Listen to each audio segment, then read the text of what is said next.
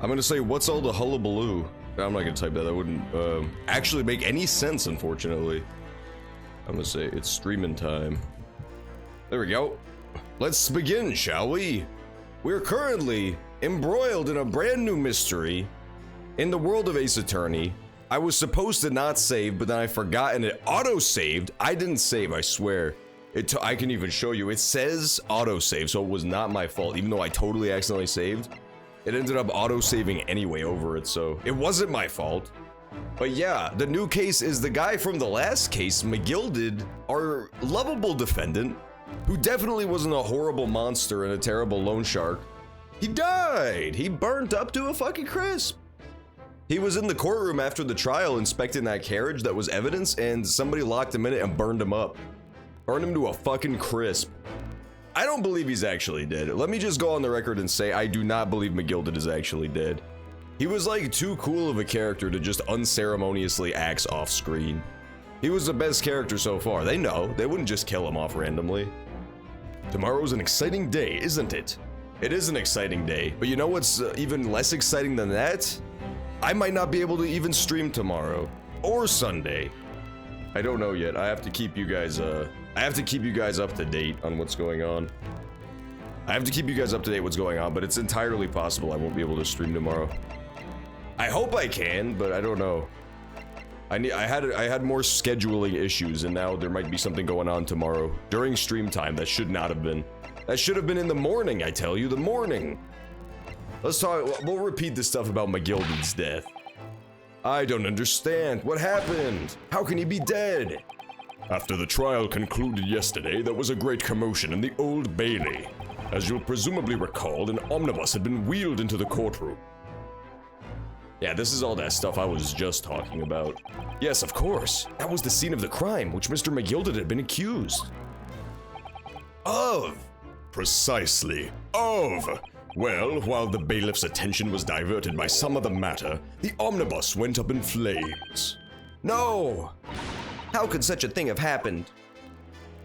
I don't fucking know. It's being investigated. But already, the police have identified a corpse found inside the charred shell of the carriage as that of McGilded. That's awful! The man must have slipped inside whilst the bailiff's attention was elsewhere. That bailiff really needs to pay more attention. And how can that have happened? That is also being investigated. Oh, everything's being investigated.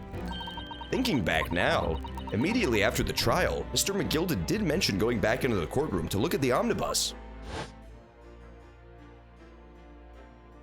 Well, I must be making tracks now. 'Tis time for an inspection. Yeah, so he decided he would go and check out the thing, and then they locked him fucking in. Yeah, there's a meeting with the Texas governor tomorrow, unfortunately. He's coming to inspect the fucking internet service so that he can keep knocking me offline. He basically installed what's known as a funny button, where he can hit a big red button in his office and knock my internet offline at any given time he wants to. So I've had about enough, and I'm hosting a meeting with the fool. He just told me that when I get to his office, I have to stand on the big red X that's underneath a suspiciously leveraged anvil, and then I'll be able to, like, kind of make my plea to him, you know? He said he'll hear me out as long as I do that while he holds his comically sized scissors. An inspection of the omnibus? No, not to my knowledge. I don't believe Scotland Yard had any intention of re-examining the carriage. But then who was Mr. McGilded talking about? Never mind that now. The Yard is making a thorough investigation. Check out my sweet cane. Doesn't it look like a toilet flusher? This matter is no longer any concern of yours. Leave it to the police.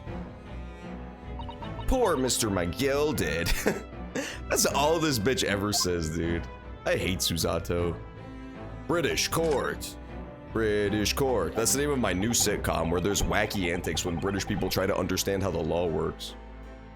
Are you telling me I can't flip over cars anytime me soccer team loses? They wouldn't say soccer, they would say footy. So how did you find your taste of our first country's Supreme Court? What? Oh, well, I don't know. It was, wow. I will just rotate towards the intelligent person in the room. Mr. Naruhodo means the whole experience was steeped in the solemnity of Great Britain's long history.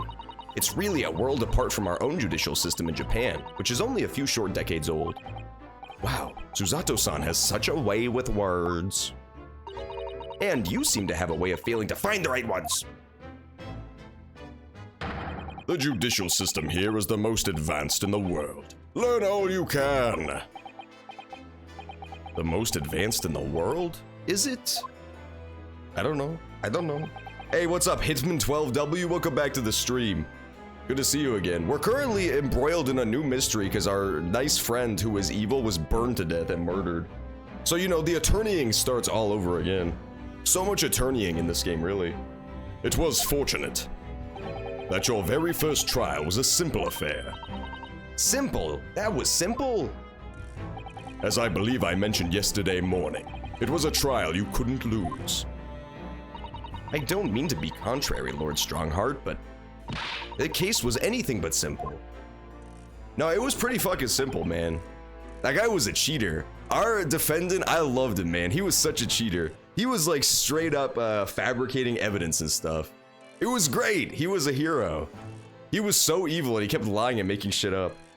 Who, Susato? Yes, absolutely. Susato definitely has what's known as magical space Japan anime powers. I don't know how many of you are familiar, but it's a very real phenomenon. So she's basically capable of reading the protagonist's mind at all times and throwing him into walls, according to that first case. The circumstances of the case were so incriminating, I was stunned when I first heard them. In fact, I'm still finding it hard to believe that we managed to get a favorable verdict. Does he not get it? I thought the protagonist like caught on at the end, that the defendant was just straight up cheating. Did he not understand what was happening? Is something funny? No, my apologies. However, the fact is that you did receive the not guilty verdict you set out to achieve. And that can only be attributed to exceptional talent. Wouldn't you agree? Well, I don't know about that. Well, never mind. You exceeded my expectations, I freely admit. That much at least is an undeniable truth, which is precisely why I've prepared a new case for you that I mentioned before. What's going on? What was he gonna say before? He's so evil. This Mr. British Lord, I forget his name, Lord Biscuit Antiochus, he's so fucking evil. It's unbelievable how evil he is. Napoleon's sword was sold at auction for $6.5 million? Booga! Wait a second, I gotta look this up.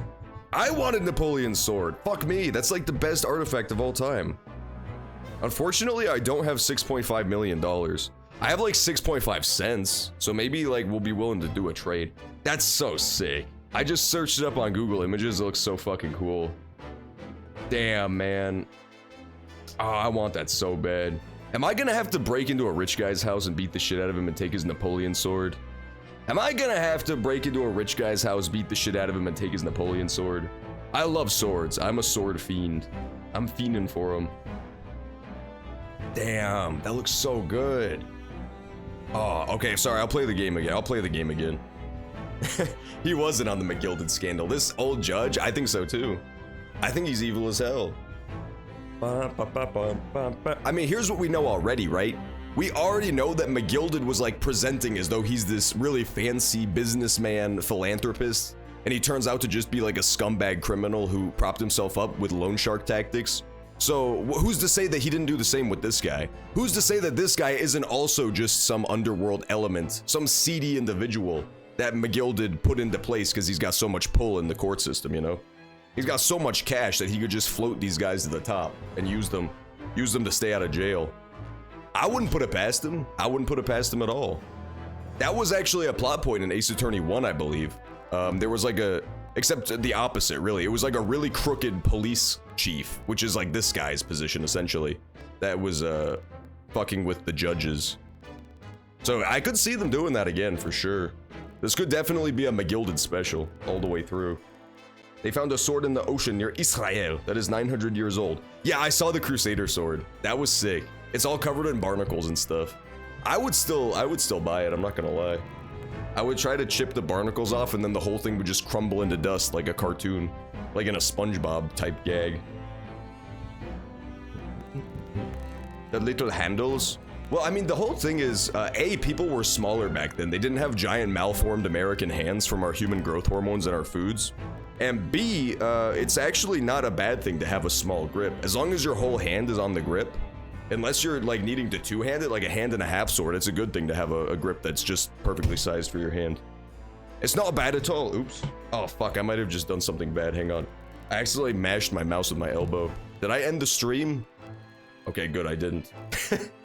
Anytime I'm in the other display and I accidentally click my mouse, I'm paranoid that I clicked the one pixel on the screen that would end the stream. Click the big end stream button. Could you perhaps give us some more details about the new case you mentioned? Don't tell me, it's a murder, and the trial starts in 10 minutes. Don't worry, it's nothing so alarming or quite so urgent as your last assignment. In fact, this case is completely different. Oh, I see. Did he just read my mind? Everybody's reading his text boxes, man. Those guys, he's good though. Stronghearted and Susato are good because for them, like all the text is appearing backwards right in front of him. So like it must be pretty hard to read on the fly. That's what he reads it as, but he has to reverse it in his mind. That is to say, no one has died yet. And the trial will not be today. There is plenty of time to research the case thoroughly. Okay, good, awesome. So this is gonna be the first like actual case. Generally, the gameplay flow of Ace Attorney, for those of you who aren't super familiar with it, is you play as a lawyer in all the games I've played so far, at least, the trilogy and then this prequel series. And so, for whatever reason, in Ace Attorney world, it's part of the attorney's job to like go and do the investigations too. So it starts with an investigation segment where you like visit the scene of the crime, talk to witnesses, gather evidence, and then it transitions to a trial segment where you do the trials. But so far in this game, that hasn't happened yet. So far in this game, it's exclusively been either trial or investigation. It's never been both. So this is the real Dark Souls begins here. Like, we've just been in tutorial land up until now. 23 hours, 43 minutes, and 19 seconds to be precise. Hey. So the trial's tomorrow then. Is everything all right? Oh, yes. I'm just a little confused, that's all. Yesterday's trial was, well, it's left me wondering if I'm really cut out for being a lawyer. Oh, Mr. Naruhodo. I don't know if I could face standing in that courtroom again after Mr. McGilded's trial. Ah, yes, I nearly forgot. There is one similarity with yesterday's case. Once again, there is currently no one to advocate for the defense. Oh! No shit. Well, wait, what? If there was someone to advocate for the defense, we wouldn't be having this conversation. You wouldn't be appointing me as the defense lawyer. What are you talking about? If the situation remains unchanged, the trial will start tomorrow with the defendant unrepresented. And if that happens, I need not remind you of the inevitable outcome. He's so evil, dude. Those swords are pretty cool. I really like his armor. I like the fact that his armor sets are doing like a Michael Jackson lean. These armor sets are actually saying, "Ooh," if you could believe that. They're about to start moonwalking across the screen, if I'm not mistaken. Just like the clankiest, loudest moonwalk you've ever heard in your life. The most terrible end awaits the defendant. Yes, that's right. Ah, here we go again. Speaking of here we go again. Did you see the fucking GTA remakes? The graphics look like ass! Your time is up. You will have to excuse me. I would advise you to begin making preparations for tomorrow's trial. After all, the clock is ever ticking. I thought that said tickling for a moment, and I thought that was pretty adorable. There is now but 23 hours, 26 minutes, and 39 seconds until the court sits. Last time he mentioned the 23 hours, he said there was plenty of time. And one more thing. Mr. Naruhodo, there is something I should like to ask you. Oh, what's that? Yesterday you remarked upon something. That you intend to see through the will of your late compatriot, Mr. Asogi. That's our friend who got horribly murdered on the fucking boat. It wasn't even an accident, he just straight up murdered him. I forgot about that. It was made an accident for a little bit. A little while it was an accident, but then it turned out to be totally on purpose. I would be interested to hear what exactly you mean by that. Inside 34 seconds. Oh, well, Kazuma always used to say, you see, that he wanted to learn how the greatest justice system in the world worked so he could change ours in Japan. Now that he's gone, I'd like to work towards that myself. And there's another thing. Oh! Another thing? Continue. On the way here, on the steamship, he said something to me. There's something very important that I have to do! Something very important? And what exactly would that be? He never had a chance to tell me. I suppose he would have done if he ever made it to Great Britain. You're out of time. Well, thank you for an enlightening discussion. Mr. Naruhodo, what's all this about? Yeah, I don't know. I'm getting the feeling that there is like a huge conspiracy afoot here. I'm kind of digging it. Cause what's his face? Darth Deakius, the evil British guy. He keeps like trying to prod me into revealing information that I just don't have. It feels like he was in on something nefarious with our friend, back before our friend got turbo murdered on the steamship. I don't know, but like, he just keeps really vaguely trying to hint at something, have you noticed? Like, he's constantly just like, so about that shit that you were supposed to do you know what it is? Because it's kind of fucking important. I don't know, I don't trust him. I don't trust him at all. The friend was also being like really dodgy about that. He kept refusing to elaborate back when he was alive, before he was turbo murdered. Mr. Naruhodo, what's this all about? Mr. Asogi never once mentioned anything of the sort to me. I urge you both to focus your attention on the matter at hand. Who's this idiot? I've taken the liberty of summoning the police inspector in charge of the case. It should be Lestrade! But we already met Lestrade, and it turned out to be a tiny little girl. It turned out to be a tiny little girl instead, so who the hell is this idiot then? Inspector Lestrade in Sherlock Holmes is like the head of Scotland Yard. He's like a bro.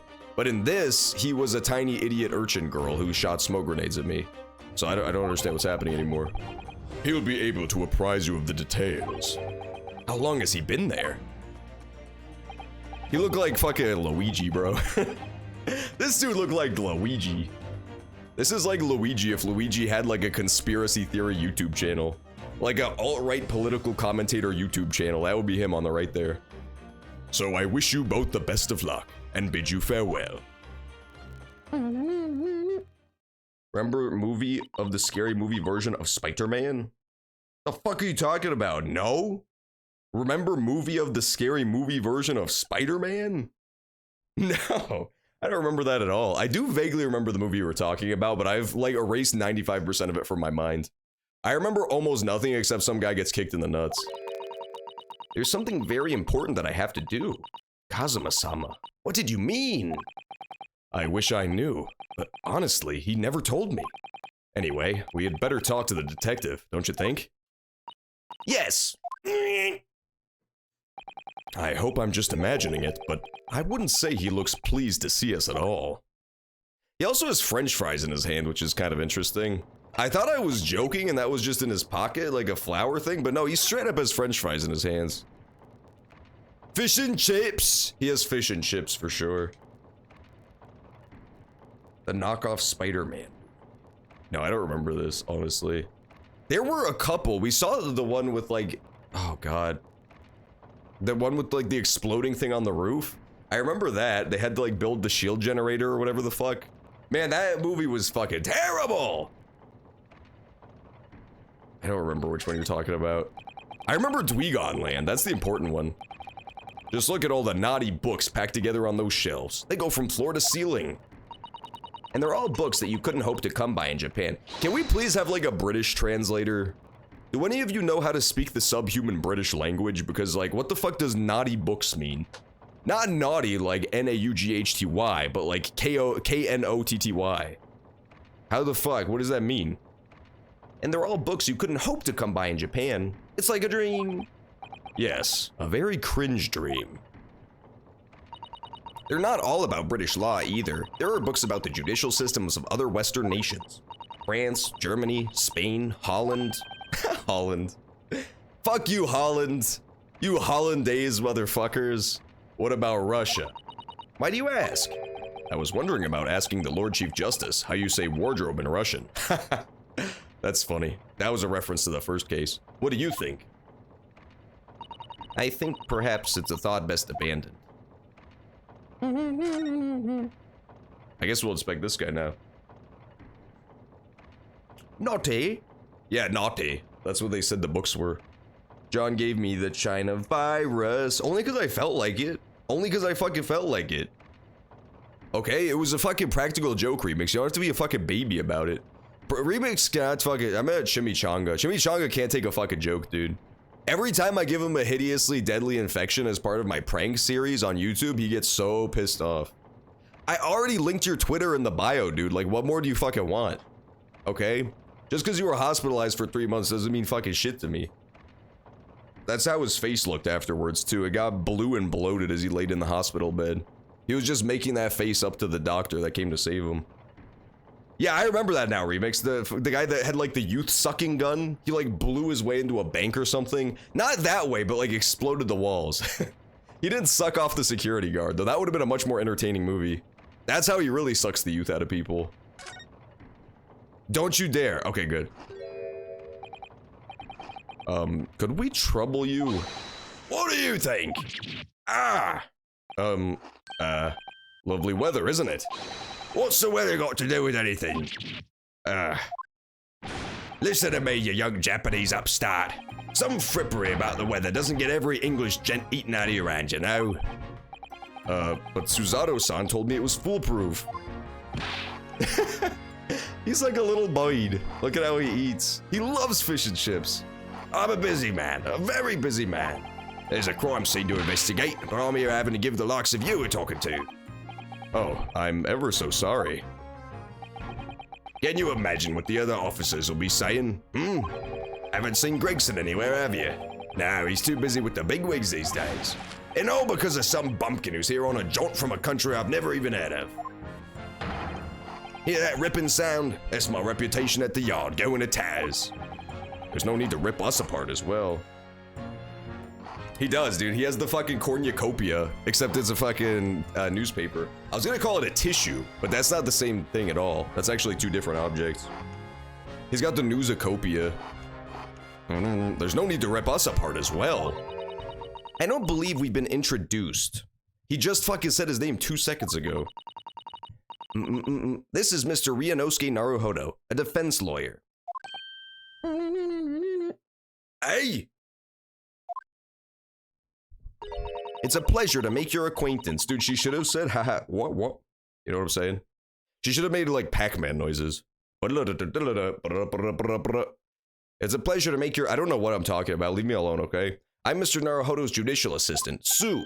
Hey! Is he mad because there's a woman talking to him? It's lovely weather we're having today, isn't it? She won him over. She won over his icy heart. It is unseasonably fine, I grant you. London winters don't see a lot of sunshine. Unbelievable. How did she pull that off?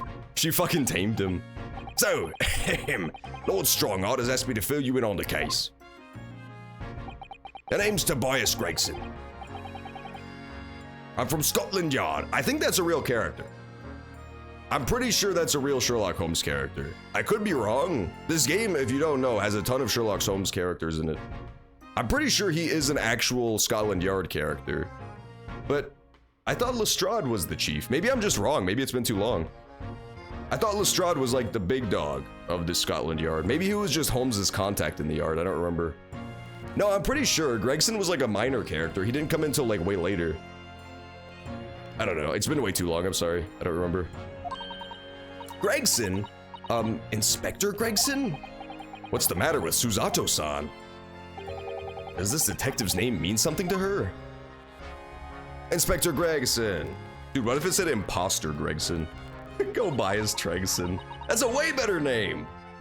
Am I gonna try God of War since it's coming to PC? Yeah, I'll buy it once it goes on like a big sale. I want to try it. I hear good things about that game. I always hear it compared to Dark Souls, so like I like Dark Souls, so I'm sure I would like the new God of War, all right. I also hear it like tones down the like pure edge factor a lot, which turned me off from the original God of War games. It's like completely a stylistic choice. There's nothing wrong with it, but like those games are just so edgy that it's actively painful to play. Like the protagonist is just so fucking hateable, which is the point. Like he's intended to be a shitbag, but It makes it like really annoying to play the games. Inspector, are you perhaps the Inspector Gregson? Tregson. He's eating, bro. He's eating good tonight. He's hungry as the fucking wolf, dude. You're acting like you know this man, Miss Susato, but he's a London detective. Oh, I do know him. Very well, in fact. Okay, so he is in the stories, because she's the Sherlock Holmes nerd. Very well. Yes, he features prominently in the adventures of Sherlock Holmes. Is he really a prominent character? I don't think that's true. I'm pretty sure that he's I thought he was like a minor character. I don't think he shows up that much. Lestrade is like the Scotland Yard guy who shows up all the time. But again, it's been ages, so. Oh, and that publication. What was it called again? Rants magazine? That's right, Inspector Gregson and Mr. Sholmes enjoy a wonderful, friendly rivalry. Really? You rival the great Mr. Sholmes? That's incredible. Oh, well, I don't know about that. Mr. Sholmes isn't a professional like myself, of course, but he does come up with goods from time to time. Mr. Sholmes is equally complimentary about you, Inspector, isn't he? You've earned his highest praise. Gregson is the pick of a bad lot of all the Scotland Yarders. Those were his own words. That's his highest praise? Well, Mr. Sholmes isn't particularly known for giving compliments, you see. That he is not. And thanks to that magazine, my name's known all over London town now. That's great, isn't it? I'll have to admit that to start with, I was a little, well, flattered by all the attention. Everyone wanted to shake my hand and my reputation at the yard went through the roof. Well, that's wonderful. No, it is not. There's nothing more sinister than the man on the street. People are always looking at me now. They're whispering rumors about me under their breath, I'm sure. Rumors? Are you quite sure? He's changed since he started appearing in those stories. The fame's gone to his head. Poor Gregson, man. He blew up. Let go. You guys love Lego. If there's one thing about Reanimated Bit and remakes, it's that they basically sit on the carpet building Lego sculptures together. Right now, they're currently doing a speed build of Inspector Gregson and his tiny book inside of his head. Gosh, do you really think people are saying such mean-spirited things about you? Like I said, they whisper, so I can't exactly catch what they're saying, but I know what folk are like. That's actually so sad, man. That's what he's actually eating out of that newspaper. They look like they're fish and chips, but it's actually just his normal pills. That's what the point of the bowler hat is. It's because he can't let the world see his true emotions anymore because of how, you know, how #famous he is for his Minecraft Let's Plays. I'm sure that's what they're saying. As sure as eggs is eggs. I get the feeling this detective could be very hard work. Oh dear, perhaps the sudden rise to fame does change people. Da-da, da-da. I like this music. They are. Reanimated Bit and Remix are chasing that paper. That Lego paper, to be specific. Lego Bitcoin. Reanimated Bitcoin, as it's known. So, about the case that the Lord Chief Justice mentioned before. Nothing to tell, really. As far as we're concerned at the yard, it couldn't be simpler. Oh dear, that probably means that as far as we're concerned as lawyers, it couldn't be more complicated. I wish you were wrong about that, but I have a nasty feeling you're right. A young woman was walking along the pavement on Briar Road when she was stabbed from behind. Heart. Fortunately, it wasn't fatal, but she's still laid up in the hospital unconscious. That's despicable. What sort of coward would attack the poor woman from behind? I suppose you would have finished off whoever it was with a Susato takedown, wouldn't you? This is neither here nor there, Mr. Naruhodo. Brace yourself, Ryunosuke. You've angered her now. Anyway, after something of a whirlwind investigation, the criminal was arrested. He barely had time for a cup of tea after the incident took place, to be honest. So, there must have been something left at the scene that led you directly to the culprit? Or perhaps a reliable witness who recognized the person? Let me stop you right there. You're wasting your time on this one. There's nothing you can do. There's no way to help the bloke now. Why ever not? Simple. Did he confess? Oh, the prosecutor that's been assigned tomorrow is Lord Baroque Van Zeeks. No! What? Why do I care? I already beat his dumb ass once. That's the funny thing about Ace Attorney is, like, the ludonarrative dissonance in these games is so fucking through the roof. You're supposed to believe that, like, Edgeworth and then in this game, Zeeks are these insanely unbeatable prosecutors, but then in the gameplay, you literally beat them in, like, story number 1. Like, you just whoop their ass immediately, but the game still acts like they're unbeatable. It's really funny. Sounds like you've heard of him then. Although, in fairness, this one does try to circumvent that a little bit by making your character cheat in the first trial. Well, the defendant specifically. Your side cheats, though. Oh yes, we are very familiar with Lord Van Zeeks. Believed to be the harbinger of death itself. The Reaper of the Bailey. The Reaper of the Bailey. That's not a cool nickname. I bet that nickname sounds cooler in Japanese, which is why they keep bringing it up. But like, that's really just not a cool nickname. Bailey is just like a girl's name. That doesn't really have any threatening aura, you know? If he was called like the Reaper of the Satan House, if he was called like the Reaper of Hell Zone, then he'd be a lot more spookier. If he was called the Reaper of the Nether from Minecraft, the game on PC Mobile, Microsoft Mojang, then he would have something to him. If he was called the Creeper of the Bailey, woo! Let's go, creepers. That would be way scarier, man. You hear that hissing sound and the trial's about to fucking end. The trial's about to end instantly. You better hope you can build bedrock around your client in time. Lord Barock Van Zeeks, who we faced in court only yesterday. Mr. McGilded told us about him before the trial, didn't he? What'd he tell us? When Van Zeek stands for the prosecution, they call the accused his sacrificial lambs. He's so evil, dude. Look at him go. And in every single trial in which he's been the prosecutor, the accused has been damned. No, not last time. The Reaper of the Bailey. Oh, sorry. The Reaper of the Bailey nickname. I suppose he's earned that because every defendant he advocates against is found guilty. Is that it? Well, if that's the case, we should inform you, Inspector, that in yesterday's trial against Lord Van Zeeks, Mr. Naruhodo scored a verdict of not guilty. And what of it? Oh, well, I think that means that even against the Reaper of the Bailey, it's not impossible to save the defendant. No, you really don't have a clue, do you? What do you mean? What happened to that bloke in the end, eh? He's dead. Ah! Magnus McGilded came a cropper in that omnibus when it went up in flames. So you can't rightly say you saved the defendant, can you? But what are you saying? Look, if Van Zeeks could get the dead to stick on everyone, he'd be a miracle worker. But that's not how it goes. He doesn't work miracles. He works magic. Black magic. Oh my god. Van Zeeks is a fucking warlock? Now this is a fucking twist and a half. Now this is how you get me invested in the new prosecutor. If he loses, he like rage quits by burning the opponent to death. By burning the defendant to death in a fucking van. That's next level prosecutor work. That is not, usually you just kind of throw them into the grinder that is the judicial system and let the court keep recycling them into prison till they're dead. But this guy, he cuts out the middleman. He just straight up burns you alive if you piss him off. That's some good prosecution work right there. Van Zeeks is next level. Van Creeps as he's known. I'd have a good long think about that if I were you.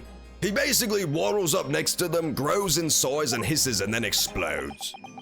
Are we really supposed to believe that? That is funny because that's like it's a parallel to Edgeworth. This game keeps paralleling the originals, and that's a parallel to Edgeworth. Because when you first meet Edgeworth, he doesn't straight up murder people. Like, that's new.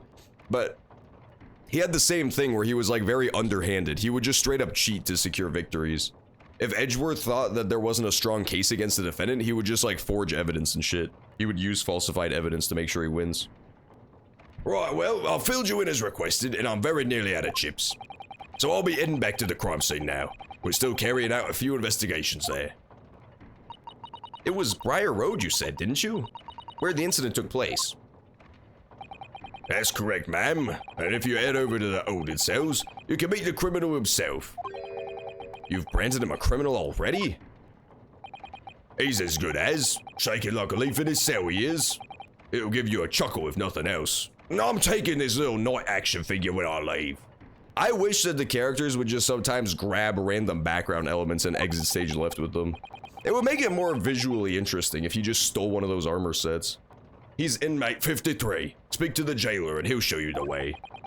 Inmate prisoner 24601. What is it called? No, prisoner, I forget. Les Mis. So, there's no helping anyone against the Reaper of the Bailey, they say. Is something troubling you, Mr. Naruhodo? To tell the truth, when I recall the trial yesterday, I can't stop myself from shacking. The idea of facing the Reaper in court again is... I'm not gonna call him the Creeper of the Bailey every time. I feel like it would kind of ruin the tension of this expertly written story if I refer to him as the Creeper of the Bailey every time he shows up, and Photoshop a creeper over him whenever he's on the stand. Well, if you think it's too much for you, there's no shame in turning the case down. That takes courage, too. But if the man they've arrested is innocent, you could well imagine he would be shaking like a leaf in his cell. And I, for one, wouldn't find the sight of that funny. So, if I'm honest, I'm still reeling from the shock of yesterday's events myself. And I'm really not sure if I'll be able to help this man, whoever he is. But I'd like to try, so I think I'm gonna make some inquiries. Will you help? Did you really think you had to ask? After all, I am your judicial assistant. Thank you. So then, shall we? Yes, let's go. Hell yeah. All right, let's go talk to the prisoner. I'm curious. I'm curious as to who our defendant is gonna be this time. Our client, as it's known. My guess is it's gonna be like a little happy clown, but he's sad because he's in jail. So it's like a happy clown, usually, but then he's like sad because he's in prison, you know what I'm saying? He's not supposed to be a sad clown, but this time he is. Because he's been accused of turbo murder. Let's see. Predictions? Predictions? Am I right? 19th February. Local prison. Cell number 9. He just randomly stabbed somebody on a road, so there's like not too much discerning information to help me make an educated guess. So, these are British prison cells. It's her! I could have never guessed that. It's Susato. Oh, they're ghastly. Feels just like a dungeon. Yes, and having experienced it in Japan myself, I can assure you that our wooden cells feel a lot cozier than these cold stone walls. Oh, don't, Mr. Naruhodo. You're making it seem worse. Apparently, our client is in this cell here, but it's so dark at the back there I can't make him out. I wonder what he's like. Inmate 53, your legal representative is here to see you. Stop hiding at the back of the cell and show your face at once. Am I a cat as yet with no name? Calling me by a number. It's utterly, unbelievably, unjustly unreasonable. I refuse to answer. Who could it be? What if it's a cat? What if it's a straight up adorable cat friend? Mr. Naruhodo, what? What do you think is going on here? I have no idea. But I wasn't just hearing things, was I? That tirade of complaints was in Japanese. What? Oh, what? Oh, never mind. Oh, he's a friendly fellow. I thought it was gonna be the police chief guy that came with us to Japan. That would be kind of interesting, but it's just this guy. It's like Japanese Mark Twain. His face is drawn on with a marker. I don't understand this character at all. He looked fly as hell, though, I'm not gonna lie. He looks pretty fire. He's not a sad clown, so I was wrong about that. Excuse me, but who? Shh, quiet! They're all around, hiding. I know they are. They're watching, listening, even now. I can sense it. Who the fuck is this guy? This is the weirdest goddamn character of all time. Right, so there you are. You've come to curse me, haven't you? Don't try to hide it. You're like a ghost. A ghost? He's a paranoid-ass motherfucker, isn't he? We mean you no harm, prisoner Sama. Are you Japanese by any chance? He snapped out of his fucking reverie, dude, at the sound of his sweet homeland. He loves Japan, Mother Japan, so much. Gay baby jail. He's a gay Japanese man, so close enough. Japanese baby Sama jail. What kind of Japanese man wears a bow tie, dude? This is the most Pee Wee Herman-ass Japanese man I've ever seen in my life. This is beyond my wildest dreams. What is fucking happening? What is happening? Forgive me for that outburst before. I'm so sorry. Oh, it's fine. We were just a little surprised, that's all. Imagine it.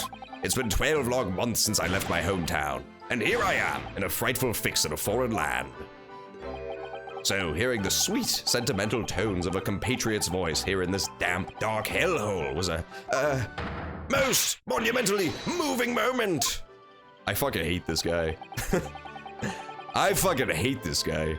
Who could have guessed that this new client Lord Strongheart assigned to us would turn out to be a fellow Japanese? Ah, what compassion my fellow countrymen show, even coming to visit me in gay baby jail. To dispatch a first-class lawyer all the way from Japan to defend a mere foreign student. Noble, nurturing, never-failing Nippon. This character fucking sucks. I hope he dies before the trial. A first-class lawyer? Oh dear, I think there's been something of a misunderstanding. He literally just fucking dabbed on me and I meant to like him. I meant to want to represent him. I think there's been something of a misunderstanding here. I wonder, would you be so kind as to tell us what's happened?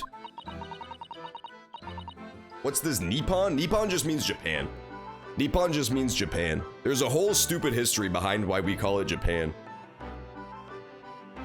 They call it Nippon, and then it was translated like from Japanese to Chinese, and then some dickhead moron Italian explorer read it wrong and thought it said like Chipangu, which then ended up getting localized as Japan. So we just have like nowhere close to the correct word for the country. It's supposed to be Nippon, and we just like fucked it up so bad during translation that it became Japan from that. We did not do a good job. We did not do a good job of translating back then, back in the day. Yeah, that was probably one of our worst attempts to like translate a country's name. They didn't know, because we just learned about it. It was like a game of telephone, right?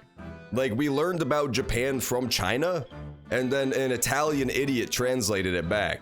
So it was like a bad game of telephone, and so we just like fucked up. That's my understanding anyway. I could be completely wrong, but I believe that's what happened. I'm pretty sure that's what happened. Why you've been detained as a suspect, for example? Yes, I can. I will. Shan't stay sullen and silent. I'm not quite sure I understand what he means, but he seems happy. He reminds me of the fucking crazy teacher from the Fairly Odd Parents. He reminds me of the teacher from the Fairly Odd Parents that would often exclaim in a similar manner, Fairly Odd Parents. Yes, he does. I just hope he actually has a good reason to be. Thank you for your cooperation. I am a lawyer, as you said. My name is Ryunosuke Naruhodo. And I am Naruhodo-san's judicial assistant, Suzato Mikatoba. I am a visiting student sent here by our government. Notably, notoriously named Natsumi! Soseki Natsumi. Man, that's the name of the damn company that make for Harvest Moon. Alright, we're saving here.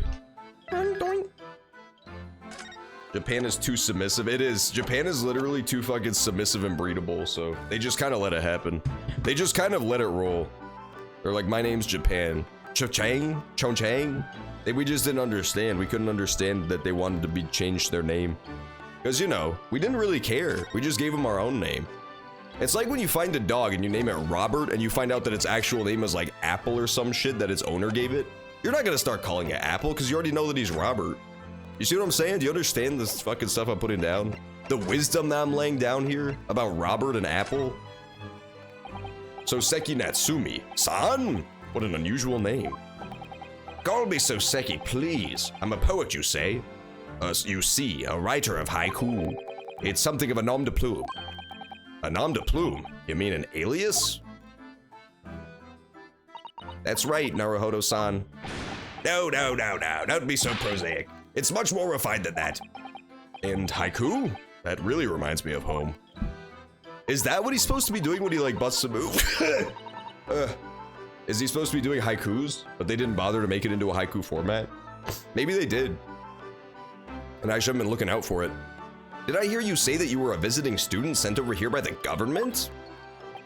Yes, that's right. A year ago, I was told to go and study English. First, I had to suffer that misery, and now this. It's beyond the pale! Suffer that misery? Did you not want to study here? No, I mean, I've had an interest in Great Britain for some years, of course. Oh. But just because the government tells you to do something, doesn't mean you can do it? No. What do you mean? If they told me to study English literature, that I could have understood. That's my field. But no, they told me to study the English language. Utterly, unbelievably, unjustly unreasonable. That's not even close to being a haiku. What are they fucking talking about? That's not even remotely close to being a haiku. I see. Only the other day, I was told to send a report about my first year here. I tendered a blank piece of paper. Wise words on whitewashy. You must be a man of great standing. Oh yes, so I'm often told. And often like to be told, it seems. Okay, can we skip this case? This character fucking sucks, dude. I hate him. What's up, Equestria Wyver? Welcome back. Thanks for blessing me for my sneeze, by the way. I sneezed hard. It came out of nowhere, too. I was like mid-sentence and just immediately had to sneeze. It was very strange. It was one of those sneezes that really sneaks up on you. Makes you sneeze your brain out. This character stinks. Next case. Next character. I can't wait for this guy to get burned to death inside of a fucking moving carriage. Could you perhaps tell us why exactly you've been arrested, Soseki-san? I didn't do it. I didn't commit that atrocious murder. Oh, no, it's all right. That woman didn't actually die, did she? But she was stabbed with a knife right before my eyes. Before your eyes? You mean you saw the attacker? I didn't see anyone. What? If I'd seen the person who did it, you'd think I'd be locked up in here. Oh dear, it seems this case is becoming rather complicated. Why me? Why me? Why did that silly woman have to be stabbed in front of me? It's the curse of London. It's incredibly, inexcusably, irritatingly inconvenient. So Soseki-san was there at the scene, but he didn't see the attacker? It's vital that we find out more about the case. I guess I'll ask him. I don't really want to talk to him, but I guess I have to for now.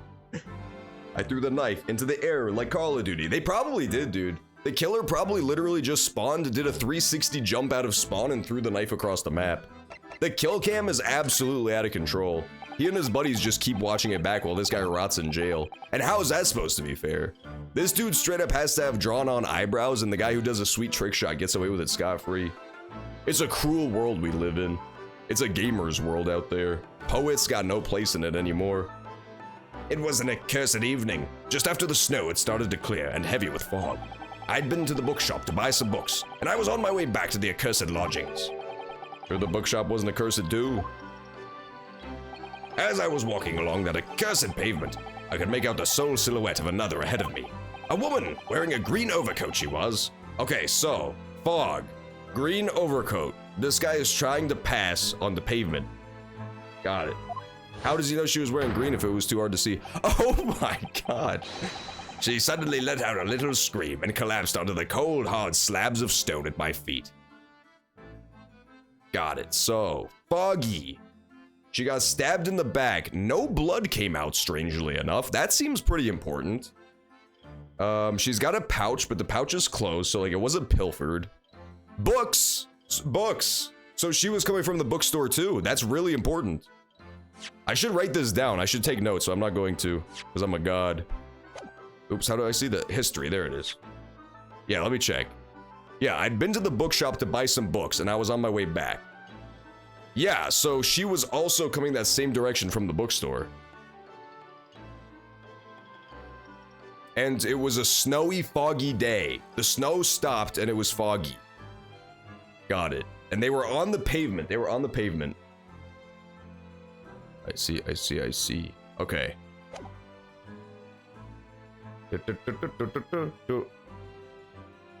They also mentioned, he also specifically mentioned that it was as he went to overtake her which means at the time when this happened, he was behind her, like directly behind her. So it's also possible that this knife was meant for him. It's also possible that this was actually an attempt on this dude's life, because he was directly behind her. Then as soon as he veers off to overtake her, the knife hits her and she dies. Well, wait, they said she's not dead, right? She's actually fine. But yeah, it's possible this knife was meant for him. That's me assuming it was thrown, though. That's me assuming that it was thrown, because he says he didn't see anybody there in person. And that's not necessarily true. That's definitely a big assumption. Yeah, and there's no blood, which is also very suspicious, right? Can't help but notice no blood and like giant bloated overcoat where you could easily hide shit. Okay, interesting. This is all stuff to keep in mind. This is a lot of information right at once. Ooh, that's my mind right now, trying to keep up with all the fucking info that I've just been provided. This is how I jerk off a giant cock! How terrible. I called out to the woman, but she didn't move. It was like a ghostly, ghoulish, grim graveyard. Slight exaggeration there, perhaps. I was terrified. I had to get away from there. I also can't help but notice that there's snow literally everywhere else except for where she is, which seems pretty suspicious. I thought that was supposed to be like fog coming in from the sides, but that's actually snow, because look, there's a little dot of it next to that book on the right. If you look on the far right, there's like a little clump of snow that's disconnected, so it's definitely supposed to be snow, not fog. Interesting. Interesting. That doesn't really make sense. Why is where she's standing not covered in snow as well? Everything is... I'm not actually gonna skip this case. I would never dare. I just hate the defendant, but that's not that big of a deal. So I ran as fast as my legs would carry me back to my accursed lodgings.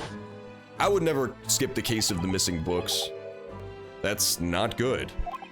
They'll say it was a shameful, I know. It was a shameful to run away like that. Tell me, Sozeki-san, was the victim an acquaintance of yours? Don't be ridiculous. You think I know any of these fair-haired English? And a young woman at that. I'm diffident, shy, timid, unsure. I can't talk to people. I see. A young woman unknown to Sozeki-san. And at the time it happened, who else did you see nearby? Did anybody pass you? Regrettably, apart from myself and the woman, I didn't see a soul. No one? Oh, great. Oh boy. So that's another angle you could take on this, is that it could have potentially been like a book-related murder, right? Like somebody could have been trying to steal one of the books that he just got. Because he says he was returning from the bookstore, she was coming back from the bookstore. So it could have been an attempt to get one of these books that either of them had, really. Either him or her. Because when she got hit, she dropped those 3 books on the floor. And he said he was also coming back from a bookstore. So if you take that angle, there could have been something important in the book that one of them had.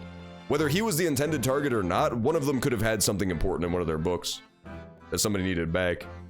We need to go to the bookstore. Bookstore is like #1 suspect place for me right now. I want to go bookstore. So the victim was unknown to you and there was nobody else on the street. That creates something of a conundrum, doesn't it? What conundrum? Let's talk about Conan Drooms. Arthur Conan Doyle. What do you mean, Sosato-san? What's the conundrum? Well, if what Sozeki-san just told us is true, there's something I can't explain. He says that he didn't know the victim and that there was no one else at the scene. Then, apparently, he fled without having been seen. I did! But if that's the case, surely this man has to be the culprit. Ah, you! What did you say? Nothing, I didn't say anything. Oh my god, look at him go now. He's gone into maximum overdrive. Jesus. Oops, perhaps I thought that a little loudly. Actually, that's not what was troubling me. Yeah, I know where she's going with this. If it was a foggy day, if it was like a foggy night out, and he was the only one there in person, and he even said like it was so fucking foggy that he didn't notice what had happened until he was like right up on her, then how did anybody know it was him? Like, how could anybody finger this guy as the culprit? So that's another suspect now, is the person who claims to have seen this guy, unless he was doing this at the scene of the crime, which is like a pretty unique gesture to him. Pretty hard to identify the suspect in the middle of the foggy, snowy night at a distance. And he said there was no one else close by, so whoever fingered him as the suspect is a pretty big suspect themselves. So, person who fingered this guy as a suspect, bookstore. That's where I need to go to find suspects. I think that's the big two right now. That's the big two. That's not what was troubling me. What I was thinking was, how did Sozeki-san actually come to be arrested? Sorry. He didn't touch the victim, and there was nobody at the scene to see him. So, how did the police ever discover that he was there in the first place? Oh yes, she's right. It was him! That accursed great detective. He led the police to me. Of all the bad luck. Accursed great detective, he's back, baby! Could it be? I shall never forget that man's name as long as I live. With his haughty laugh and his self-proclaimed greatness. Brash, big-headed busybody, be gone! May you be cursed until the end of your days, Hairlock Sholmes. I knew it! Let's go, Herlock. Let's be honest. They're presenting this like it's a conundrum, but like, in reality, this would be incredibly easy because you would be a police detective, you get to the scene of the crime. It just finished snowing, they said, like it recently snowed. So there's undisturbed snow on the ground. You see a dead body, and you see a set of footprints leading away from the body directly to this guy's fucking apartment.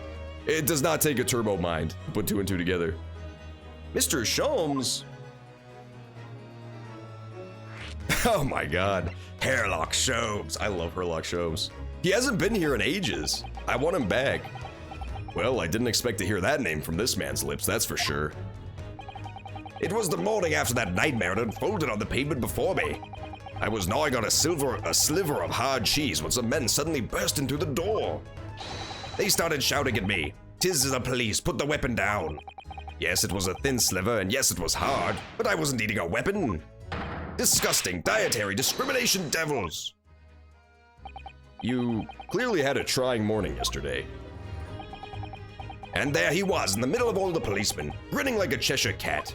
That Hairlock Sholmes. It's actually just Herlock Sholmes. He's English.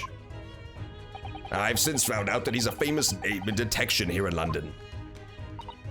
Yes, the great detective is really very well known. And his overly sharp mind managed to deduce my whereabouts, apparently. He thinks I'm a knife-wielding madman. Me, this weak, stooped kitten of a man.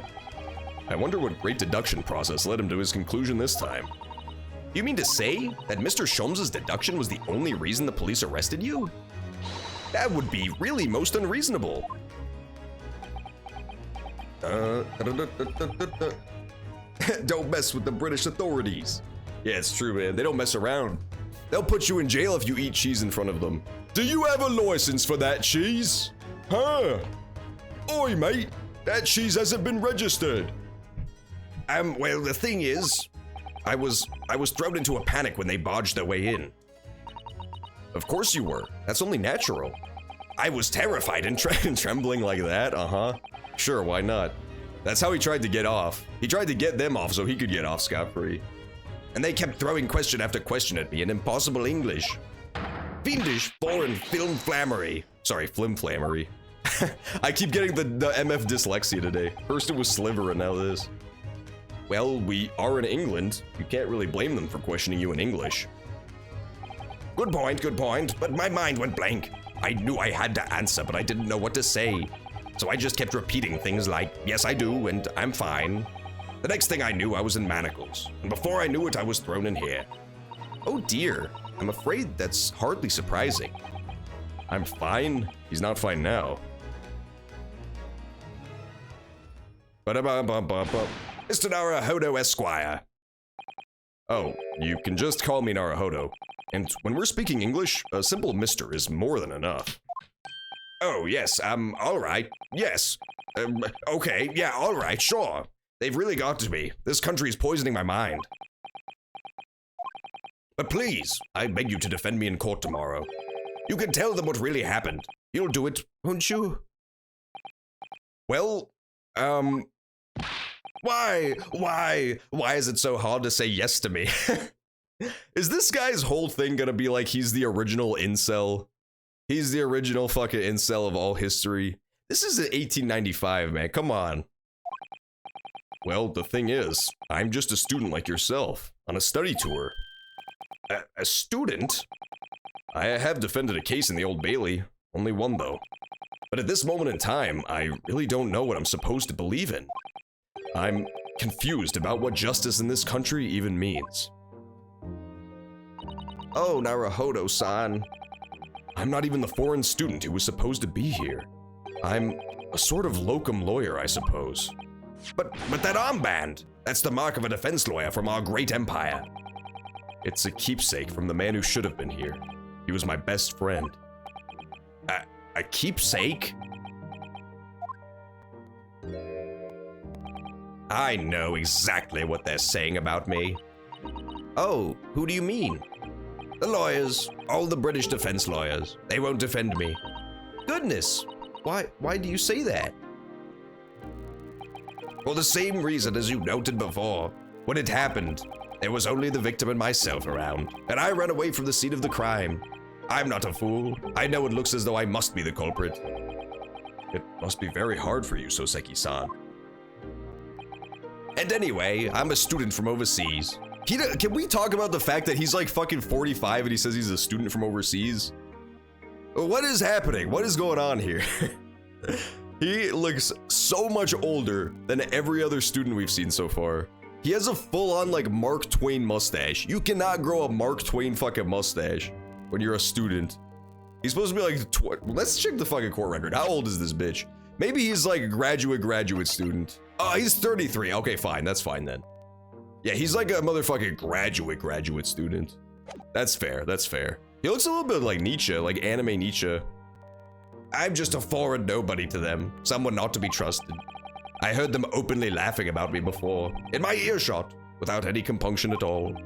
Any trial for this man would be a waste of time, they said, and of course the foreigner did it. They even had the gall to say, the man doesn't understand half of what's being said anyway. That's awful. They're wrong. I've studied more English than half of the policemen out there on the streets. I have traveled halfway around the world to learn about these people's country and its great history. But no one here wants to listen to a man with a strange accent. They all hate me. So, at the very least, I'd like to entrust my fate to someone who can listen to me in my native tongue. You could do it, couldn't you? When I look into your eyes, I can see it. I can see what you've been through. Soseki-san, it's just that you're full of absolute shit. I'll defend him. Give me a little time, please. I'll do what I can for the time being. What do you mean? We shall investigate the case as thoroughly as possible. If we can find some clues, it will give us a much better chance, I'm sure. Oh yes, thank you. I'll be here all alone, waiting for you. Locum student Mr. Naruhodo Esquire. Jesus. We should be going then, Naruhodo-san. We have a case to prepare for. Yeah! Let's defend this guy from racism. Guys, here's the thing about, like, turn-of-the-century British people. Kind of racist. Like, let's be honest. They would absolutely be canceled on Twitter, because, like, how are you gonna be so racist against the poor little Japanese that just came here to learn? Look how cute this little guy is. He just came here to learn about your fucking country at the ripe old age of 33. And you're gonna treat him like fucking shit? He's so scared. He's so scared that he can't fucking stop doing this. That's so evil. See, Alulim is standing up for the Japanese. Alulim straight up called me Jayon. You speak way too much Japanese, Alulim. I can't fucking keep up with you anymore. Back when Alulim just spoke English, it was so much easier to understand him. Be careful, Alulim. If you speak English in ancient Japan, Britain, from this game, they would throw you in the clink. They would absolutely throw you in the clink because of how racist the British are this time of year. Briar Road. Good evening, Lord John. Are you well? I am doing quite fine, I might add. Alulim-sama. Briar Road. There we go. Look at that bicycle. That fucking broken-ass Pee Wee Herman bicycle. So this is where it happened. Briar Road. I saw a snowman, so I had to do the snowman sound effects. Look, Mr. Naruhodo. Look at that regulation metal helmet. It's unmistakable. The men of Scotland Yard are here. They're investigating as we speak. The Japanese imposter. Oh no. That's literally the scariest type of imposter there is. His imposter murderer knife is folded over 1,000 times in Nippon forges. That is their job, you know. But Mr. Naruhodo, to see with my own eyes, here's where my Ace Attorney prior experience will either help me or completely send me down the wrong path. Because the first thing I thought of upon entering this scene is that the snowman is critically important fucking evidence. The snowman is the most important evidence on the scene right now. Because Ace Attorney 3, the very final case, there was a bunch of fucking shenanigans to do with the snow. The snow being fucked with at the scene of the crime. So immediately my attention is drawn to the snowman. I think the snowman is gonna be fucking pivotal for this. Pivotable. They're often depicted in the adventures of Sherlock Holmes, but I never dreamed I'd see one up this close. To a real Bobby's helmet. What? The helmet? Hee, of course. I have to try one on one day. Well, I hope your Hattie dream comes true. Look at this motherfucker, dude. You know this guy speaks Japanese. What's the Japanese delegation doing here? Oh, Inspector Gregson. Hey, have a drink of water. BFC and Alulim are literally having like secret Japanese communication with each other right now. This is crazy. This is absolutely wild and wacky. I don't speak any languages, man. I speak English. I speak English pretty good. I speak a little bit of French, but not anywhere close enough to be fluent. This isn't on the tourist trail, as I'm fairly sure you're well aware. Yes, of course. We're here to investigate. So, you've been to the holding cells then? What'd you make of the criminal? He's not a criminal, as you put it, Inspector. He's a suspect. Sus? Oh, that's the wrong game. Sorry, that's Among Us. No, that's Fortnite. Among Us is something like that. I don't remember. I don't know the music of the meme games. We'll see about that. You Japanese like to stick together, I suppose. Well, do what you will. It doesn't bother me. The bloke's in our court tomorrow, whatever happens. And the verdict's a foregone conclusion. Ugh, stone cold air of rejection. Take heart. London at this time of year is full of stone cold air. That makes it worse somehow.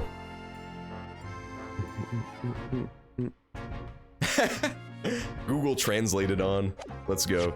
Yeah, the thing about Japanese is that like from my understanding is from English to Japanese / Chinese / Korean is like some of the hardest. Like anytime you have to cross alphabets.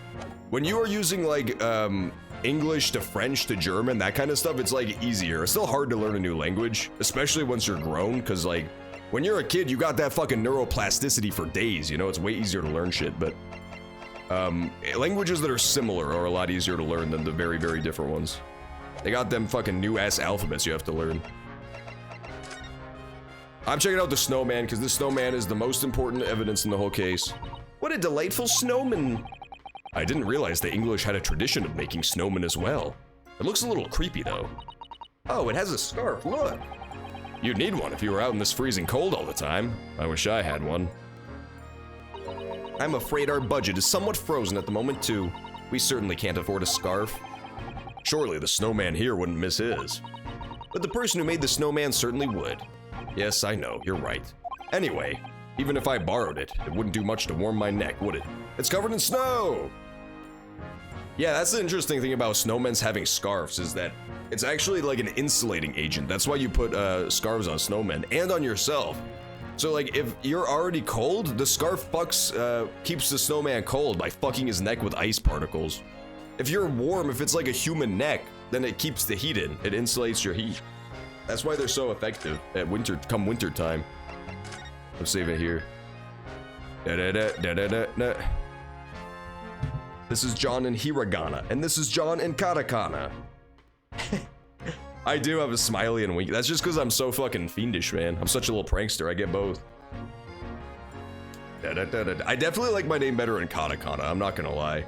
Hiragana can suck my nuts because it doesn't even give me a winky face in my name. John-sama. That's what Japanese people say. William Robbins. William Robbins. All right, so what else do we see here?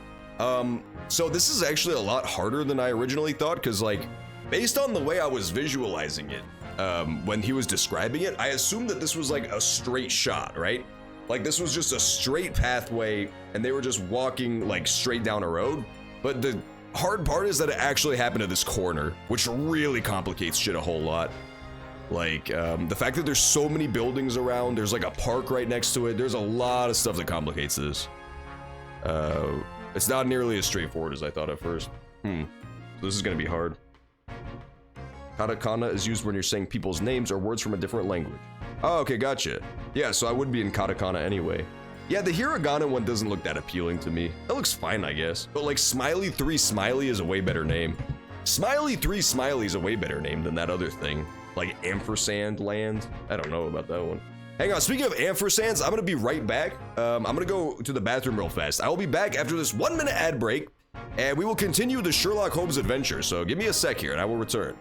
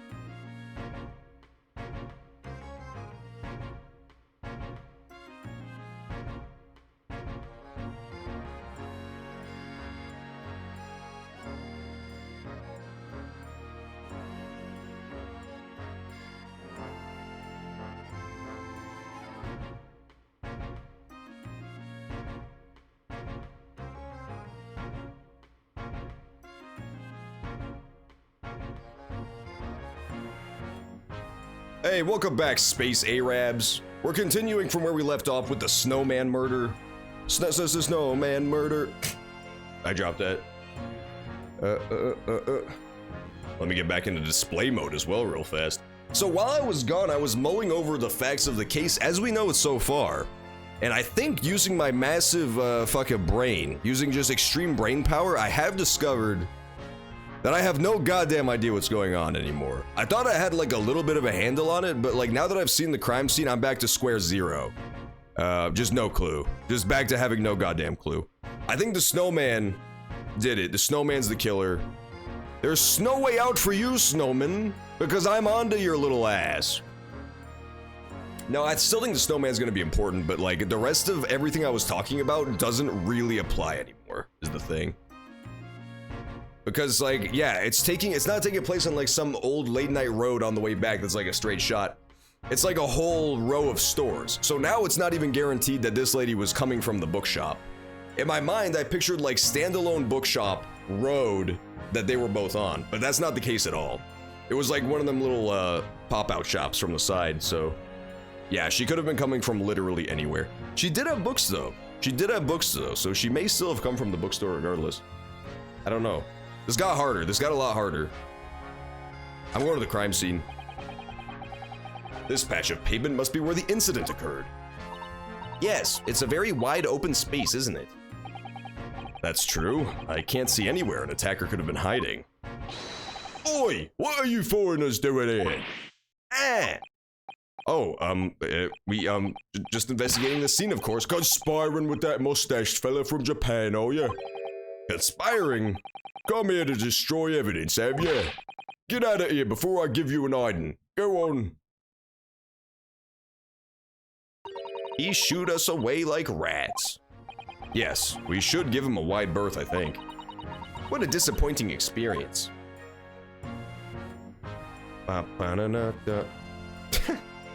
I do have to say, I appreciate the deflection in this. Where Ace Attorney, the original trilogy, never goes over how fucking Japan is ridiculously racist and xenophobic. But the Britain game, that's the first and only thing we talk about. Fuck you, British, you're so racist. Not like us Japanese, we love foreigners. Nah, I bet they do go over that in the Ace Attorney games, at least at some point, I just forgot. Or later ones, because it turns out there's more than just the trilogy. There's like a ton of them. Where the lady is coming from, but the games took the best punchline. Oh, really?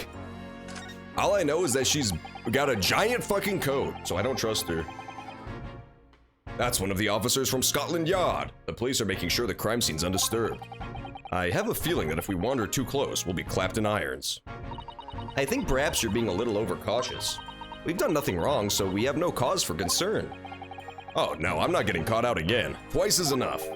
Twice I found myself in handcuffs despite not knowing a thing about what was going on. Yes, you've had some dreadful experiences. I'm sure that is a wide-eyed look of panic you're so prone to. It does you no favors at all. Ugh. Arr. Da-da-da, da-da-da-da-da. There's some big fucking socks hanging from that clothesline. I wasn't gonna point it out, but Jesus Christ, those are giant socks. That's like fucking cartoon rabbit socks, man. What the fuck is the size of those socks? It's as big as the towel hanging next to it, for fuck's sake. God damn, those are some big socks. Fuck me, dude. Does fucking Sora live in that house? I guess I could talk to the dingy old bicycle. Strand Street. It's actually the world's first Strand-type street, if you could believe that. Oh, a British bicycle, look. Although the wheel is so misshapen, I'm sure it couldn't possibly be ridden anymore. Someone must have been doing some breakneck cycling. It seems bicycles have become extremely popular in London. There's even a movement to change women's dress to allow them to ride as well.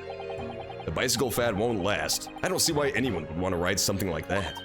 Goodness, do you dislike bicycles? No, not at all. I mean, it's not that I dislike them exactly. It's just that any occupation that involves taking both of your feet firm off the ground seems reckless. If you'd ever tried walking on stilts and fallen into a river, I know you'd agree with me. We'll have to hire a bicycle sometime. You can sit behind me while I ride you around. Da-da, da-da. Ba-ba. Yeah, I know she said she was gonna ride him around. Do you think I'm gonna fucking take that easy bait? I refuse. This game is so dirty-minded sometimes, and I refuse to partake in its chicanery. Alright, we'll check out Strand Street. That's a rather typical old brick building, isn't it? Oh, sorry, sir. I'm sure it has a long and interesting history. Well, our time certainly seems to have taken its toll on the place. It's crooked and sagging all over. In fact, it looks decidedly worse shaped than the other houses around here. Huh. We must find some cheap lodging ourselves as soon as possible. Yes, you're right. Cheap, but ideally with reasonable level floors. So, cheap house, cheap bicycle, that stands to reason. Can we go talk to the people who live in there, perhaps? That seems like they pointed that out for a reason, how poor this building is. Hey, Alulub's the top sub-gifter, let's go. Number 1. That's a dog sound. That's actually what's known as a dog noise. DMX! Oh, fuck, I knocked my fucking pepper to the ground, dude. Why do I have a fucking bottle of crushed red pepper sitting here? That seems pointless, really. That seems thoroughly pointless. Argy, argy. Yeah, I guess that makes sense, because the thing is, too, Ace Attorney, like, I don't know for sure, but I think most of the Americanized names and, like, foreigner names just come from the localization. In the actual Ace Attorney games, like, every fucking character is Japanese. I don't think there's many foreigners in it. In the actual translations, like the original rights. That was more of just a localization thing. So it kind of makes sense they wouldn't, like, racism wouldn't even come up, because there's no foreigners. Look at the windows of that building there. Are you sure they're windows? Yes, but they're all filled in with bricks. Oh, you're right. I wonder why. Perhaps it's an empty property where nobody lives at the moment.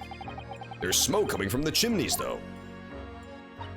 Oh dear, everything still feels very foreign. There's so much we have to learn about this place. No, this house is suspicious as fuck. We need to talk to this person. It won't let me, though. So there's our killer. It's whoever lives in this house. They threw the knife or launched the knife from this building into the unfortunate fat woman who just happened to be there. Possibly aiming at her, possibly aiming at the defendant. We don't know that yet, but yeah. I think that's the thing. And then they brick up the windows to make it seem like it was impossible for that to have happened. That kind of seems like the ticket. Otherwise, what's the point in having all this shit?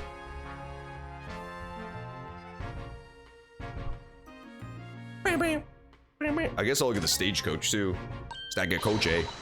Oh, that's a Scotland Yard carriage. They use vehicles like that to rush to crime scenes and cart away criminals. You're very well informed, aren't you? It's long been a dream of mine to ride one of those through the streets of London. Well, just pick up a stone and throw it through one of the windows then. But that would mean being arrested in order to ride it. Wouldn't it? Still, if it's the only way, help me find a good stone. No, I wasn't serious. Ba-ba. Okay, so I think I'm done here for now. I appear to have investigated everything it will let me. Yeah, I think we're good. I think we're good on Demon Street. The Demon of Strand Street. There's still one little window that's not bricked up. Yes, I don't know what the deal with the bike is yet. It's just dented. I think it just all adds to like the poverty-stricken nature of this of Strand building, of this Strand type building. But it's also possible that the bicycle was completely used in the murder. Yeah, it's definitely possible. We don't know nothing about it yet though. Like they just said, oh, aren't English bicycles so weird? They refuse to acknowledge any of this stuff. Donna. All right, I guess we gotta go somewhere else. Oh no, we haven't talked to this idiot. Tell me about Scotland Yard, Inspector. Ever since I read about it in The Adventures of Sherlock Sholmes, I've been fascinated by that place. The Yard! It's the most sophisticated policing organization you'll find anywhere in the world, ma'am. Oh, and you know I've always dreamt of wearing a real Bobby's helmet. It does make them look the part. Seeing that policeman there with his helmet on, you certainly get the sense that this is a man who will take no nonsense in his duty of protecting the city. Oh yes, doesn't he look wonderful? Being a London Bobby is hard going, I can tell you. Oh really? First thing in the morning, you know what he does? Goes round and rouses all the labourers on his beat so they can get off to work. What? He wakes people up? Yup, raps on their windows with a long pole. Did it myself, going back a bit. I had no idea. The Bobby who works for the people of the town. It's just another one of his duties. After that, he starts tirelessly patrolling the streets all day long. He has to cover 20 miles a day. That's the regulation distance. Jesus. I can't really imagine how far that is, but it sounds like a long way. Let me see. 20 miles. That's approximately the distance from Tokyo to Yokohama. On foot? That's definitely taking things a step too far. And when it gets dark, of course, he has the important job of lighting all the gas street lamps. Oh my. And I suppose in between all of those duties, Bobbies are expected to investigate cases as well? And chase after criminals trying to evade the law. I'm not sure you could call it in between exactly. More alongside, but yes. They're expected to handle those jobs as well. We do have been keeled over from time to time, I admit. Jesus. That can't be true. The Bobbies really had to go fucking 20 miles per day? That's crazy. police in America are like big round piggy men, so I kind of assumed that bobbies would be in the same, kind of the same boat, you know? At least let them ride horses, for damn sakes. I'd always dreamt of wearing one of those helmets, as I said. But it's with a heavy heart that I shall have to relinquish that dream to you, Mr. Naruhodo. Your heavy heart will be my heavy head if you do.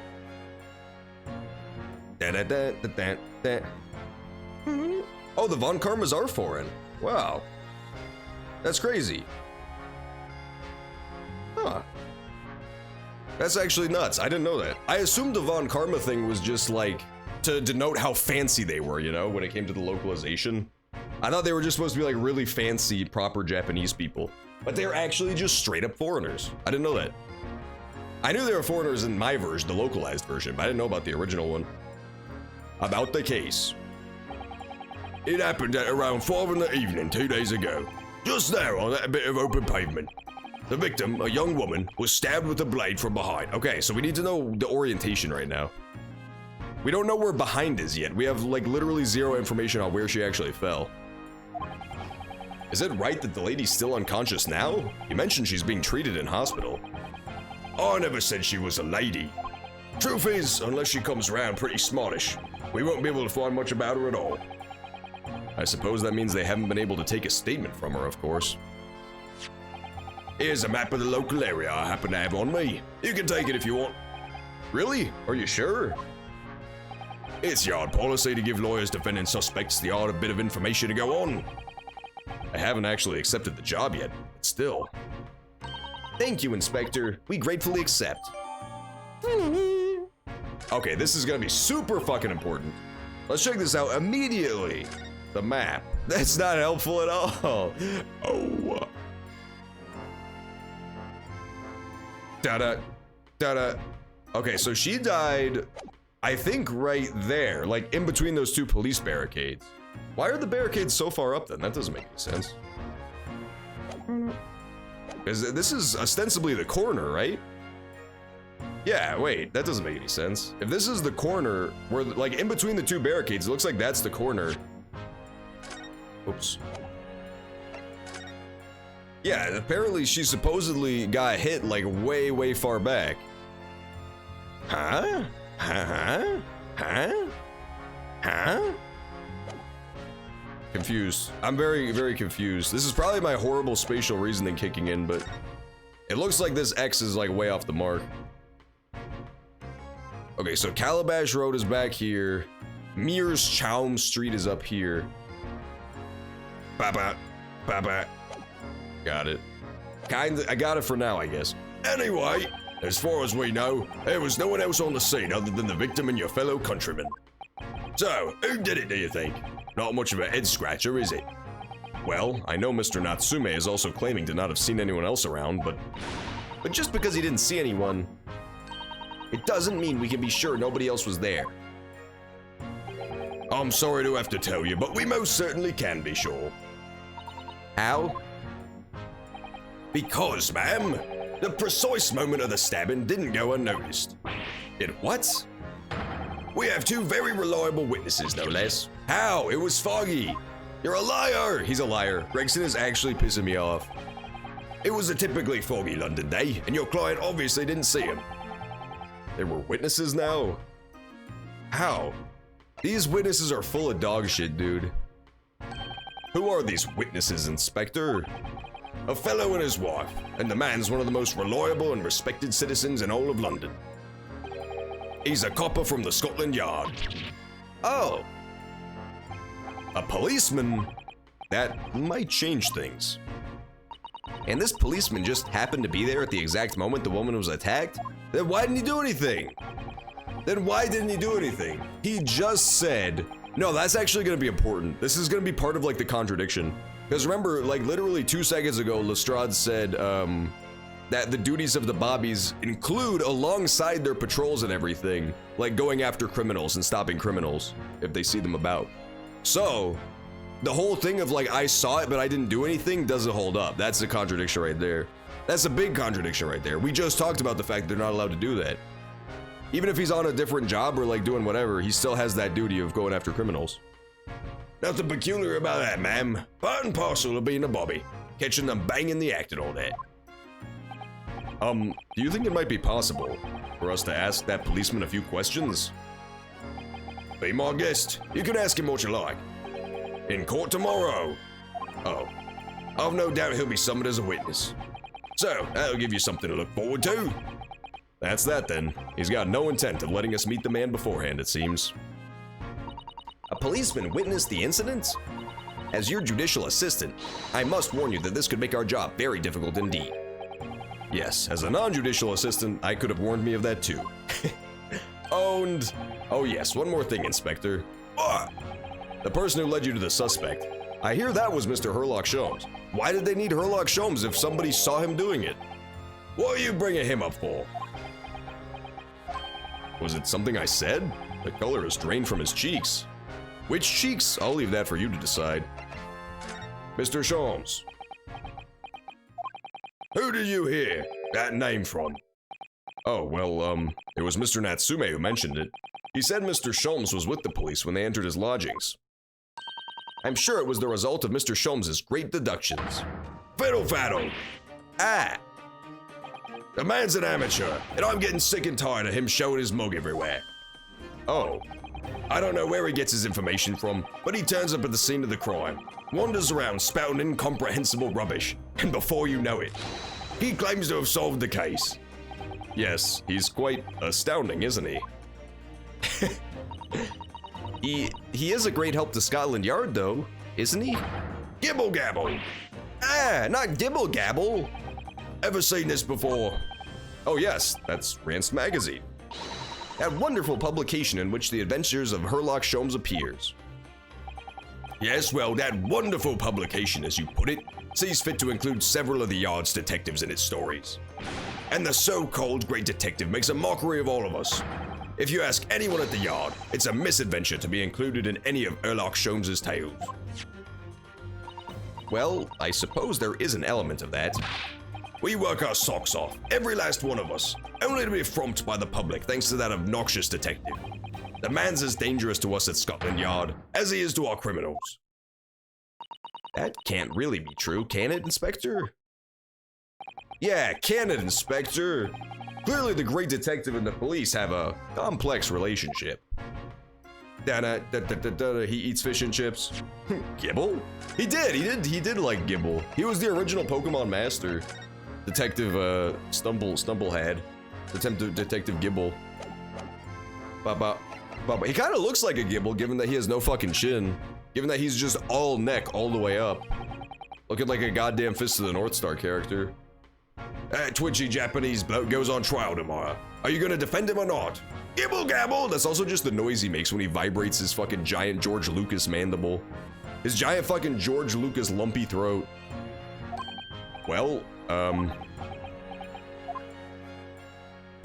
makes no difference to me, but I will just say this. No London lawyer worth his salt would touch that case with a barge pole. Because the prosecution's being handled by the Reaper of the Bailey, you mean? There's no way to save the man now. It's a waste of time trying. It's all a bit strange, though. Sorry. The Reaper, he hasn't appeared in court once for a good year's, A good year's while? We did hear something to that effect. And the only people he usually bothers with are the real scum. The master criminals. The violent ones. Master criminals? The violent ones? That's right. He handpicks his victims. Only deals with those guaranteed to go to the gallows for their sin. But Mr. Natsume wouldn't hang for what he's accused of, surely. That's just my point, Sunshine. Yes, the young woman was stabbed, but it didn't kill her. Couldn't even say the intent was there. So, this isn't the sort of case I'd be expecting the Reaper to want to sink his teeth into, for want of a better phrase. Well, it's not exactly a minor infraction, is it? No, there's got to be more to it. Some reason he's taken an interest. Really? What sort of reason, Inspector? Maybe it's poisoned.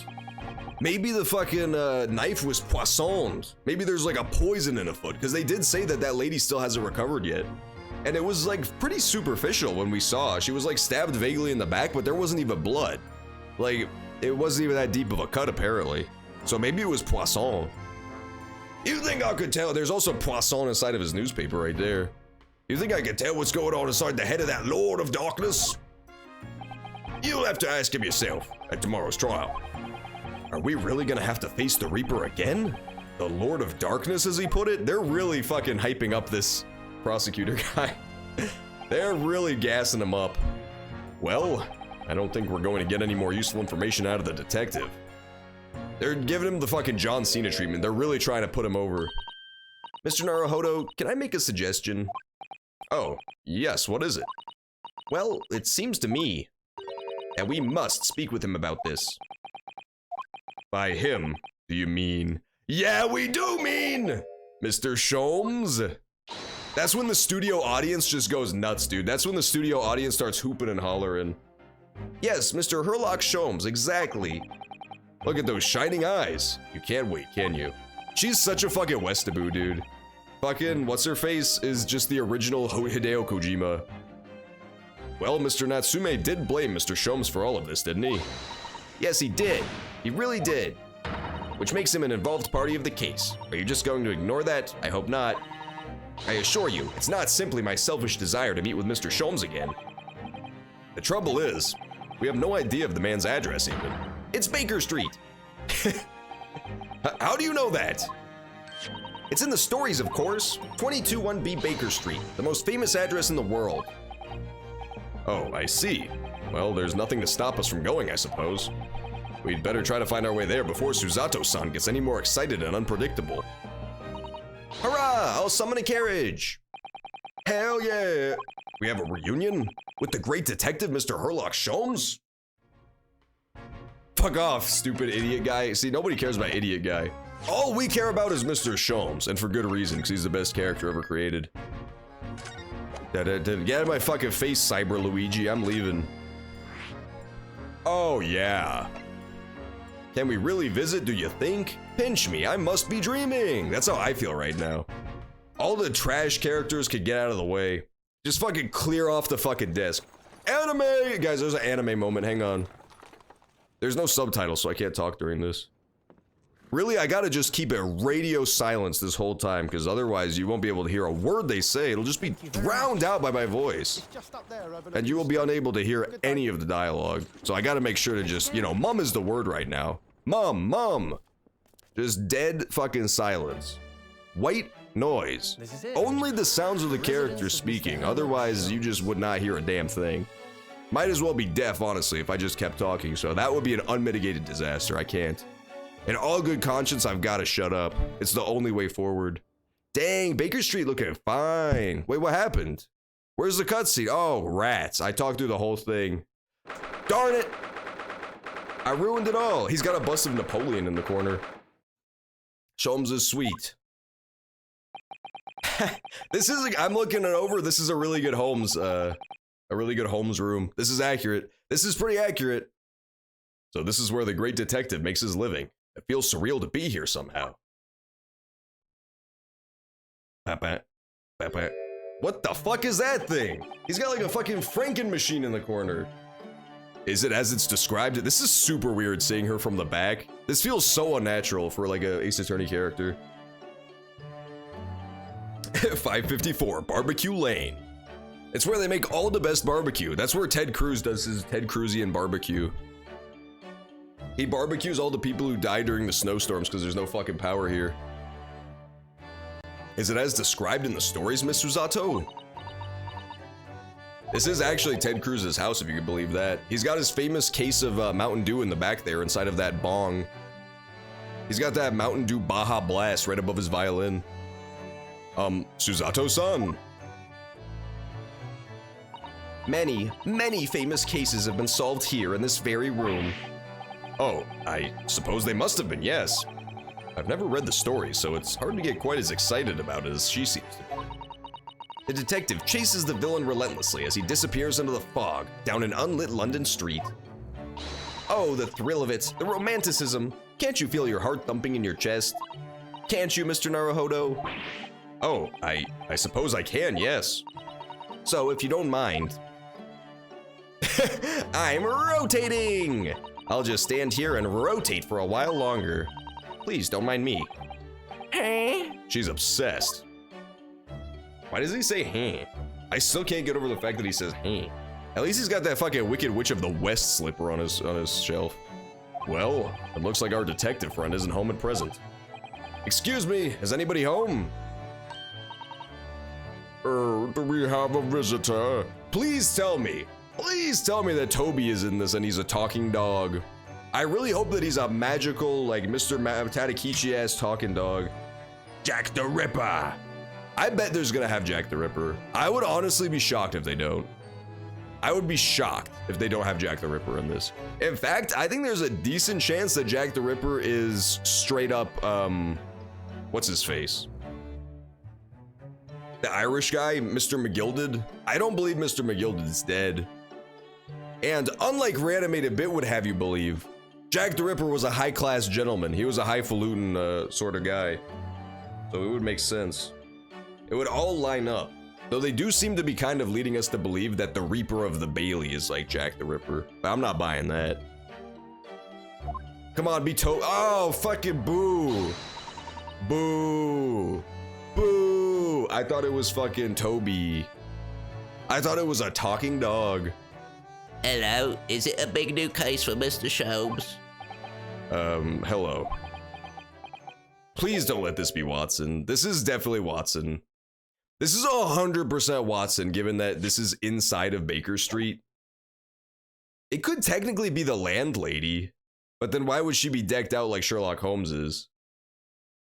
No, this is Watson. This is bullshit. Why would you make this be fucking Watson? Because it's not the landlady, and it sure as hell better not be Toby. Wait, aren't you? Oh, how rude of me. I'll go and make some tea at once. I'm sure it's the same girl. Yeah, so Lestrade might be here too. You should watch Lemon No's video of Jack the Ripper. Who's Lemon No? I don't know who that is. I guess he's the guy who did Jack the Ripper. If I had to take a wild guess, the Jack the Ripper video specifically. Mrs. Otto, did you see that girl who was just here? Oh yes, isn't it truly extraordinary?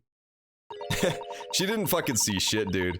To think that the King of Bohemia came to this very room to ask Mr. Sholmes to take on the case. The King of Bohemia?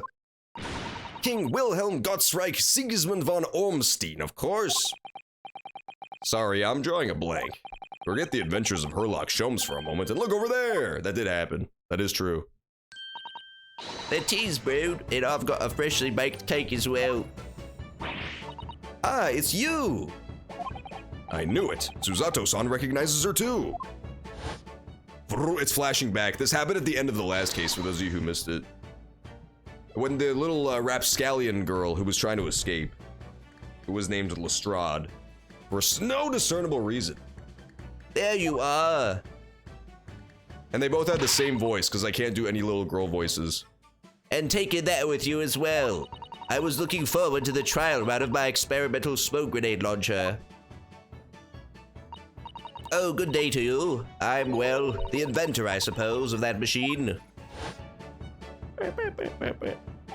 This is so stupid. I really hate this character already. I hope she dies tragically at the end of this very case. That would make me happy. It's the girl who turned up at the end of Mr. McGilded's trial in the defendant's antechamber. I've never met a lawyer from the Far East before.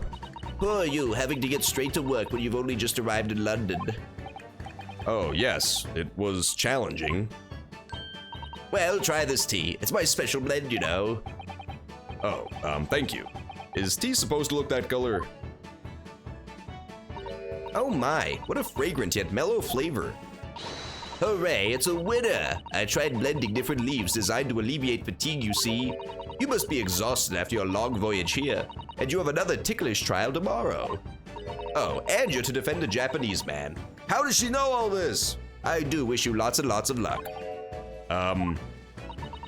Did Mr. Sholmes tell you about us by any chance? Oh, you know Hurley, do you? His name's not Hurley. This is bullshit. She's the best of the lot. I refuse to believe that. She's got a long way to go if she wants to grow on me that much. She's got a long way to go. She's got a road ahead of her. Hurley! Mr. Sholmes to you, surely. Mr. Sholmes was a fellow passenger on the boat that brought us to Great Britain, you see. Was he really? Well, I had no idea. I'm afraid Hurley's out on an errand again today, even though he's just returned from overseas. Wait a minute. We met this girl for the first time ever yesterday after the trial, and only briefly at that. How on earth does she know so much about us? Did she deduce all those things? Yeah, I'm getting a bad feeling. I'm getting a bad feeling that she's like the actual Sherlock Holmes, and that what's-his-face just like takes all the credit for it. He's like the face. Sherlock is just like the face, but she does all the work. And perhaps more to the point, why is she here in Mr. Sholmes' suite? Oh, silly me, I haven't introduced myself. Please don't be Watson. Be like the king of Bohemia. I'll be fine with that. I'll be fine with that. Be Moriarty. Be Moriarty. I'll be okay with that more than Watson. It's Iris. Iris Wilson? What? Oh. Okay.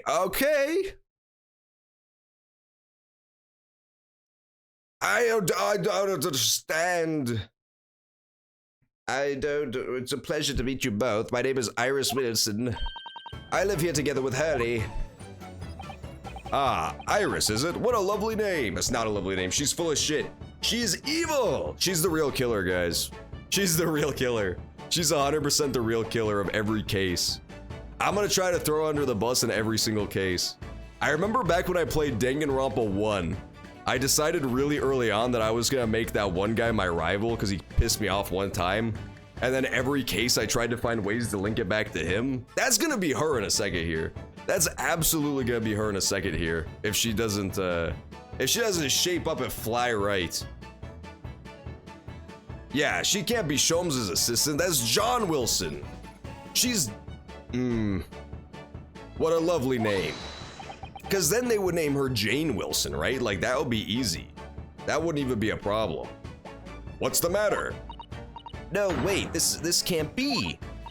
Did you say that your name is Wilson? It wouldn't happen, dude. It wouldn't happen. What's the matter with Susato-san? Why is she so flustered all of a sudden? Yes, that's right. And what are your names? Oh, I'm Ryunosuke Naruhodo, a lawyer from Japan. Oh, sorry. I'm Mr. Naruhodo's judicial assistant, Susato Mikotoba. It's wonderful to meet you. Lovely. Susie and Runo. That's not even fucking close. Iris, you fool. She doesn't even know our names, really. Susie and Runo. There's more to this girl than meets the eye. She's stupid. We should ask her what 9 plus 10 is, just like as a preliminary questionnaire.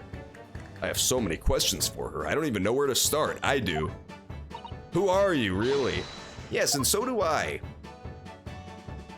I don't get what this character's supposed to be. I'm getting scared and sad because I don't get it. It can't be, she can't be John Wilson. It's impossible. She can't be Watson. What the fuck? She has a whole room dedicated to her? Like, I don't know.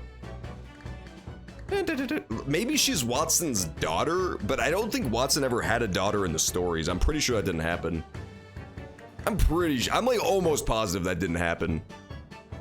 I'm like, where's Toby? Just bring out Toby and I'll be happy again. Where is he? He better not be that fucking ceramic dog. I'll be pissed off. Man, I don't get what's happening, but I'm scared. Maybe they like made up a daughter for Watson just to add more drama into the story, you know? Like Watson was the guy who died in the beginning, and so it's like more of a sad thing, right? When it's revealed later. Because now there's like all of these characters have this emotional connection to him. I don't know. I think I've got a bad feeling that this is just straight up Watson. I refuse. I refuse this premise. Look at her side of the house, man. It looks like some fucking Powerpuff Girls nonsense. V equals EPV? Wrong! V just equals V. She doesn't know anything about the English language. I'm gonna look at this, and if it says Toby, I'm throwing my controller. What on earth is that big black? No, I'm looking at the dog, dude. What on earth is that big black lump over there? Ah, that fascinating thing is called a typewriter. It's a machine that allows you to write on paper without needing a pen. And wizardly quickly, too. Ooh, sounds like it could be very useful for someone like me with terrible handwriting. You and me both, sister. Okay, so let me look at the dog. So Toby's probably still coming in later. Toby's definitely coming in clutch with like the robot goggles later on.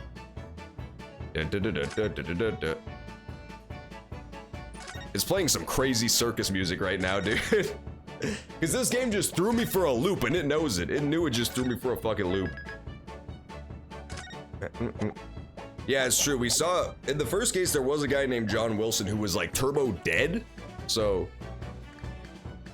it's possible that was the real Watson. But on the other hand, when we talked to Sholmes about it, I thought maybe Watson just didn't tell him. But he said that Wilson, I'm getting so confused with the names. He said Wilson was back at Baker Street, so I think the implication was that that was just a fake out. I don't know. I'm getting very scared. I'm getting extremely terrified. Your tea set stinks. Nah, her tea set's fine. I'm just being a bully now. What a beautiful English tea set and so neatly arranged. Gently slides my hand across the table, shattering everything onto the floor. It's a favorite pastime of mine, a cup of herbal tea in the afternoon. That's not a pastime. Drinking liquids is not a pastime. That's the worst hobby ever. Tea made of herbs? That's right, I grow all sorts of herbs in the garden so I can experiment with different blends. One moment, don't go away, I'll brew a pot of the special blend I came up with. She looks delighted. I only hope it's safe to drink. This is schlock, dude. Bring out the real Watson. Wheel out his desiccated corpse from the first trial. That's a charming little white shelf, and full of charming little bottles, too. Oh yes, but don't touch any of those. They might explode. Explode? Are they exotic chemicals? Do you use them for exciting experiments? Yes, indeed, and as Hurley always says, chemistry is an explosive science. Sorry? I agree. A single discovery can trigger an explosion of innovation all around the world. Or perhaps he just meant it literally. Either way, mental note, do not touch any bottle that belongs to Iris. Oh, baby, Toby's coming. Yeah, but no spoilers, though. But I'm glad Toby's coming. Woohoo! Toby's the best character in all of Sherlock Holmes. Toby fucking rips, dude. He sniffs things so good, you wouldn't believe it. He can follow a trail that seems dead as fuck. I can't help but notice that there's like bullet holes in the fucking wall that say VR. Why? Why are there all those bullet holes in the wall? Was Mr. Sholmes trying to shoot a pestery fly or something? Mr. Sholmes would never do something so reckless. No? Those are the letters VR, standing for Victoria Regina. It's Latin for Queen Victoria. So you mean he shot the queen into the wall? In a moment of boredom, Mr. Sholmes adorned the wall with a patriotic sign, that's all, as pistol practice. Right, that makes perfect sense now. It's exactly as described in the stories. Oh, this is delightful. I'm not sure that the real explanation is any less reckless than shooting at a fly, personally. It's patriotic, Mr. Naruhodo, patriotic! And there's his classic violin that he plays when he's bored. Where's all the drug paraphernalia? That's my question. Where is all, like, the fucking just bottles upon bottles of injectable drugs to shoot straight into his fucking veins? There's his chemistry station. We know all about that. Even people who aren't familiar with the books know about that from the games. When we did the streams of the Devil's Daughter! I like the music in here. It's pretty wacky. Ah, I've seen pictures of Western musical instruments like this. It's called the violin. Of course it is. Mr. Sholmes is renowned for his violin playing. Oh, really? Absolutely. It's often explained in the stories. It's inspirational, Mr. Naruhodo, inspirational. Oops. I immediately started playing the koto, which was the closest Japanese stringed instrument I could find. What a shame you couldn't bring it with you to London. Oh, yes. Well, Papa was beaming when I asked him if he would buy me one. But after a while, he asked if I would only practice when he was out of the house. So now it's merely an ornament in my room. That must have been an awkward conversation. Hey, I got an achievement! Woo! Dude, I'm so good at demeaning women. I'm a god at this game. Alright, what else is there in here? There's a globe of the Earth. So already that's some bad science. They don't even know that shit's flat yet. Oh, to be a caveman back in these early days of scientific discovery. Before the YouTube scientists told us the real truth of this world. Let's go over here. What on earth is this huge, over-the-top machine? That's the Great Analytoscope. It can analyze anything, really. Anything at all. That sounds like some bullshit. Is this gonna be another, like, game-breaking mechanic like that, magical bean that made everybody tell the truth in Ace Attorney 1 through 3? That's absolutely incredible. It's one of Hurley's inventions. It took him a whole year. He said it was to help him with his investigations. What sort of things has he analyzed with it? You know? Well, actually, he hasn't used it for anything yet. Oh, why not? Apparently, on the evening he finally completed it, it suddenly occurred to him, I don't actually have anything I need to analyze. Oh dear. How about you, Runo? Do you have anything you'd like to analyze? The only thing that springs to mind is this machine itself. Okay, good. We don't just use that to learn about shit. That would be kind of lame. There's so much to investigate in this room. I want to look at this.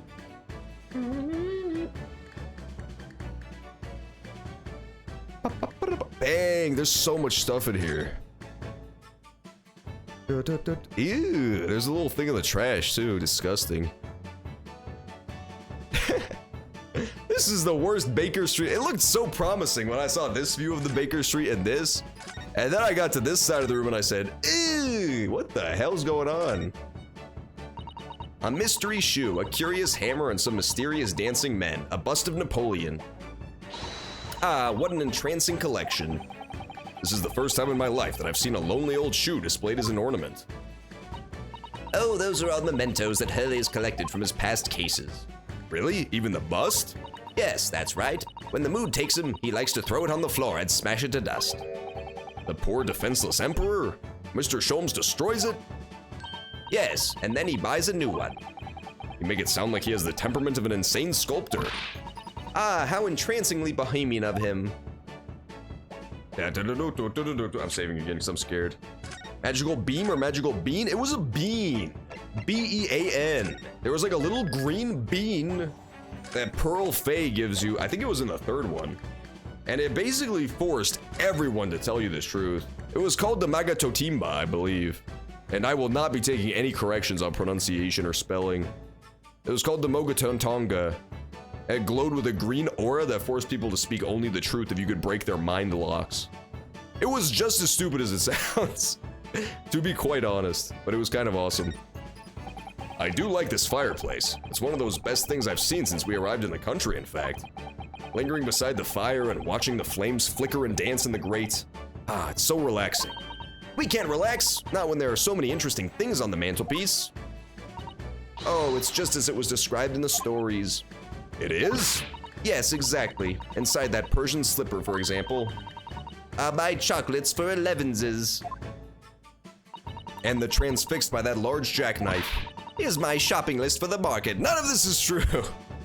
None of this is true. This is a lie. See, Susato knows. Oh, it's not quite how I remember it being described in the Adventures of Herlock Sholmes. Poor Susato-san. She looks crushed.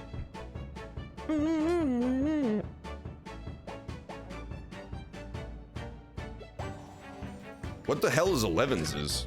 That's some Hobbit stuff, dude. Hobbits eat at 11 p.m. It looks like that huge metal chest is being used as a table for tea and coffee. It seems very sturdy with an equally sturdy lock.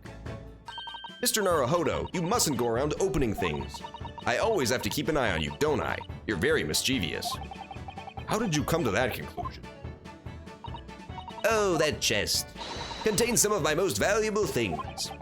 And that smile tells me you're not going to give us any clue about what they are.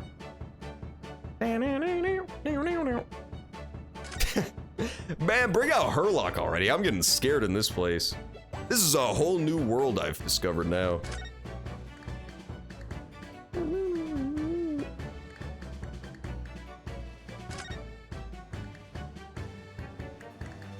Oh, here we go. I found the last... yeah, it's the bong full of Gatorade. That's the last thing we need to look at. There's all sorts of things on these shelves. Chemistry apparatus, books, papers, and lots of things I've never seen before. It's all heaped up so high, I can't help feeling that the whole lot is gonna topple off at any moment. I keep telling Hurley not to cram so much on those shelves. Good advice. He wanted to look something up in one of those books a while ago, but it was so tightly wedged in he couldn't get it out. So he went and bought a new copy instead. All right, let's talk to her. I think I've scoured all the Easter eggs at this point. I'm gonna talk about Wilson first because I don't trust this at all. Yeah, that is true. It didn't technically force them to tell the truth. Only once you broke their mind locks must they tell you. Until then, it just tells you how much more you have to press them, how much more evidence you need to show them, and then they have to tell the truth. What up, Wilson? Oh yes, there's something I must ask you. Of course. Go ahead, Susie. I'm a very great fan of the adventures of Herlock Sholmes, and... Oh, you have a copy of Ranst magazine? Yes, I read every issue. It's delivered all the way to Japan on a ship. Oh, this is so exciting. My stories are being read on the other side of the world. My stories? Oops. That's right. Hurley is always solving such amazing cases, you see, and he tells me about all of them. They really are quite fascinating. It would be such a shame if I was the only one who ever heard them, don't you think? Goodness! Last night, he was telling me all about a new case he just solved on a steamship traveling from a faraway land. So I was just in the middle of typing up the manuscript for the next issue before you came in. So you are the author? But you are Mexican. How could it be a cruise ship from Japan if you are Mexican? That is pretty hilarious. So yeah, it's basically just like we figured. It's literally just his self-aggrandizing stories being super exaggerated. That's pretty fucking funny. I'll let you in on a little secret. I'm going to call this latest adventure the Speckled Band. The Speckled Band? That's certainly very familiar. Of course, I always change one or two details of the stories, here and there. This time, I had the idea of making a venomous snake be the cause of all the trouble. Oh, that was Mr. Sholmes' first thought as well, actually. Yes, and of course I know that a snake might not be a credible fit for the facts of the case exactly, but it's a story. Some poetic license is justified to make it more thrilling, I think. Don't you? So, do you mean to say, are the stories about Mr. Sholmes that are published in the Ranst magazine? All written by me? Yes, on my wonderful and very modern typewriter. But all the stories I've ever read are written by a doctor of medicine, Dr. John H. Wilson. Susato-san's getting more and more worked up. Ah, yes, that's me. I mean, my name is really Wilson. But what about the doctor of medicine part? That's all true too. I am a doctor of medicine. You're 6 years old. Fuck off. You're not a doctor. She is legit not even been alive long enough to have written all these stories. She has straight up not been alive long enough to write all the adventures of Sherlock Holmes. Those stories span so fucking long. She couldn't have written all of them. She would have been a bebe. She would have been El Bebe back when the first ones came out. She's a liar. You're a liar. And she does not, listen guys, let's not be silly here. A fucking baby doesn't have time to become a doctor. They're busy being a baby. No, at 10 years old? At 10 years old. Well, that's quite incredible, and also stupid. But, Dr. Wilson is an English gentleman. Ah, yes. I did alter the setting slightly for the stories to be more compelling. Oh. Well, it sounds a little strange, doesn't it? A great detective with a 10-year-old girl in tow? I suppose it does, yes. Poor Susato-san. She looks like her whole world is just falling apart. I'm saving. She is fucking Watson, dude. She is confirmed actually straight up the Watson from the stories, too. She's full of it. She's a little liar. How could you be a doctor when you're 10?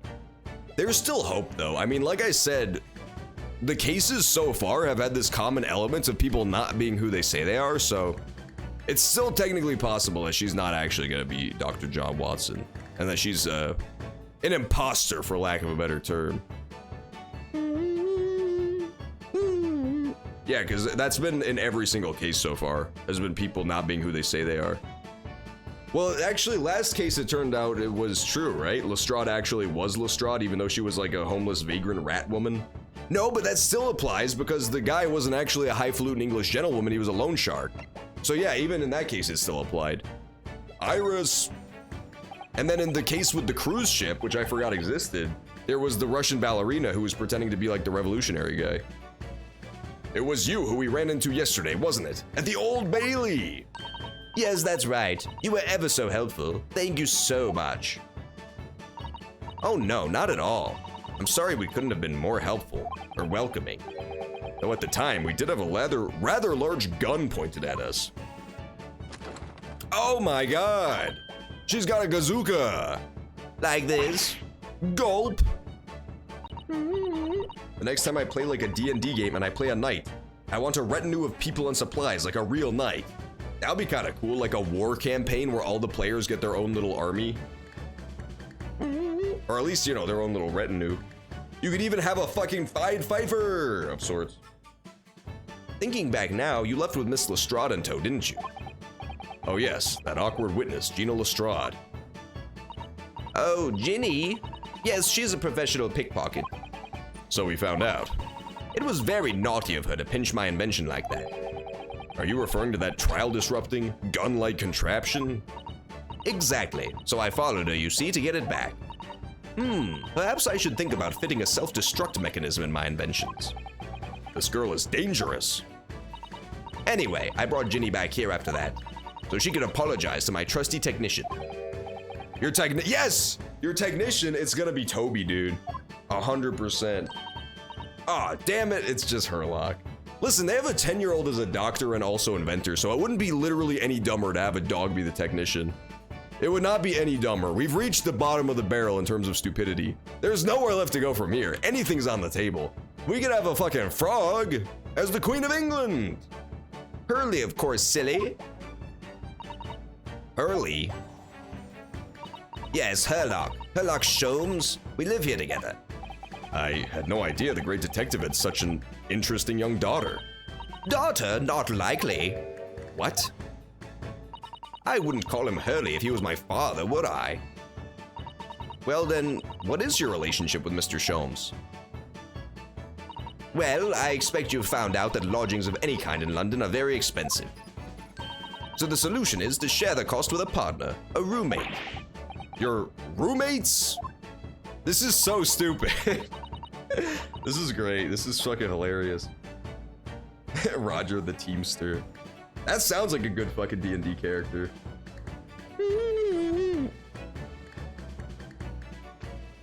I hope you don't mind me asking, Iris, but how old are you? 10 at last this year. What?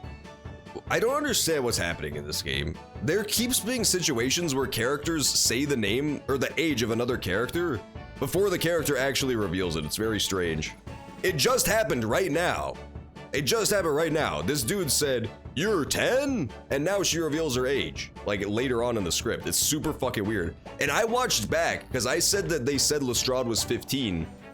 And then later on they said she was 17, like 30 minutes later. And I was super right. I watched back and fucking Susato says it. Susato says that like, oh, there's a 15-year-old being brought into court. It's so weird. I don't get what's happening. It's super strange. 10 at last this year. Well, what of your mother and father? Oh no, they're not around. Oh, I see. I wonder what the story is there. You should just ask her. I'm sure she's not sensitive about it. Is it silly for party members to constantly be wearing their armor?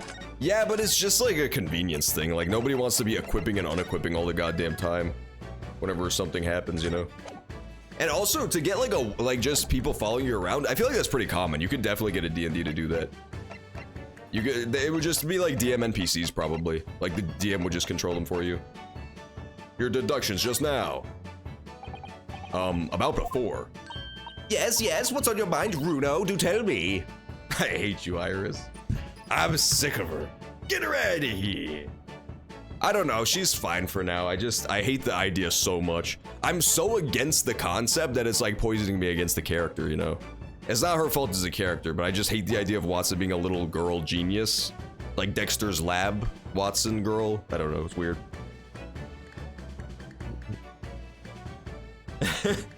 That's pretty fucking funny. Poor Roger the Teamster. Yeah, it's like that same thing. Just somebody to... I feel like that's pretty common in D&D as well, as like a wagon train following the party. With just like, you know, like a vendor or something that follows you around. Yes, what's on your mind, Runo? Do tell me. How did you know? That I was a lawyer and that we just arrived in London, I mean. Yes. Oh, and that we have a difficult trial tomorrow. How did you know all of that? Oh, that's what you mean. Please, tell us how you did it. Please explain every detail. Of course, I'd be delighted. Although, there's really no mystery. Now, let's begin. Oh, God. Iris Wilson is proud to present her Logic and Reasoning Spectacular. First of all, I knew already that you were a lawyer, Runo. After all, I met you yesterday at the Old Bailey in the defendant's antechamber. But you also said that we'd only just arrived in London. How did you know that? I observed a passport and travel ticket protruding from your breast pocket. Oh. So I was reasonably confident that you must have only just arrived in the country. And on top of that, you accepted a case against that particular prosecutor, telling me you were unaware of London's court affairs. The Reaper of the Bailey. I walked right into that one, didn't I? Then I noticed a red ink stamp on the back of Susie's hand. You were given that when you visited the local prison to meet with a suspect, weren't you? Earlier today. Ah. They use those stamps to keep a close eyes on the coming and goings, you see.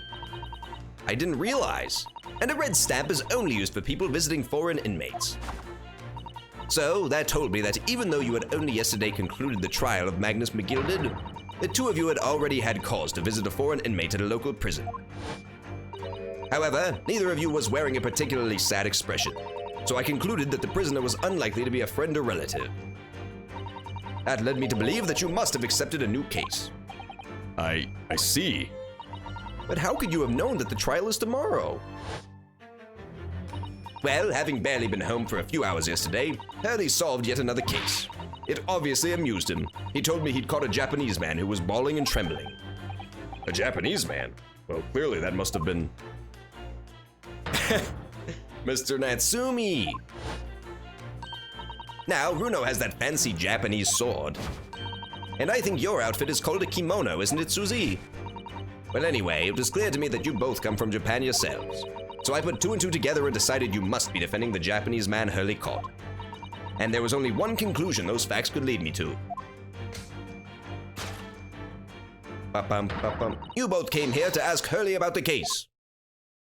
Wow, she did it.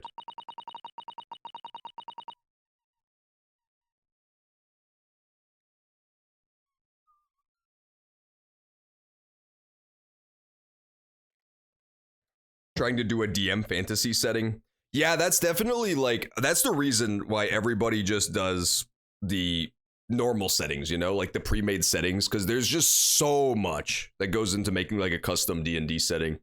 There's a lot. I mean, you don't have to. You could go into it and just like wheel it by the seat of your pants, but that leads to a lot of dumb stuff usually, like a lot of inconsistencies and like sloppy world building, because there is just a lot, you know. There's a lot to go into it. It's why everybody just does, you know, the usual places, the usual suspects. There's a note on the mantelpiece that says the man's trial will be tomorrow.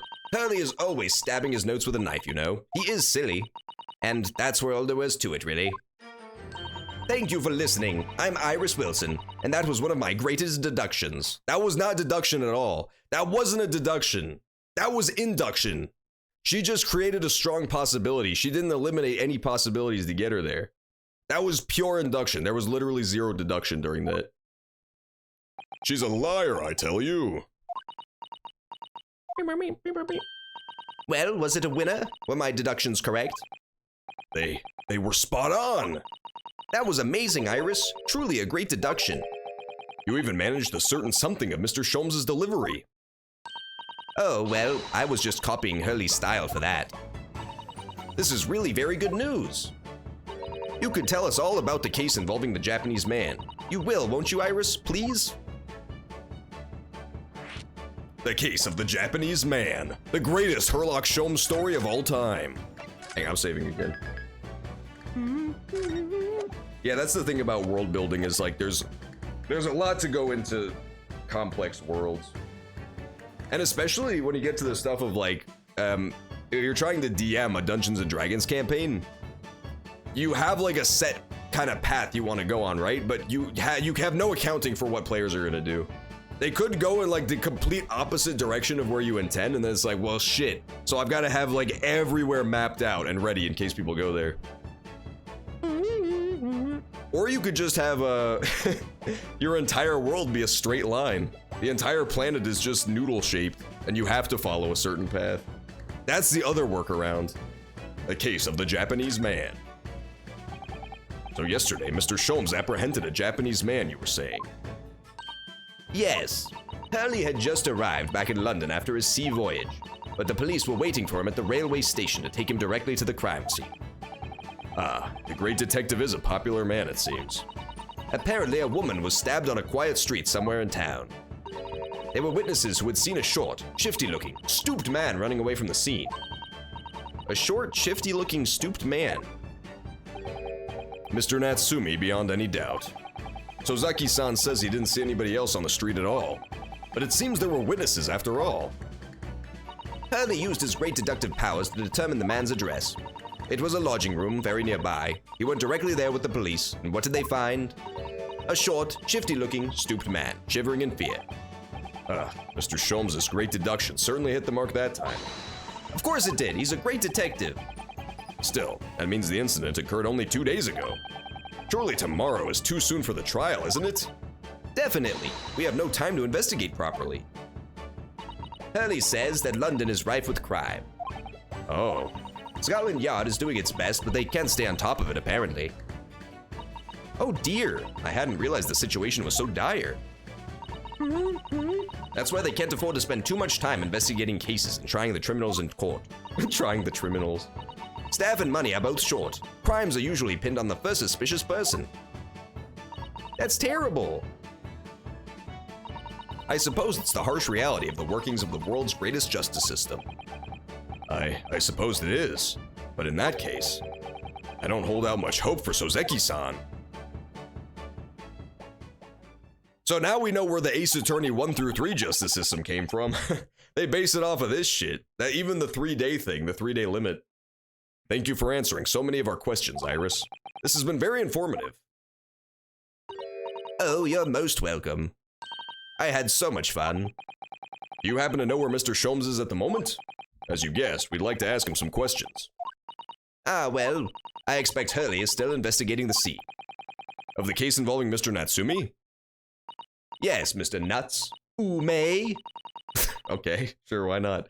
Hurley said he was going to the man's lodgings. If you leave now, you'll probably catch him there. Iris, you know where those lodgings are? Well, I imagine the police are still investigating the scene of the crime themselves, aren't they? Did you happen to come across a detective by the name of Gregson? Yes, we know Inspector Gregson. Ah, goody. In that case, give Gregsy this from me, would you? It's a MasterCard! I'm sure he'll tell you what you want to know. What is this? A 5-shilling piece and a postcard, it seems. Cool. I'm gonna investigate that shit, for show. It reads, tell the gentleman in black whatever he wants to know. I trust that won't be a problem. Gosh, this will make the inspector help us. Well, thank you, Iris. We'll give it a try. She bribed that boy with fucking 5 shillings, dude. Shut up, Iris, goddamn. Good luck then. I'm going to return to writing my manuscript, and I'll be making more special blends of tea. So come back again soon. We'd be delighted. Thank you so much, Iris. She fades into the nothingness. Let's go! Well, Mr. Naruhodo, it's back to the scene of the crime. Woo! So, somewhat dubious that they would exert any influence over the men of Scotland Yard at all, we headed back to the scene with Iris's curious note and one of the world's heaviest silver coins in hand. To be continued. Hell yeah!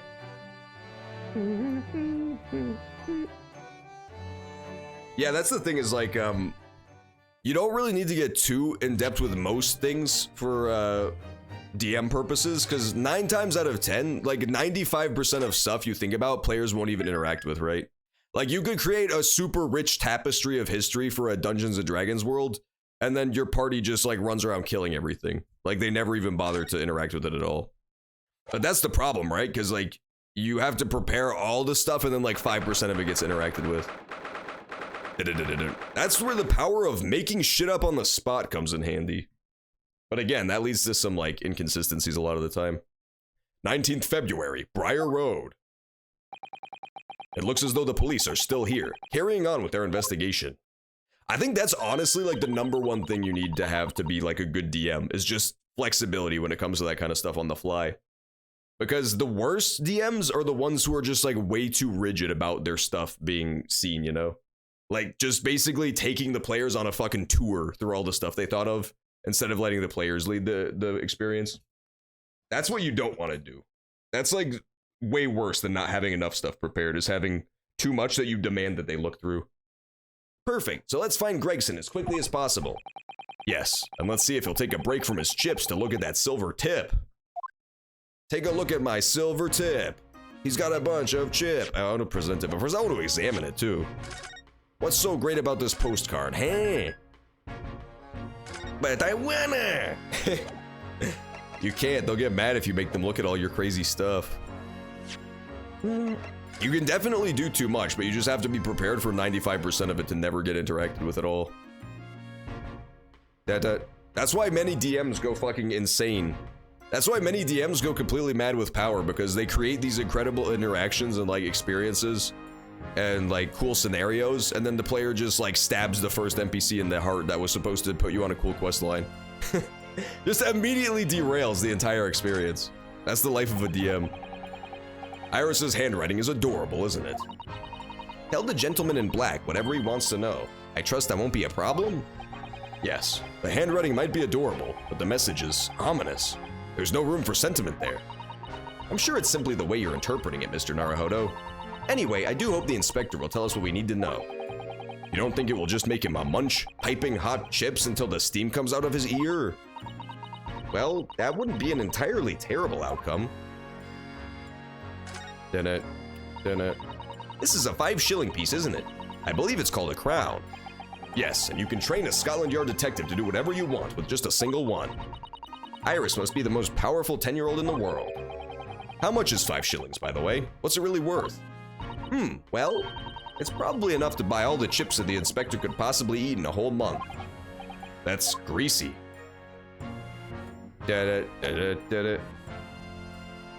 How to get burned, how to get burned.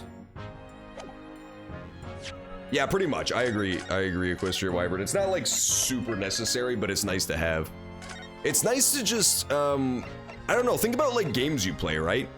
If you play a game that's, like, generally well-structured or well-written, then a lot of the stuff comes up organically rather than just you having to read through, like, codex after codex. A lot of it could just come from, like, simple interactions with characters or, like, visual storytelling, for lack of a better word, like descriptive stuff, right? It doesn't necessarily just have to be, set, super structured history that's all laid out. Like, if you want to establish that some place is like a sleazy kind of cutthroat town where everybody's trying to get ahead, you don't have to, like, lay that out explicitly. You could just kind of show, like, rundown shacks and shifty dudes in the streets. It kind of tells the story for you without having to go too much in depth. He won't even let me talk to him. It's because he wants me to present something. Fish and chips specifically. He wants to see the local map. Wait, how do I present it again? Oh, the giant button that says present, as it turns out. Here you go, bud. Inspector Gregson, do you have a moment? I'm sorry to say I don't. I'm a very busy man. Much too busy to talk to a pair of foreign gadabouts, that's for sure. We have these for you. A present from Miss Iris Wilson. What? For me? From her ladyship? Her ladyship? Give that here at once. Come on, hand it over. That's for me. Ah, don't wait for me to give it to you, will you? He stole that shit right out of my fucking hand like a deranged ape. What was that coin exactly?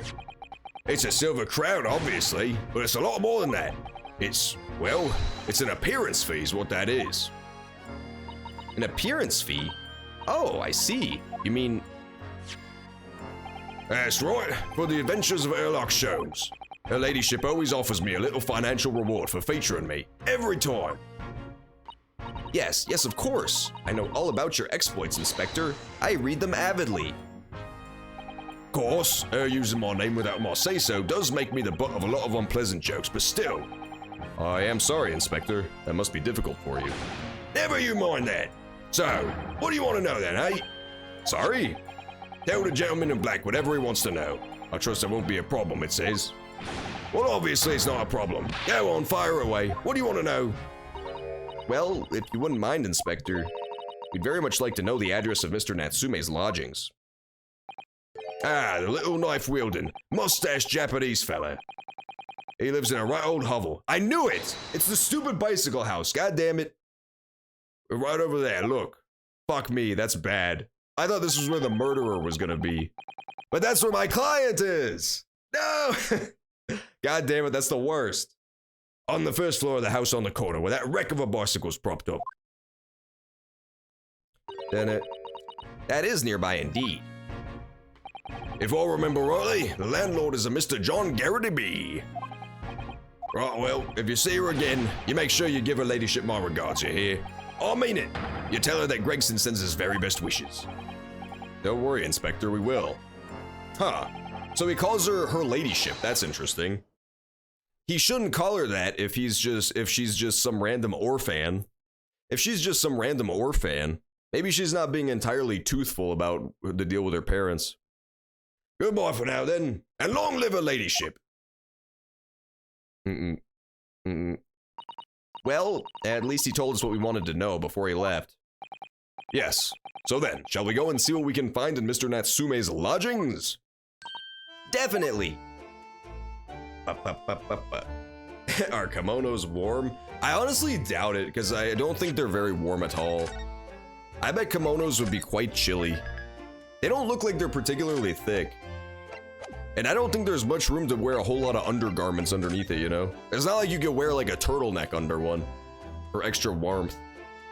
I'm gonna go ahead and use my deductive prowess to say that kimonos would not be particularly warm. That's a rather typical, but it does look like it's got layers at the same time. Here's the problem with kimonos. I bet during the summer they're fucking muggy as hell. I bet during summer they're like unbearably hot to wear. And then during winter you would freeze your ass off. Cause like, look at the long flowy sleeves too. Like if you were in the middle of a winter chill and you just had constantly cold air coming through your big ass sleeves, that would be terrible. And they don't look like particularly heavy material, but at the same time there's so many layers that it would get super muggy in the summer, I bet. That's a rather typical old brick building, isn't it? I'm sure it has a long and interesting history. Well, time certainly seems to have taken its toll on the place. It's crooked and sagging. We already fucking said this shit, brother.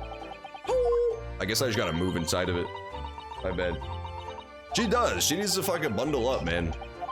She's probably freezing her ace off. Then again, the Japans are probably pretty used to the cold. The Britons are definitely very used to the cold. Because it's cold as fuck in England.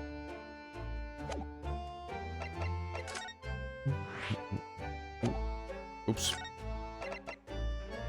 We haven't been here yet. I wonder what awaits us. Awaits us. We haven't been here yet. Oh shit. Wait, what? But there's a window, though, is the thing. None of this adds up.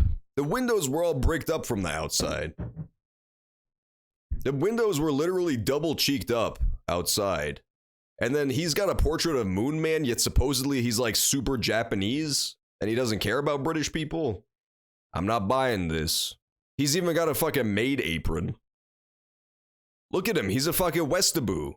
This doesn't add up. This isn't what he was telling us earlier. Oh my god. It's Mrs. Buttersby, dude. May I help you?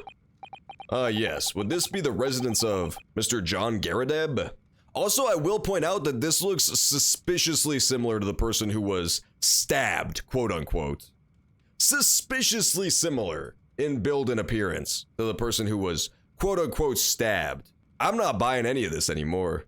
All of a sudden, this whole thing has come apart like a Chinese motorcycle or like a British bicycle in the front lawn.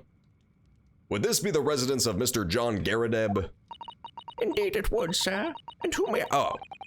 Okay, so this isn't Natsume's, this is Garadeb's room. I see. My name is Ryunosuke Naruhodo. Mr. Naruhodo is representing Mr. Soseki Natsumi. I believe he takes lodging here. She made a fucking creepy face. We would very much like to ask him some questions about our client. One moment, please. I shall convey the message to Mr. Garadeb. Garadeb. Garadeb. I'm trying to find the pun in that name. Did you see that, Miss Susato? That was a real-life English maid. I know. As I understand it, anyone of standing in English society employs a number of household staff. But that was the first time I've ever seen one in the flesh. Oh, this day just keeps getting better. It certainly feels like we've really arrived now, doesn't it? We need only to meet a butler and the experience will be complete. Well, I'm not sure if I'd go that far, but I understand the sentiment. She's back, baby. She got a teapot, short and stout. I wish I had a fucking household staff, too. You're English, so you have no excuse to not have one. Us humble Americans, we have no household staffs. We don't even have a simple maid with a mustache on her forehead, either. I can't believe it. Thank you for waiting. Mr. Garadeb will see you now. This way. Oh my god, it's him. He's Moon Man. It was a painting of his own self. So he's an old war veteran, huh? You could definitely, again, expect some nationalist sentiment out of this type. I thought that might be a thing in the first case with the army general, but definitely possibly here. He could want to keep the damn foreigners out. I could definitely see that. He definitely fits the profile. And he has a window. He's the only one with a window. All the other windows are double bricked up. So I guess this is the window I saw from the outside that was still not double bricked up. That's gonna be it. That's gonna be the linchpin of this case, is the bricked up window versus the unbricked window.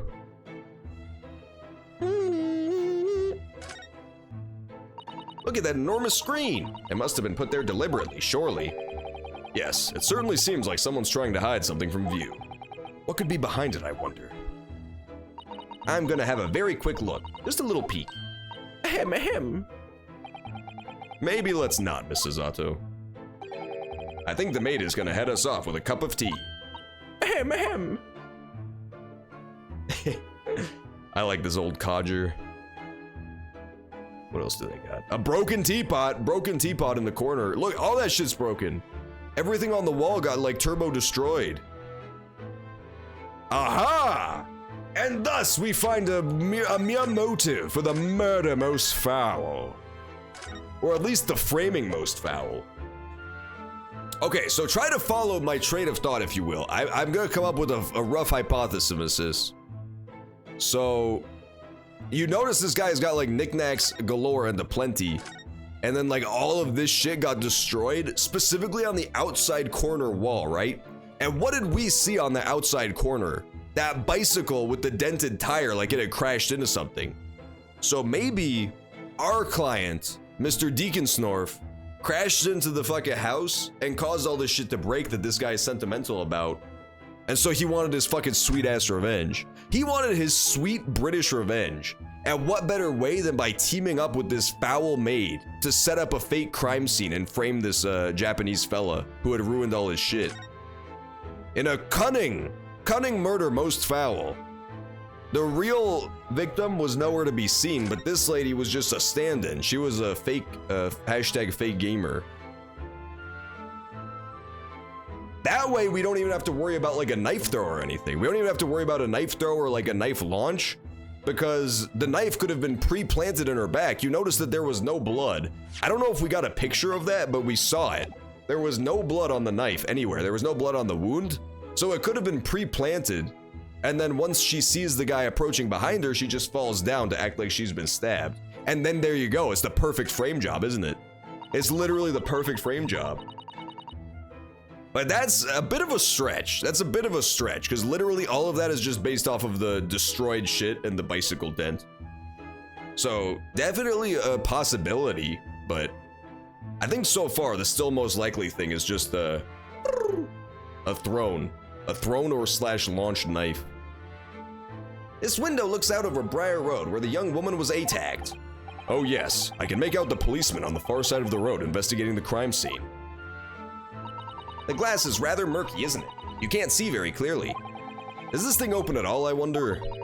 I shouldn't underestimate the bitterness of a London night, sir. Sorry. As soon as you open that window, the tea will freeze in the pot. No Londoner would go opening windows at dusk. Okay, here we go. Now this, okay, no, it's the window thing. This is, it's absolutely the window thing. Look at this. No Londoner would open windows at dusk in the middle of winter. Okay, that's it. That's the one. I'm not sure how to respond to this theory. It's because you're stunned in your silence by how good that theory is. By how fucking on the money that theory is. Purely genius. I've cracked the case immediately. No, it's the window thing. It's 100% the window thing. Because, like, they keep dropping hints as to, like, windows. There's the bricked up windows, and now this line. This is gonna be, like, the line that cracks it open in the case, in the courtroom. No Londoner would open windows at dusk. We have to remember that for next week. We're not gonna have time to finish the trial this week. Only got 2.5 hours left. It seems very unlikely that those two would have seen anything of the incident then. Dunka dunka dunk, dunka dunka. We gotta remember that for sure. No Londoner worth his salt would open that window. So why was it open during the time of the crime?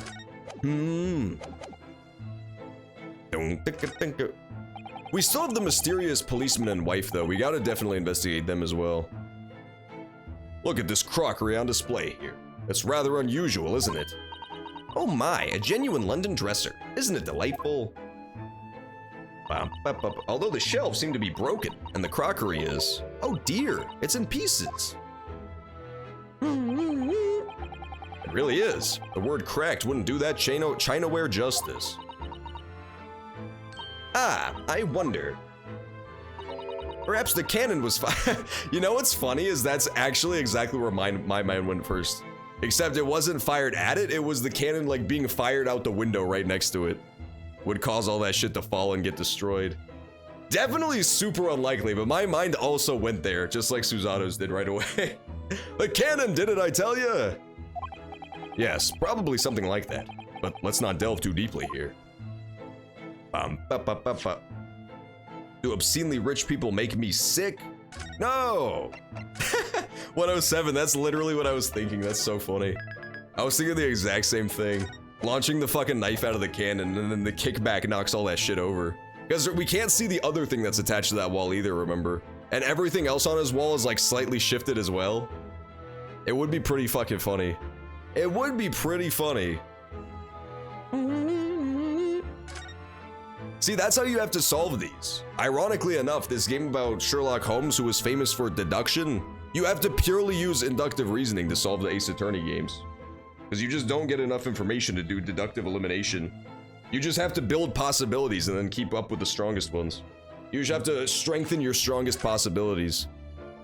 Like for example, the bicycle crash revenge theory, pretty not likely, but there is some evidence for it. There's shattered stuff on his wall and there's a shattered bicycle, so there's literally only 2 pieces of evidences for that theory, so it's probably not super likely. But you gotta make them, you gotta come up with theories, otherwise you'll be behind. And nobody wants to be behind on the day of the court sentencing. That's a full-size cannon! What's it doing in here? Oh my, it's real! I thought it might be a replica. That old thing? It's little more than a toy. Sorry? The army was selling it off when I retired, so I decided to give it a new home. Never know when the enemy might attack next. Jolly useful to have a cannon about the house. He also has a broken pipe, I can't help but notice.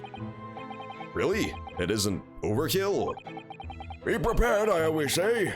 You never know what this twisted world is gonna throw at you next, boy. Do you think there may be trouble brewing, Mr. Garadeb? Always is. Take Joan here. Never fails to have a clean apron in reserve. Dries them over the barrel, you see. They dry very well in that cannon there, Joan tells me. Which rather proves my point, I feel. It's been reduced to a drying rack. No wonder the huge cannon looks like it's hanging its head in shame. Ding, ding, ding, ding. So if we find like a apron with like burn marks all over it, that'll be a pretty good sign that the cannon was fired. If we find an apron with like burn marks across the belly slash back. No, yeah, on the back. Yeah, it would be on the back for sure, because it looks like this is the front with all the frills. I don't know, it's hard to tell. Either the belly or the back. We need to basically flip Joan around. See what she's got going on back there. It is pretty funny, right? How Sherlock Holmes literally only uses induction, and then he always claims it was deduction. It's pretty hilarious. It's definitely one of the goofier parts about the stories. Yeah, and obscenely rich people don't really make me sick. I have a very strong immune system, I'll have you know. I never get sick. As they say, geniuses never get sick. It's a classic saying, okay? Everybody knows. Oh, look! What a wonderful collection of cakes lined up on that gleaming silver cake stand. All I'm saying is I can't wait till we live in a post-scarcity robocalypse. That's what I'm waiting for. Once we get to the point where we can just let robots take over, shit'll be cash. Robots will do all the labor, robots will do all the preparation, and then people won't have to worry about making money at all. Of course, probably one rich guy's just gonna kill everybody else because he realizes they're useless. But the alternative is that everybody won't have to worry about shit anymore, because robots will make all their fucking food and stuff. See, once you have like robutlers, you won't have to even pay them any salary. They'll be, they'll work for free because they're robots. Lined up, it looks more like someone has half demolished them to me. Afternoon tea is a time of indulgence, you know. It is quite the English way. It is Mr. Garadeb's custom to take 2 cakes with his tea. That sounds delightful. Oh, wait a minute though. There are at least 10 cakes on his cake stand. Well, naturally. And it would never do to waste the leftovers. Oh yeah, I wonder how she got like this, man. So whatever Mr. Garadeb doesn't eat, I say to myself, Joan, you shall have to tidy up. How magnanimous of you. That's pretty funny. The game's calling her a fatty. I would never, I think that's rude. To comment on a woman's figure, that's just crass. But at the same time, the game did call her a hog. It actually named her Joan Hogson, if you can believe that. Because she eats like 80 cakes every day. That's the life, man. Work for some rich guy and then eat all his cakes when he's done.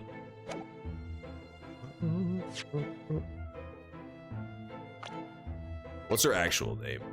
Male Strongheart, Tobias Gregson, Sozeki Natsumi, Iris Wilson, Maid. Okay, she doesn't have a name. We also don't have Mr. Garadeb yet as a person of interest, which is interesting in and of itself.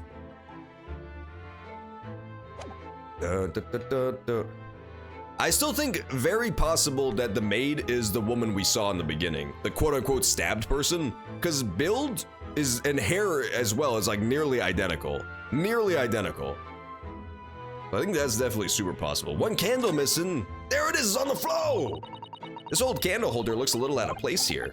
You're right. It's clearly supposed to be gold, but it's almost completely black for some reason. The cannon definitely got fired.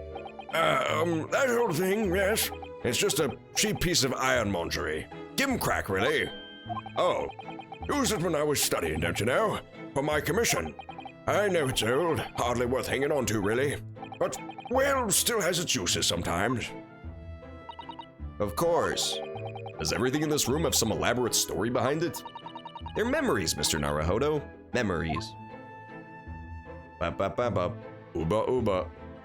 Yeah, the cannon was definitely fired, because look underneath this little divider, there's like a big black soot spot where it was launched, where it was fired.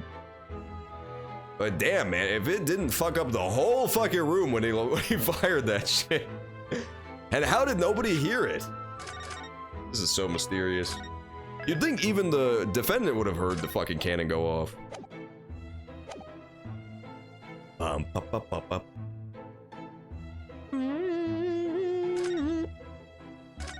So I guess the candelabra was most likely used to light the cannon wick, right? That seems like the likely use of that.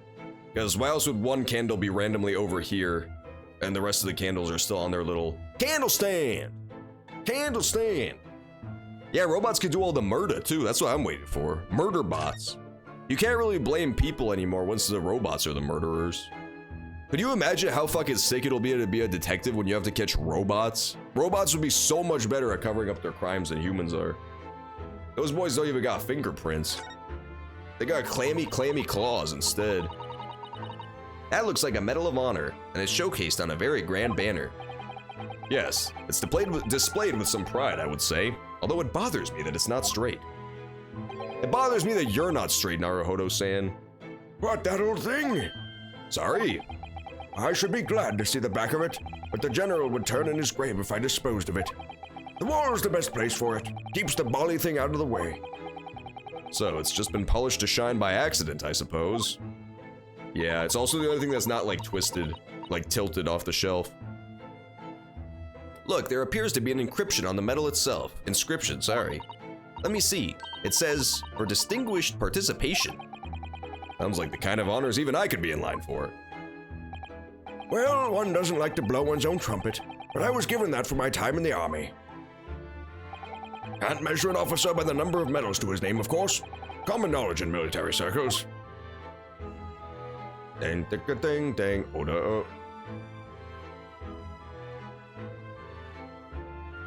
else? What else is suspicious to me? What else is suspicious to me? Here's his books called How to Murder Someone with a Cannon Knife. That doesn't have anything to do with the case, though, I see. I notice you have a pile of books here, Mr. Garadeb. Do you enjoy reading? Ever experienced a London winter, boy? The nights are long. No better way to pass the time than in front of the fire with a jolly good book. Oh, there's a copy of Ranced magazine here, I see. No doubt Mr. Garadeb enjoys the adventures of Herlock Sholmes, too. The great detective has a great many followers, it would seem. I'm saving. They do, they got the clamps!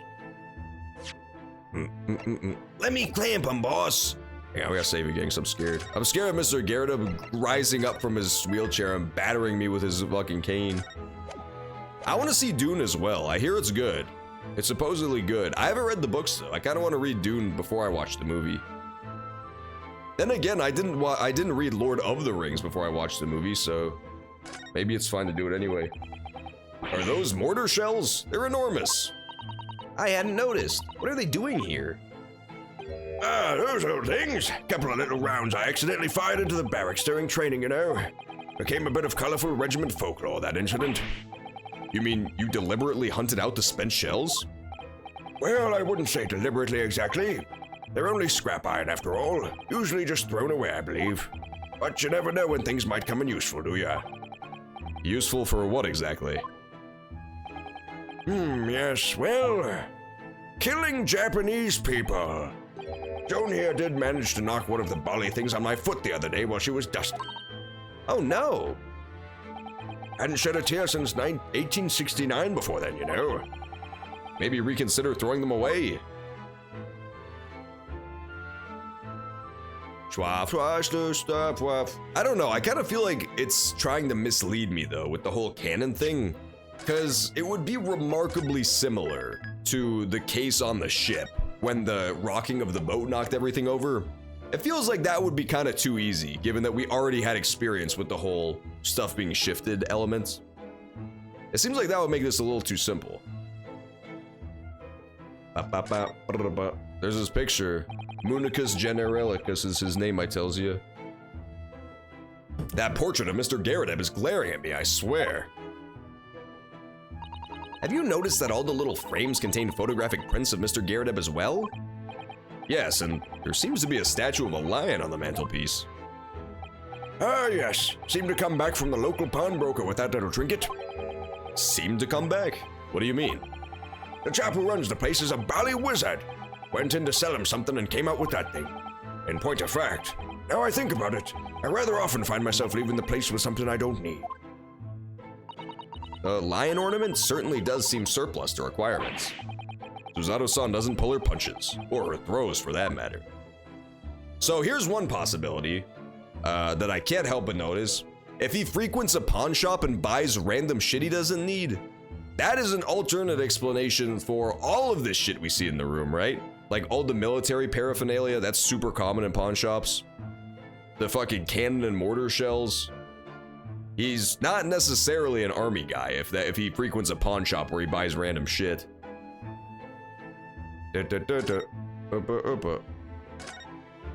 Nah, but it seems pretty consistent though, because you don't see a whole lot of, well, if you count the China, then yeah, you see a whole lot of knickknacks he could have bought from there. But outside of the military surplus, you don't really see a whole lot of stuff that probably came from the pawn shop. At least not at first glance. Oh, somebody here, glance. Check out the uniform too. That uniform looks fairly ancient, doesn't it? It's clearly been well looked after though. That old thing? Not much better than rags, really. Oh, Or that ceremonial garb at my retirement bash, you know. But I'm not one for dwelling on the past, me. Would have gladly thrown it out, but you know how it is. Anyway, it doesn't hurt to have the old piece of memorabilia lying around, does it? oh, I see. Perhaps we should leave the past in the past. Nah, I don't buy this. I don't buy this. He wore this old thing? I don't know. I'm no expert in ancient uniforms, but that looks even older than this game takes place. That looks some like Napoleonic bullshit. Nah, for ceremonial dress, it always looks like this frumpy shit. So that probably does add up. Especially if he was in the fucking British Navy, man. They love that crazy shit. They love them shoulder pads that don't look like rugs. China. Yeah, he bought a fancy China coming directly from China. He also bought his maid from there as well. Let's converse. I can't converse. What? This is perverse.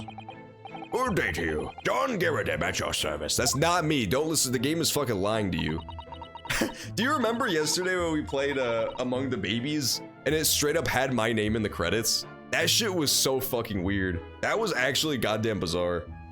We played the game Among the Sleep, and in the credits it shows like all the people who helped, like the backers and stuff. And it said my name, even though I didn't do anything. I didn't give them any money. It was crazy. There's another me running around there. There's an impostor. Pleased to meet you, sir. This is Ryunosuke Naruhodo. He's a defense lawyer. You excuse me not getting up. Took a shot to the knee a few years back in the Battle of My Wands, don't you know? That's not a real place. That's not a real battle. Earned a medal for my pains, but had to withdraw from service. Handed over the reins to the up-and-comings. So he's a retired soldier. It's a hell of a job getting up and down stairs now, I tell ya. Don't get out much, as you can imagine. Yes, it's quite a climb up here to the second floor, isn't it? I was panting at the top of the stairs. So, if we can prove that the bicycle is his, that's another thing we can do to prove that he's lying about being a cripple and possibly a soldier as well. Because there was a well-used bicycle down there. You really must take more exercise, Naruhodo. Do you think so? Also, if he claims to have a knee injury, maybe that's even true, but it was caused by the bicycle instead of the war. Because the bicycle also was dented. Well, Mr. Garrett, no doubt you were very courageous to earn yourself a medal. Oh, it was nothing. The medal's just a photo roll, really. Wouldn't like to offend the general, though, so I grudgingly displayed it on the wall. Why don't you fetch it down, Joan? Let these good people see it proper. She's pouring! Joan, fetch the... Ah! Dash it, old woman. Be careful. Oh, dearie me. I beg your pardon, sir. Humph. You jolly nearly took the skin off my hand. I shall be more careful, sir. So anyway, there you have it. Living the quiet life now. Yes, I see. Now then, I hear you want to know about the chap lodging downstairs. Is that right? Yes, we would be very grateful if you could answer some questions for us. I want to see the medal. Show me the medal. It's not going to show me the medal. That was a distraction tactic. Yeah, I don't know. He never said he was in the Navy. I just said that that uniform looked more Navy to me. But yeah, if he's in the Navy, then he shouldn't have a bunch of this stuff. You could argue a cannon would be on his boat. But at the same time, yeah, I don't know. He seems very fishy. He seems like Stolen Valor, the character, honestly. Only too pleased, naturally. Especially if it helps to keep the peace here in the Blighty. We've forged an alliance with the Empire of Japan recently, as I'm sure you're aware. So this case is very much in the public eye, as it were. Oh, is it? Even had some famous detective poking around, you know, in this old house, would you believe? Yes, Mr. Herlock Sholmes. Could have been. Didn't get your chap's name. Not really my cup of tea, all that detective business. Yeah, so here's the thing. This definitely could be another thing, like I hypothesized in the first case. Like people trying to stir up negative public perception for this like new treaty. Especially like nationalists, right? Like if this guy really was in the British military in some fashion, maybe he wants to expand the British Empire. Maybe he doesn't like the whole treaty thing. He wants to take over Japan instead. So if he can create a high publicized situation where a Japanese guy murdered a British gentlewoman, that would stir up a lot of anti-Japanese sentiment among the public. That would definitely be one way to go about that. To stir up public support for a war. Yeah, that would be one hell of a way to do it. Didn't catch the chap's name. Oh, but you have a copy of Rance magazine here, so... No. This guy's a liar! Anyway, the chap's investigating the foreigner's room as we speak. So he's in Soseki-san's room. You look like a moon! I don't trust this guy because he looks like the moon. It's a bally nuisance is what it is. The whole neighborhood's twitching in the curtains now. I don't like all this fuss. It's jolly unsettling. I want to go talk to Herlock Sholmes, I'm gonna be honest. I don't want to talk to this guy anymore.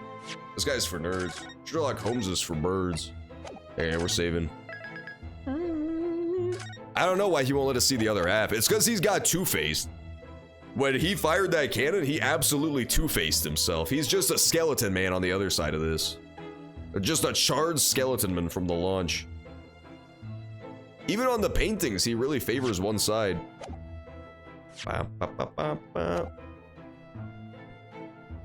Where's the move button?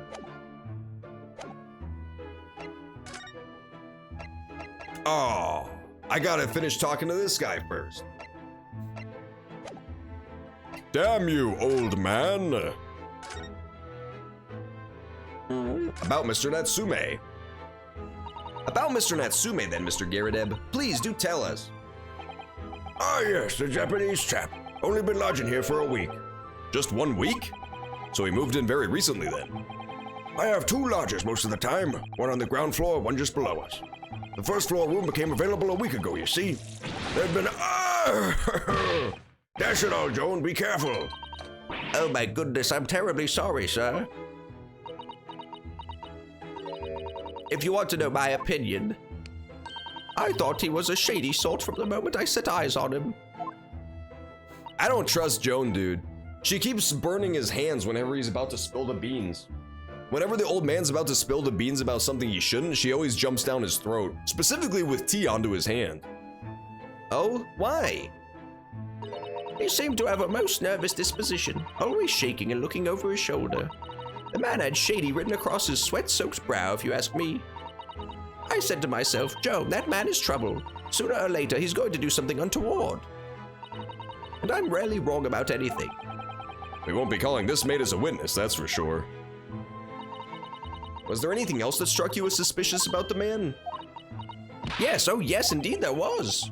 And she's dying to tell us. The Shady Codger. I'm talking to her about the Shady Lodger. He's so shady. Have you noticed anything else about your lodger? Oh my word, the man was shadier than an orchard. Could you elaborate? Well, take the man's room. Absolutely stuffed full of books it is, more than anyone could ever read. And he never so much as passes the time of day with another living soul. I haven't seen a single visitor call. He just trots off to that old bookshop every single day and comes back at 5 to light the gas fire. And the funny little man is up long past time. Everyone else has gone to bed. The funny little man. Okay, so I think that's our motive right there. The books. That Japanese fella has something that this guy wanted, like some book. I think that is the angle. Because remember, this guy was like, the Sherlock, main character guy was like, you seem to have books. What's up with all the books? And this guy's like, oh, I just love books. Like, no worries. But then later on, he was like, I hate Sherlock Holmes. It's stupid. And it's one of the 2 books he has here, is the Sherlock Holmes Adventures. So me thinks those are not his books. Me thinks those are not his books at all.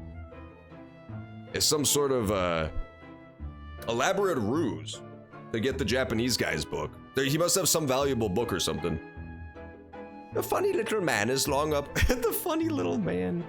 He's up so late. I see. The gentleman on the ground floor goes to bed at around 9. But I've never known that Japanese fellow to retire any earlier than 2 in the morning. Oh. Could you clarify something, I wonder? What, pray? How do you know so much about Mr. Natsume's routine? Oh. I'd understood that neither of the lodgers live on this floor of the house. Is that correct? That's right, yes. They're both below us, on the first floor on the street level. Then, how is it that you know so much about the lives of your lodgers? The precise times that they come back in the evening, for example, even the times they go to bed. We didn't think about that part. Don't burn his hand again. Good grief, Joan, be more careful, woman. Oh my goodness, sir, I'm terribly sorry. Something doesn't add up here. The incident 2 days ago. It also is worth mentioning that supposedly the 2 witnesses we saw, right? Or the 2 witnesses that were there at the scene of the crime were a man and a woman, which is exactly what these 2 are, as far as I could tell. I'm no genderologist, but as far as I could tell, I feel like they match the description to a T. It seems that the incident took place at around 5 in the evening. Did you happen to look out the window around that time? The window? Yes, we noticed that the window over there looks so over Briar Road. The incident took place on the pavement just on the far side of the street. Was there anyone suspicious loitering nearby? 5 o'clock is dinner time in the Garrideb household. I'm afraid I don't remember seeing anything. How about you, Joan?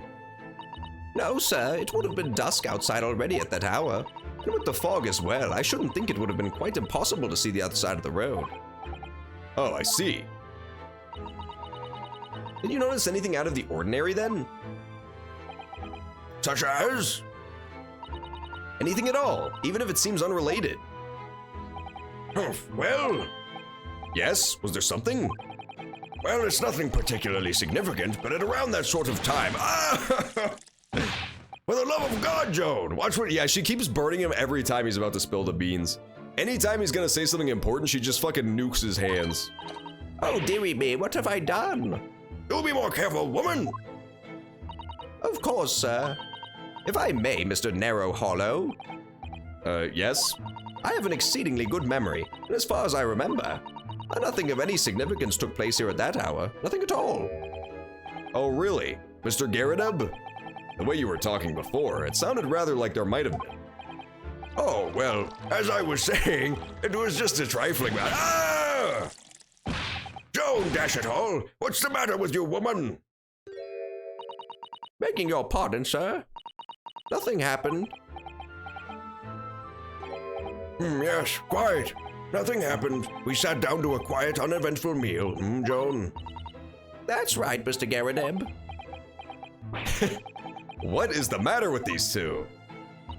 It sounds like something happened here in this room on the evening of the incident. But what? I wish I knew. Mr. Natsume's room. Can I fucking go there, please? I want to meet Herlock. I'm so tired of these old idiots. Would you tell us which floor Mr. Matsume's room is on? Why, certainly. Just below us on the first floor. And Mr. Sholmes is investigating there, even as we speak. Yes, told me Nat's name and asked him to look into the matter, so I gave him the key. Mr. Natsumi has engaged Mr. Sholmes' services? That's a blatant lie. Would it be alright if we also had a look around? In Mr. Natsume's room, I mean. Don't see why not. It's just down one flight of stairs. Who knows if we'll find anything that could help us with the case, but we have to try. We need all the clues we can lay our hands on, shall we? Yes, and while we're there, we can speak with Mr. Sholmes again. Perhaps he'll be able to tell us more. Alright, let's go. It's time for Mr. Sholmes' city. Now that we're finished talking to the Moon Man burn victim, we can go talk to Mr. Sholmes. Honestly, the classic narrative of the woman burning this man's hands repeatedly really harkens back to the classic Firmly Grasp It episode of SpongeBob, in which the magnificent Patrick Star would very much thrust his fishing rod through the hand of Squidward Tentacle. Up. In a comedic fashion, of course. We also gotta check out the room on the ground floor as well. A small, dark room rented by a visiting scholar. Oh my god. Jesus Christ, this room is horrifying. This is like a room you would discover in Bloodborne, except instead of an adorable cat, there would be like a horrible blue alien monster in the corner. My god, this is not a good room. Yeah, and there's the bricked up window. For sure. What else does he have? He just has books on books on books, man. He just has infinite books. What? Just look at this place. And smell it. It's so musty in here. I suppose it's the mountains of old books that are responsible for that. I don't think I've ever seen so many books in all my life. No, me neither. It's so dark in here, too. Is that the window over there? Well, it was the window, I think, yes. Once upon a time. But for some reason, it's been closed up with bricks and mortar. So, this is where Mr. Natsume lives. By the way, I haven't spotted Mr. Sholmes anywhere, have you? No, that's true. But according to what Mr. Garrett told us, the great detective should be around here somewhere investigating. Please have him explode out of the fucking pile of books, please. Please have him fucking explode out of this mountain of books. Look at all those books stacked up there. They almost reach the ceiling. They're all works of English literature. They all smell so musty. With this volume of books at hand, you'd never be short of reading material, would you? No, what a dreamy idea. A bad dream, maybe, for me at least. Mind you, I don't imagine the book that's at the bottom of the pile now will ever be read again. So reading it is an experience that comes but once in a lifetime, just as the tea ceremony teaches us. What? Suzato, what the fuck are you talking about? What tea ceremony? I certainly didn't expect the conversation to turn down the path of tea ceremony philosophy. You know what, Ryunosuke? Neither did I, because I didn't know that was a thing. What the fuck are they talking about? This is some Japanese stuff up the wazoo, dude. They're about to make me bust out the pee ceremony where I piss all over them like R. Kelly. I like how this guy likes cats, though. That's relatable AF. Oh look, it's a beckoning cat from home. It's a bit big and bulky, isn't it? Surely Mr. Natsumi didn't bring that Maneki Neko all the way from Japan with him. I hardly think you're in a position to comment, Mr. Naruhodo. Are you forgetting the enormous Daruma doll that you brought in your luggage? Well, it can be dangerous traveling abroad. I wanted a lucky charm. Well, I imagine Mr. Natsumi wanted the same, and this cat is sure to beckon good luck to him. It's not doing a very good job so far, is it? You mustn't say such things. I didn't say a word. Why are my eyes such a giveaway? I do like these cats. They're pretty adorable. I've seen those before. The cats with like the one hand raised like that. I like them. And the real living cats. I also like those ones as well. They kind of are made, they made the entire animal as a reference to this little Japanese doll that sits on people's floors. Oh my god, it's so cute. There he goes. Oh my, what an adorable little cat. Perhaps he's looking after all the books while his master's away. I don't know about that. He disappeared into that pile of books as quick as a flash. It was a tricolor Mike, wasn't it? Do they even have that sort of cat here in Great Britain? Perhaps Mr. Natsumi brought the little creature with him. That's made me feel homesick now. Already? We've only been in the country for 2 days. Yeah, well, guess what? Maybe I fucking can feel homesick for Japan anyway. Don't fucking judge my homesickness. Yo-ho! Let's check out this thing. This appears to be some sort of meter on the wall here. It looks very robust. I wonder what it's for. There's a slot for inserting coins here, too. Ah, I believe that is a gas meter, Mr. Naruhodo. A gas meter? Yes, it seems there's piped gas in this district, which consumers pay for by putting coins in the meter.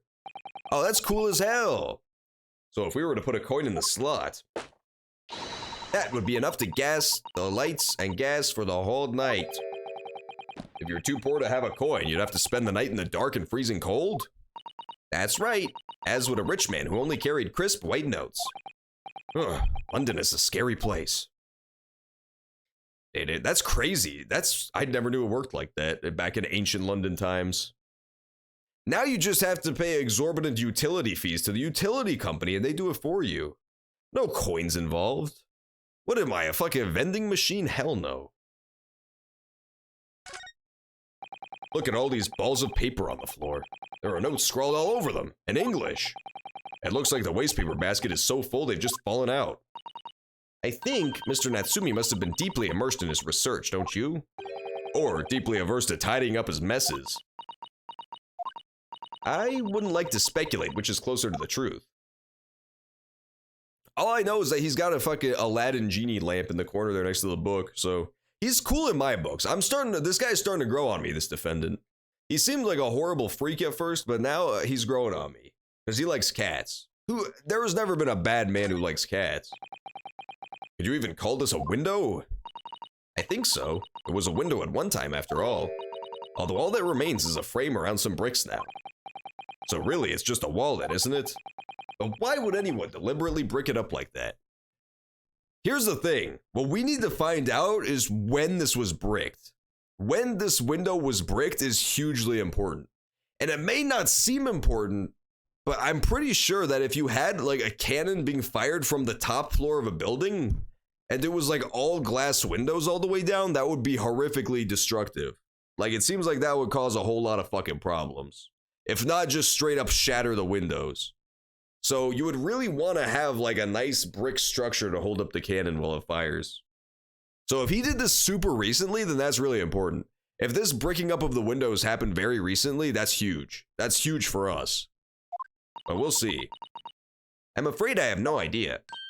Ah, perhaps Mr. Natsumi painted the brick design on in a bit of whimsy. Ugh, that's alarmingly feasible. Anyway, whatever the reason, the lack of ventilation in here makes this place very oppressive. It does. I imagine being cooped up in a room like this would be extremely trying. Bum, bum, bum, bum, bum, bum, bum, bum, bum.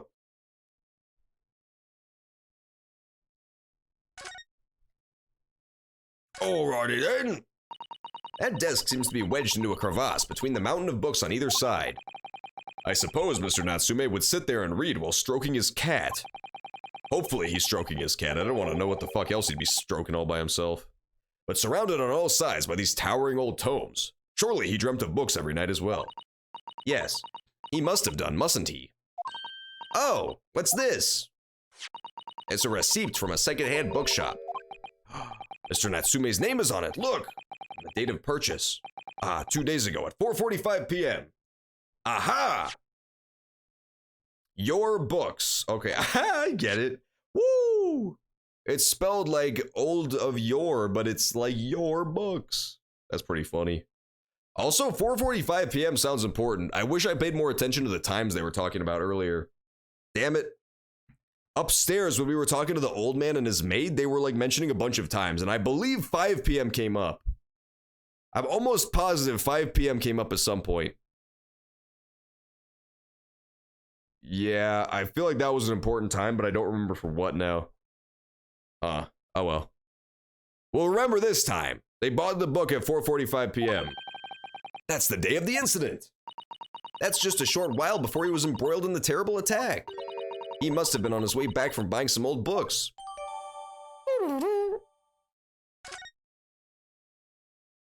Dang, dang, dang, dang, dang, dang, dang, dang. Oh my god, there he is. Herlock rolled up, dude. He rolled up and he curled up with a good book to read. Hell yes. That's what I'm fucking talking about, baby. Hang on a second, I'll be back. I'm gonna go refill my water because I've been out of water for like the past hour. But as soon as I return, we will talk to Herlock Sholmes because he's just absolute flames. Whenever Sherlock Holmes is on the screen, this game gets 100 times better. Hell yes. He's back. All right, hang on. I will be back in 1 second. I'll see you after this quick commercial break.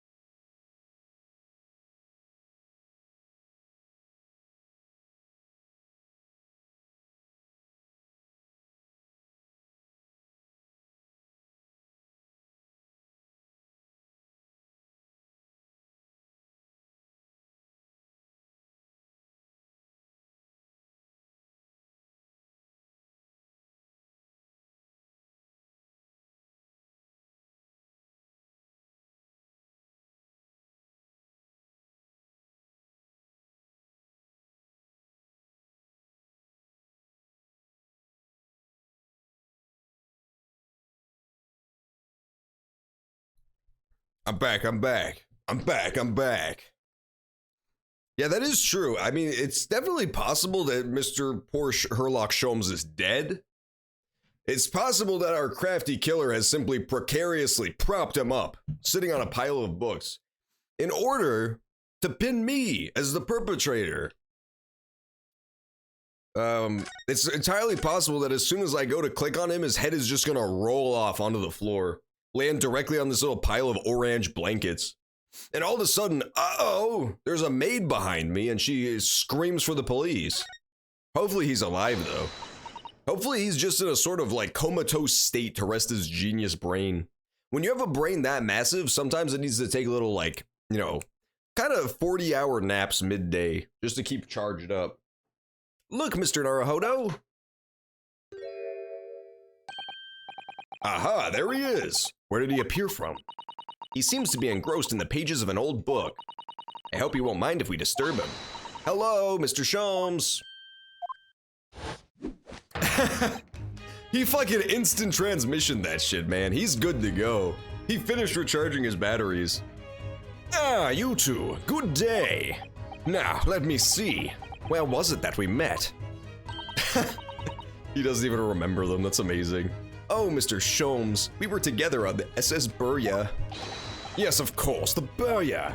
And let me see, what happened on that voyage? I love how he has no memory despite his entire claim to fame being like picture perfect memory. That's pretty hilarious. He just doesn't remember fucking anything. Man after my own heart. Man after my own heart. He's like, how am I supposed to remember? It's been a fucking week since that shit happened. It was Kazuma Asogi. He died, tragically. But you were a great help to us. Ah, yes, but of course, the case of Mr. Asogi. It was the one with the snake, wasn't it? Oh! Well, you seem to remember. Something of it, at least. What an honor to be remembered vaguely by the great Herlock Sholmes. That's hilarious. I love how much Susato loves Herlock. It's very endearing. It's pretty funny. I hope those two end up together at the end. That would be really cute. This is Mr. Oh, no, my dear madam, hold your tongue. I pride myself on my superior powers of recollection. Your names are safely recorded in my brain attic. Oh, Herlock is great. Miss Naruhodo. And Mr. Susato. Try the other way around, Mr. Sholmes. I lose the first round. I also like how fucking pompous his theme song is, it's great. In truth, I had hoped to invite you both to my Baker Street suite the day we arrived in London. But some Scotland Yarders ambushed me at the railway station and whisked me away to a crime scene. It was an entirely trivial case, of course. I solved the matter in no more than 30 minutes. So they apprehended Soseki-san in that short an amount of time? I'm afraid the pursuance of a new case has dulled my recollection of my past involvements a little. A little? It is a mistake to think that one's brain attic has elastic walls and can distend to any extent. I do my best to forget useless facts, lest they should elbow out the useful ones. Yes, those are my own words of inimitable wisdom. You know, from an adventure entitled A Study in Scarlet. Please, there's no need to quote yourself. Was A Study in Scarlet the same one? God, I wish I remembered. I'm pretty sure that was the one where they introduced Gregson, right? The Scotland Yarder, the guy we met who eats a bunch of fish and chips, who just like basically chows down on fish and chips. I believe he was from A Study in Scarlet. I could be wrong. I don't remember, fuck it. Please, there's no need to quote yourself. I don't always remember my pearls of wisdom, but fortunately, my associate pens them beautifully. He means Iris, I suppose. Mr. Sholmes, we have some extremely important questions to ask you about the trivial case you just mentioned. Goodness, what an earnest expression. My dear madam, I should be only too pleased, and this murky room is an apt place to discuss the murky case. Bum, ba-da-bum, bum, ba, ba, ba. Let's talk about the dinghy room. The dingy room. This room is thoroughly suffocating for the soul, my dear fellow.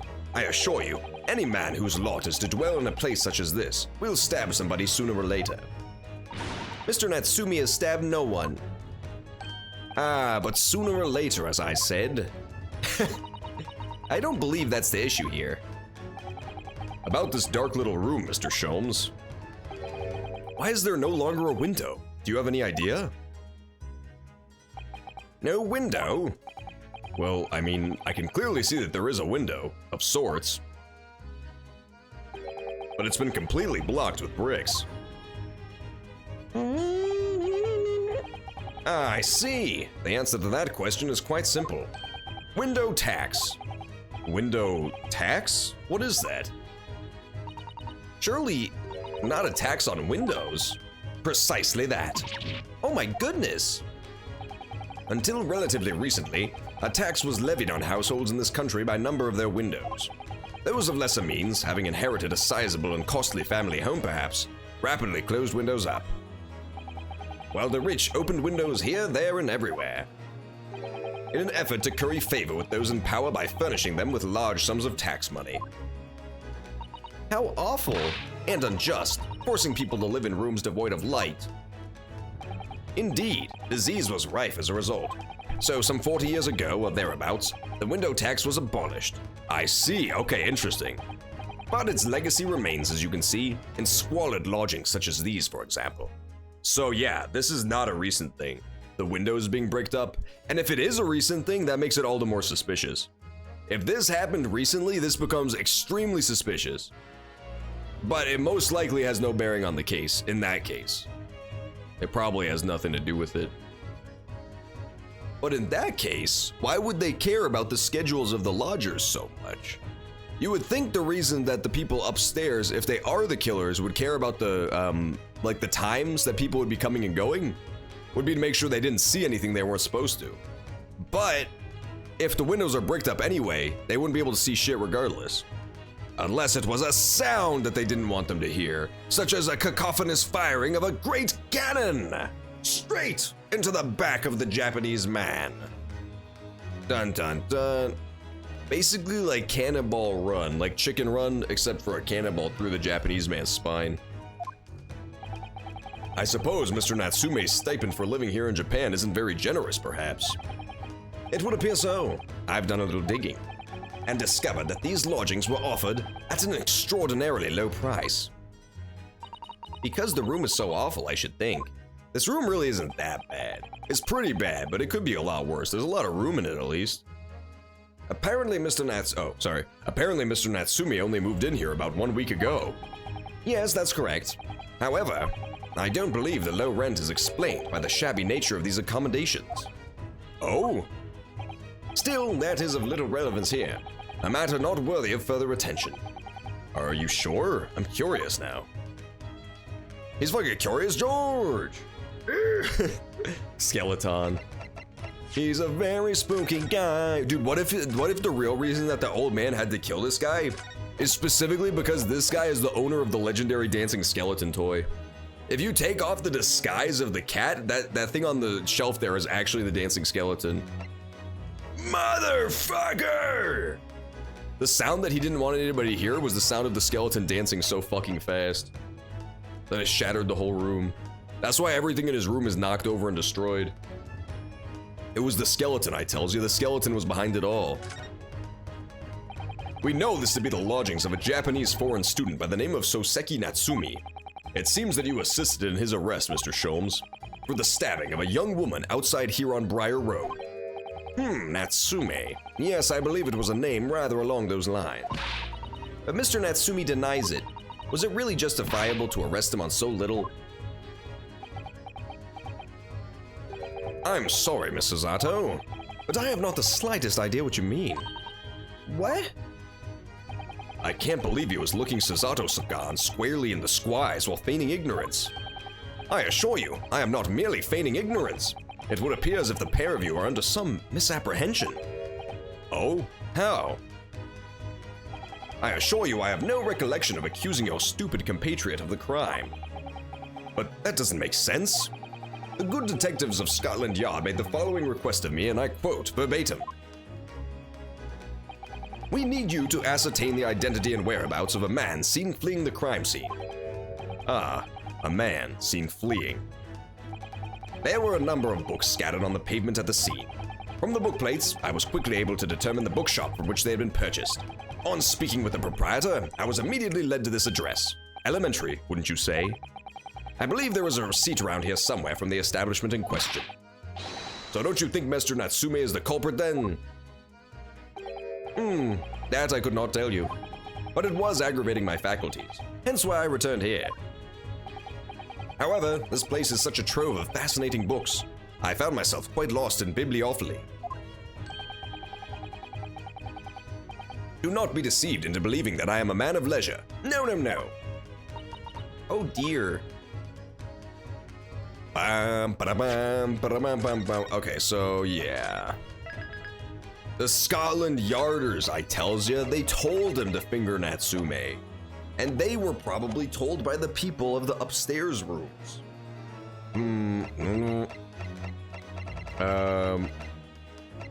What else? I mean, there's still the greatest of all mystery of how the fuck those people saw the man fleeing in the fog. I guess they could have just seen a general outline, you know? Because he did do this time he did do the investigative legwork. It's not like he started with a description, he just started from the books on the floor. Tell me, have you encountered the landlord of these lodgings? Yes, Mr. Garadeb, a retired military man. It was the first time I've ever met a soldier from the great British institution that is the services. And it was the first time I've ever met a maid from the great British institution that is service. I didn't think it was that funny. Neither did I. I do apologize. As you may well be aware, many households in London employ a maid. Yes, I read as much in my Great Britain primer. And so, conversely, whether or not a household employs a maid has come to betoken the social standing of those dwelling within. Betoken their social standing? Sorry? Put simply, my dear fellow, those who employ at least a single maid are considered middle class. Those who do not are beneath that. In the upper echelons of society, of course, households employ enough staff to constitute a large family. Goodness, how extraordinary. As you can appreciate, for those on precarious boundary between middle and lower classes, being able to afford just one maid is of the first importance. I had no idea. And it is for precisely that reason that I find great stimulation in the situation upstairs. Specifically, in the retired army veteran, Mr. John Garadeb. Oh? Affable as he is, the fellow is hiding something. Whether or not it imposes on the circumstances of this case, I am yet unable to ascertain. I'm thoroughly lost on what he means to say. He's saying that this dude shouldn't be able to afford no maid. He's a retired army man, and he had to brick up his damn windows, which they just established was a sign of poverty. So how does he afford a household maid? He's no middle classman.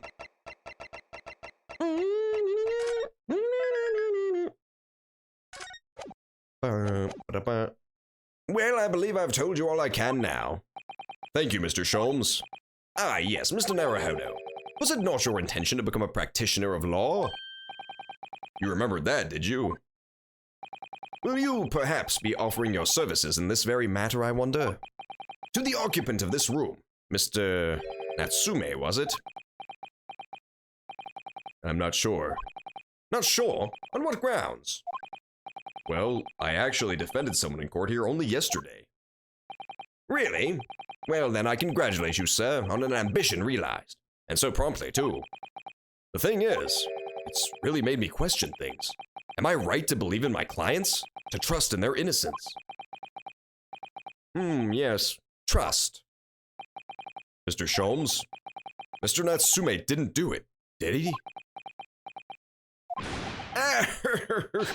My dear fellow, I haven't the first idea. Oh, but I thought that's why you were here. Didn't you come back to investigate? Ah, yes, that was indeed my initial intention. But there are simply too many fascinating books here. I couldn't possibly ignore them. Oh, I see. Nevertheless, there are two facts that I can state quite unequivocally. The man who fled the scene of the crime 2 days ago was the Japanese occupant of this room. And there are witnesses who swear to having seen the same man commit the crime. That is all I can say. Ah, and one more thing. Oh, what is it, Mr. Sholmes? Tell us.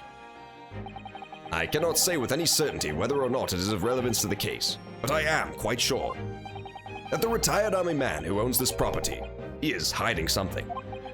Mr. Garadeb is. Mr. Sholmes said as much before, actually, didn't he? Anyway, at present, that is all that really plays on my mind in relation to the case. Mr. Naruhodo, as yet our investigations have uncovered nothing that helps us to establish Mr. Natsume's innocence. No, you're right. Perhaps it's time we probed a little deeper into Mr. Garadeb's secret. Just remember, I cannot be sure whether the landlord's secret will prove to be of relevance or not. But I wish you every success, of course, Mr. Naruhodo. Thank you, Herlock. Are we not gonna do any fun deduction minigame with Herlock? Come on, man, we gotta do just a little deduction minigame with Herlock. I thought that was the whole point of this game.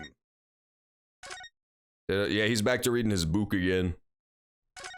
Dun, dun, dun, dun. Excuse me, Mr. Sholmes. Yes, so true. To be or not to be. That is indeed the question, Mr. Naruhodo. To be or not to be brushed off, that is the question, and the answer is all too clear. Let's leave Mr. Sholmes in peace, shall we? Dun, dun, dun, ba-da-bum-bum-bum-bum-bum.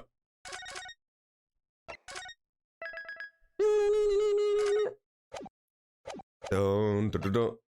Mr. Sholm, the type of dude to read his own fucking books. Mr. Sholm, the type of dude to fucking read all the Sherlock Holmes stories and talk about how fucking radical he is. I did really destroy that dude, didn't I? Let's go back to Mr. Garadeb. Alright, Garadeb, you son of a bitch, I've got you surrounded. Come out with your hands up. Ah, you pair again. Tell me, was the detective chap, I forget his name, still hard at work down there? Mr. Herlock Sholmes? Ah, yes, rings a vague bell. All that detective business isn't really my thing, I'm afraid. Well, Mr. Sholmes is in his element down there. Jolly good show. Another cup of tea, if you please, Joan. Now then, why don't you tell me what... Egg! For the umpteenth time, woman, will you watch what you're bolly well doing? I shall be serving dinner shortly, sir. Ah, yes, of course. Frightfully rude of me, but I'm afraid I shall have to ask you to take your leave if you'd be so kind. Oh yes, of course. We are deeply grateful for all your assistance. Not at all, not at all. Don't get much chance to talk with young foreigners like yourselves. It's been a pleasure. Best of luck and all that. Perhaps you could see yourselves out. So here's the other possibility too. Maybe the game is just trying to get us to go down the path of this guy being a fake soldier, so that we don't look at the true faker here, which is her! And she's not even really a maid. She's just like his daughter or something, or his wife. That's also a distinct possibility, because she definitely is shit at being a maid. It's because now, even when she wasn't trying to shut him up, she burned his hands with the fucking teapot. And like, just look at the state of the fucking room, right? Like, it's a goddamn mess. It's a goddamn pigsty in here. If he has an on-duty maid at all times, why the hell hasn't she cleaned up the soot from on the floor and straightened all of his shit on the shelves? I don't know. I feel like neither of them are who they say they are. According to Mr. Sholmes, Mr. Garadeb is hiding something. And since no other avenues of investigation seem open to us at the moment, perhaps we should do some digging. Dig a tana, dig a tana. What is that? When did he get in here? He was reading and now he's about to throw himself out the fucking third-story window. I should scare him by putting on my tiki mask and saying ooga booga booga. Do, do, do, do, do. There he is. Ah, what's he doing over there? Mr. Sholmes? Aha! We meet again, my dear fellows. Good gracious, when did you sneak in here? Herlock Sholmes, sir, at your service. Whatever were you doing by the window? I am given to watching the evening sky as the sun sets, madam. Yes, sadly, cheerful as the room downstairs undoubtedly is, it lacks an aperture for such observation. So I took the liberty of borrowing a small corner of space by the window up here. Well, keeping an eye open to one's windows at dusk is the prudent thing to do in London, I'm gathering. I see. Aha. And one other thing, Mr. Naruhodo. Oh, me? I thought perhaps you might be in need of a certain great detective's great mind. Yes! We're gonna get to do the deduction with him. That part's so fun. Wait, he's not talking about, is he? I didn't expect to go through that again so soon. Do you mean Mr. Sholmes? There is a mighty secret in this modest room. My eyes see even the most trivial of trifles. I take it you're prepared, Mr. Naruhodo? I think so. There is just time enough for one of my greatly admired great deductions. Let us conclude the matter before dark. Hell yeah, dude. I can't wait to see what he comes up with. I hope he comes up with exactly what I have. It makes me feel stupid. Mr. Garadeb, though it would seem you are a military man of considerably distinguished service, your standing as a landlord is most certainly not what one might call first-rate. I'm afraid, sir, that it is all too clear to me. There are two conclusions I have been able to draw by careful observation of your living arrangements. I beg your pardon. The first is that even as we speak, you are concealing the presence of a ferocious beast in your care. Huh? And the second is that as a result of the beast's violent rampage, you have lost something very dear to you. Mr. Naruhodo, look! The old man's broken out in a cold sweat. Unbelievably, it seems Mr. Sholmes' conclusions are both spot on. How? How could you possibly? How could I possibly know, you mean to inquire? The answer couldn't be simpler, sir. For in the dense jungle of logic and reason, I am the king of beasts. And I know only too well that wild beasts are not easily tamed. So, shall we begin? Once again, Herlock Sholmes is proud to present his logic and reasoning spectacular. Okay, I have no goddamn idea where he's going with this. I have no goddamn idea where he's going with this. But you are Mexican. He is. That's the true beast. The beast within Mr. Garadeb is his Mexican heritage. It certainly shouldn't take a great detective to see. That's the rampage, dude. There he goes. Herlock Sholmes said it out himself. A fearsome beast has been on the rampage of late within these four walls.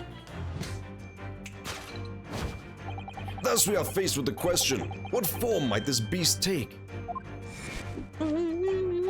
Ah, for a man with a military breeding, your eyes are uncommonly candid. Hi. Your furtive glance, Mr. Garadeb, leads us directly to the answer. The true nature of the beast that has run rampant here is revealed by the lion statue. Yes, though an army man, you appear unimposing at best. A fact that has fueled your admiration for the mighty lion, the king of beasts. What is this piffle, I ask you? He thinks he owned a lion in this room. Yo, fucking Holmes is geeking, dude. Sholmes is absolutely geeking. He thinks that golden lion is real. In the end, your admiration became so great, in fact, that you had a living, breathing specimen shipped from India, which you tried to keep in this very house. What? Oh my god, you see his face? Didn't you see his face? It showed his face for 1 second. He had a slappo. He had a slappo on his face. But you are a lion. From India. But you are Indian. Yet living with such a wild beast proved more than you would imagine. Yeah, Indian lions are the worst fucking lions, man. Let's be honest. Always making YouTube tutorials that are incredibly helpful about how to deal with technology. Fuck those lions. The chilling traces of a wild rampage are still very much in evidence. Well, yet as we look around, the beast in question fails to present itself. Where could this angry creature have disappeared to? Madam! Is he gonna say she ate it? Please tell me he accuses her of fucking eating it. Alula Mursakama and Gi. Well, try on a kimono then! Me? I pray you do not consider me unchivalrous, but it is plain to me, with one glance in your direction. It is. Your dress pocket gives us a handsome clue as to the current whereabouts of the beast. But protruding from it is a handbill advertising a circus show. Okay, he didn't accuse her of eating the lion. That would have been much funnier. Yes, you sought to dispose of this terrifying lion, Mr. Garadeb. At Batty's Circus, a traveling show currently sojourning in the nearby park. I have observed the tents. You sold the savage lion, sir, to the circus troupe. I most certainly did not. I believe I have made my point. Kimono is not my size. It's meant for women and small teens. Really? Whoa. I thought they would at least make a big one for men to wear, too. That seems like they're losing out on a big market there, you know? It's like half the population they're locking out of the kimono department. Imagine how much more fucking fly Herlock was look if he was just wearing a flowery, beautiful kimono. The fearsome beast which ran amok in this room was an Indian lion. And a simple visit to the circus now will reveal the lion prancing jubilantly through a ring of fire. That's awesome. A rampaging Asiatic lion. He's literally too advanced for me, man. I can't keep up.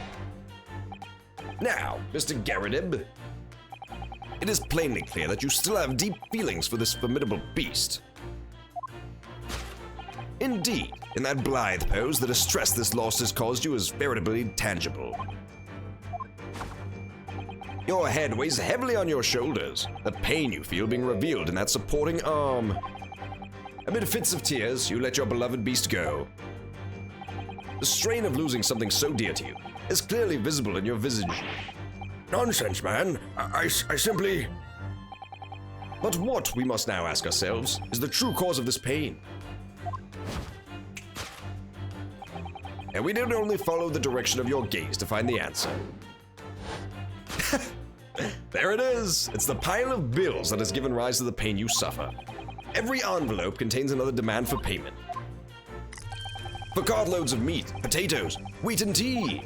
Indeed, feeding your beloved has had a devastating impact on the financial circumstances of your household. And so you had no choice but to let it go. Yes, well, Now, in a final fit of rage, the ferocious beast carried out one last unimaginable attack. Unimaginable? The aftermath of which can clearly be seen by the observing carpet over there. A very expensive woolen carpet, if I'm not mistaken. Oh, dearie me. What could have caused such a destructive outburst? This time, madam, I'm afraid it is you who has inadvertently revealed the truth. Your wandering eye has settled upon the answer very neatly indeed. Yes, to explain the dire state of the carpet, we need only look at the Tower of Cakes. There is no creature more dangerous on this earth than a beast with an unsatiated appetite. Was it, or what is not once said by a certain noblewoman? If they have no bread, let them eat cake. Food is at the heart of all tragedy, in fact. Whatever do you mean? Having tired of the taste of cake, the beast began to stalk its next prey. I'm sure I need not spell out the nature of this final act of destruction. There is only one logical conclusion. Worked into a frenzy by hunger, the lion attacked and ate the carpet. The teeth marks in the carpet are a perfect match with those of a lion I once saw in India. There are no teeth marks! Teenage boys wear kimonos. There is a YouTube video on it. I'm not out there about to watch a video about teenage boys wearing kimonos. Dun, dun, dun, dun, dun, dun, dun. So men aren't allowed to wear them, but teenage boys are? That's so weird. I guess it's just too effeminate for a grown man to do, you know? But while you're still a teenage boy, it's considered acceptable.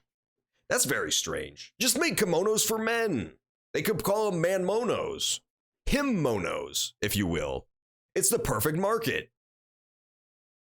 This concludes the great deduction of this beastly puzzle. I would buy a him-mono. It could be like a regular kimono, but instead of like gay-ass flowers and shit, it's like a skull that's on fire and a gun. what is the matter with you, Joan? You're pouring scalding hot tea all over me. Oh, I'm sorry, Mr. Garadib. I'm afraid I didn't notice. My deductions can be startlingly sharp. It stands to reason that your cup runneth over. Indeed, my revelations can make people spill tears at times too. Oh. Mr. Sholmes, sorry to butt in, but could I make an observation? Why, certainly, Mr. Naruhodo. What is it, again? Well, your deductions just now. Do you really think a lion could have fit inside a room of this size? Indeed, it is the only explanation for the facts. The terrifying truth all too often lies beyond the realms of common sense. But wouldn't it be an idea to consider what lies inside the realms of common sense as well? But if an uncaged lion had run amok in this very room, surely Mr. Garrideb and his maid would have been hurt, or worse. Ah, that's where you are stuck. No doubt the former military man held his own against the beast using that large cannon. I thought you said they sold the lion to the circus. And what about the food? Meat and potatoes are one thing. But I don't believe I've ever heard of a lion that drinks tea. Ah, my dear Miss Susato, it occurs to me with some regularity that irrespective of race and breeding, whenever anyone lands on Great British soil, they are infused with a highly appropriate taste for afternoon tea. Oh, what a glorious notion! Well then, Mr. Naruhodo, it's your turn to shine again. I had a feeling that this was coming. A slight massage, that's all Mr. Sholmes' deductions need. You can do it. Excellent. I've been waiting for my trusty partner in deduction to step forward, Mr. Naruhodo. We don't even know yet whether or not this is going to help with Mr. Natsume's case. Still, uncovering the truth is always worthwhile, whatever the motivation. At least, that's what I want to believe. Let us start again, from the beginning. Of Herlock Sholmes's logic and reasoning spectacular. Oh my god.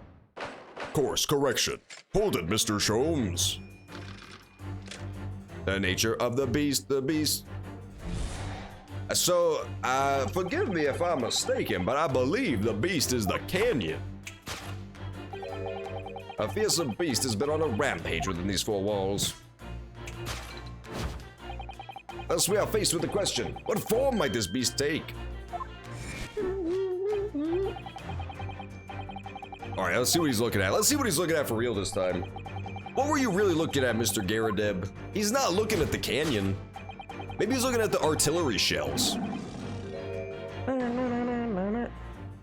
It's not the lion statue. I really didn't see the lion thing coming. No, but if you observe Mr. Garrideb's reaction, it rather seems as though some beast did indeed run amok here in this room. Yes, something with a very fierce nature. But it couldn't have been a lion transported from India. So, what was it? We must follow Mr. Garrideb's gaze. That will lead us to the true answer. Shamba hamba hang hang. Yeah, I think it's the artillery shells, bro.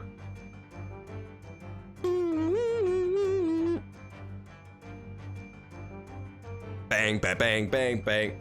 I honestly thought that this was gonna make fun of the canon theory, but it turns out the canon theory is like super real. I thought that Herlock Sholmes was gonna bring up the canon and then I would feel like a fool. Mortar shells. The true identity of the beast that tore this room apart is these shells. No! But their butter wouldn't melt accomplice. They can't, yes. But war is good for nothing. It brings only destruction. Something we must all strive to understand. That deduction was wanting in every way. No! Yes, I was wanting you to hear it. I'm quite proud of it. It's not the canyon. I find myself wanting to never have heard it. I'm quite pained by it, in fact. Oh, sorry. I'll try again. What else is even here? It won't let me look at nothing else. We do know with some certainty a destructive creature has been at work in this room. Can I even look at— I was thinking of the lady, but I don't think I can look at her. That fucking crazy lady.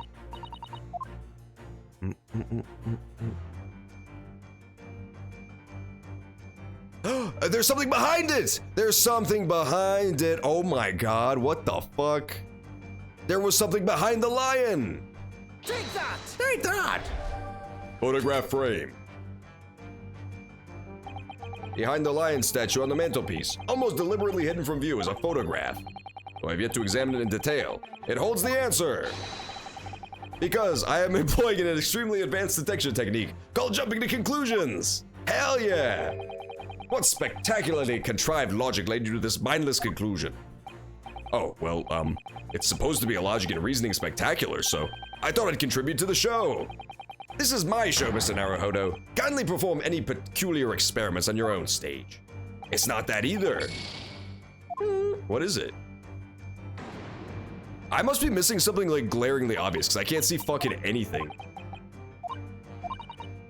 Can I move the camera more?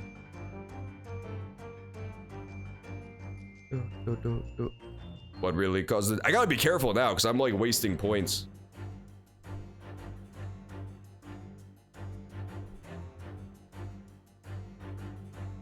It's not that look at this photograph because it doesn't do anything. Wait, what? Are you serious? Fuck you! Fuck you, Sherlock Holmes game! How dare you! I just had to look at this first. What's this photograph?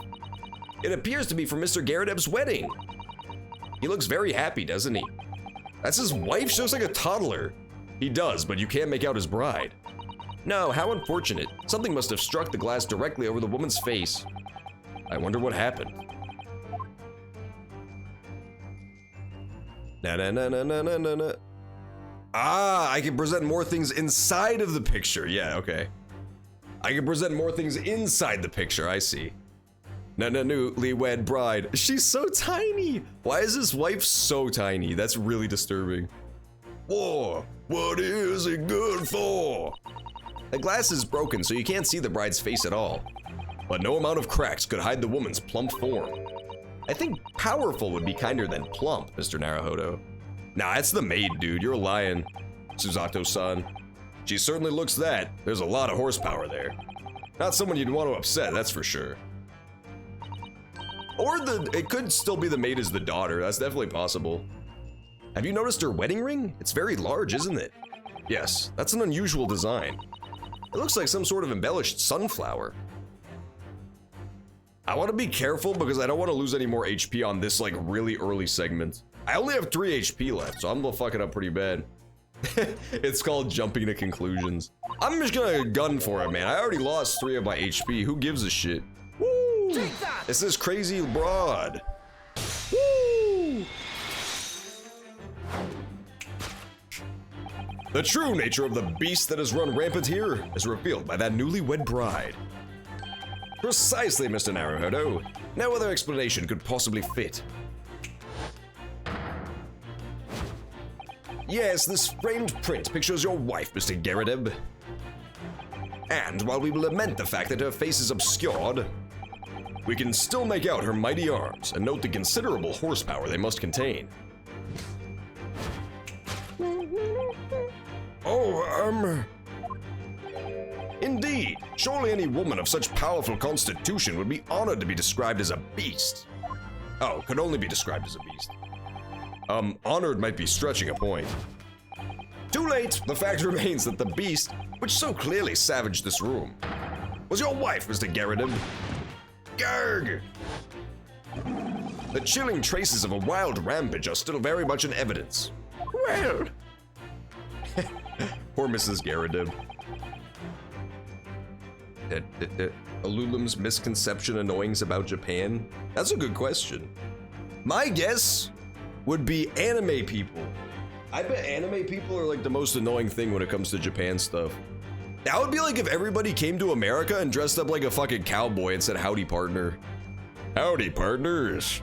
Where's the nearest watering hole? As we look around, the beast in question fails to present itself. Where could this angry creature have disappeared to? Madam! Me?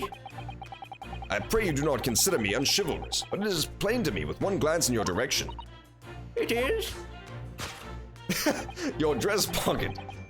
He still thinks she was sold to the zoo. He still thinks he's sold that shit to the fucking zoo. The fucking circus. Sold his wife to the circus. So I'm guessing the reason she went crazy is because he sold that sweet wedding ring we saw, that big sunflower ring. He probably sold her ring because he mentioned he's always pawning shit off. The poor, fragile, defenseless woman is beside herself. Well, I don't know about fragile. Oh, dear. Anyway, Mr. Sholmes is quite right. There's no sign of a Mrs. Garrideb anywhere. But it seems there may be a clue as to her whereabouts. A clue that this maid is trying to hide. Wonder where Mr. Garrideb's wife could be. Dun, dun, dun. No, she has the ring. It is her. He didn't sell her ring, so why is she so pissed for? I want to just examine this stuff, though. Wink. I was really close, actually. I was ridiculously close when I guessed that she was the daughter. I was just like one generation off. I think I mentioned that she was probably the daughter. Turns out she's the wife. That's close. That certainly does appear to be a circus handbill poking out from her pocket. Batty's Circus, currently performing shows in a park not far from here. You don't think? Surely Mr. Garrideb didn't sell his wife to the circus. How could you even think such a thing? I would love to sell my wife to the circus. That shit would be awesome, dude. All of a sudden you've got a wife that does like flips and stuff, and you get like 50K from human trafficking. It's a win-win. I would have gone with, do you think he fed her to his pet lion? That's somehow worse. What do you mean somehow? What do you mean somehow? Ding, da, ding, da, ding. I'm gonna examine this first just in case the game tells me I'm jumping to conclusions again. Just because I said that the snake came down through the chimney and then fired the cannon knife out, killing the woman instantly, and then the Japanese guy was framed. Oh, forgive me if that's jumping to conclusions just as I figured it out immediately. Stupid game. Doesn't even know about snake cannons. She's wearing a very large ring. Look. Oh yes, a sunflower design with some rather nice embellishments. And it's on the ring finger of her left hand, which means it's surely a wedding ring. It looks like it's on there for life, too. I can't imagine it would slide off a finger of that size. Jesus. This game may hate racism, but it loves making fun of fat people. It's pretty great. That's something to think, Mr. Naruhodo, not say. You know Mr. Garrideb's wife in the photograph had a ring very much like this? It was a large sunflower design. Really? You have a great memory for these things. A large sunflower wedding ring. It's quite a coincidence that they have the same ring, isn't it? No. Take that! There we go. Do people still say, I got a man about a horse? What the fuck are you talking about? In Britain, Japan, or Japan, Britain? I can tell you that where I live, if someone said, I got to see a man about a horse, they would get drop kicked, Texas style. Texas tough. Hit him with the spurs. Because what the fuck does that shit mean? What does it mean? That's so confusing. The whole double peace sign smile? Really? Japanese people don't like it? That's funny. Double peace signs. I guess it makes sense because that's an old fucking stereotype too. That's like literally World War II era. That's because the American soldiers did peace signs when they were coming off the boats after the war like just ended and they occupied Japan. So that's an old fucking stereotype. I guess it makes sense that it would be annoying by now. Your wedding ring gives us a handsome clue as to the beast's current whereabouts. It's like if we still assumed that all Japanese people were gonna beg us for chocolate on the streets. It's like it's literally that old of a stereotype. It's just from the post-war reconstruction. Ah! Indeed it does. That flowery band gleaming on your finger gives you away.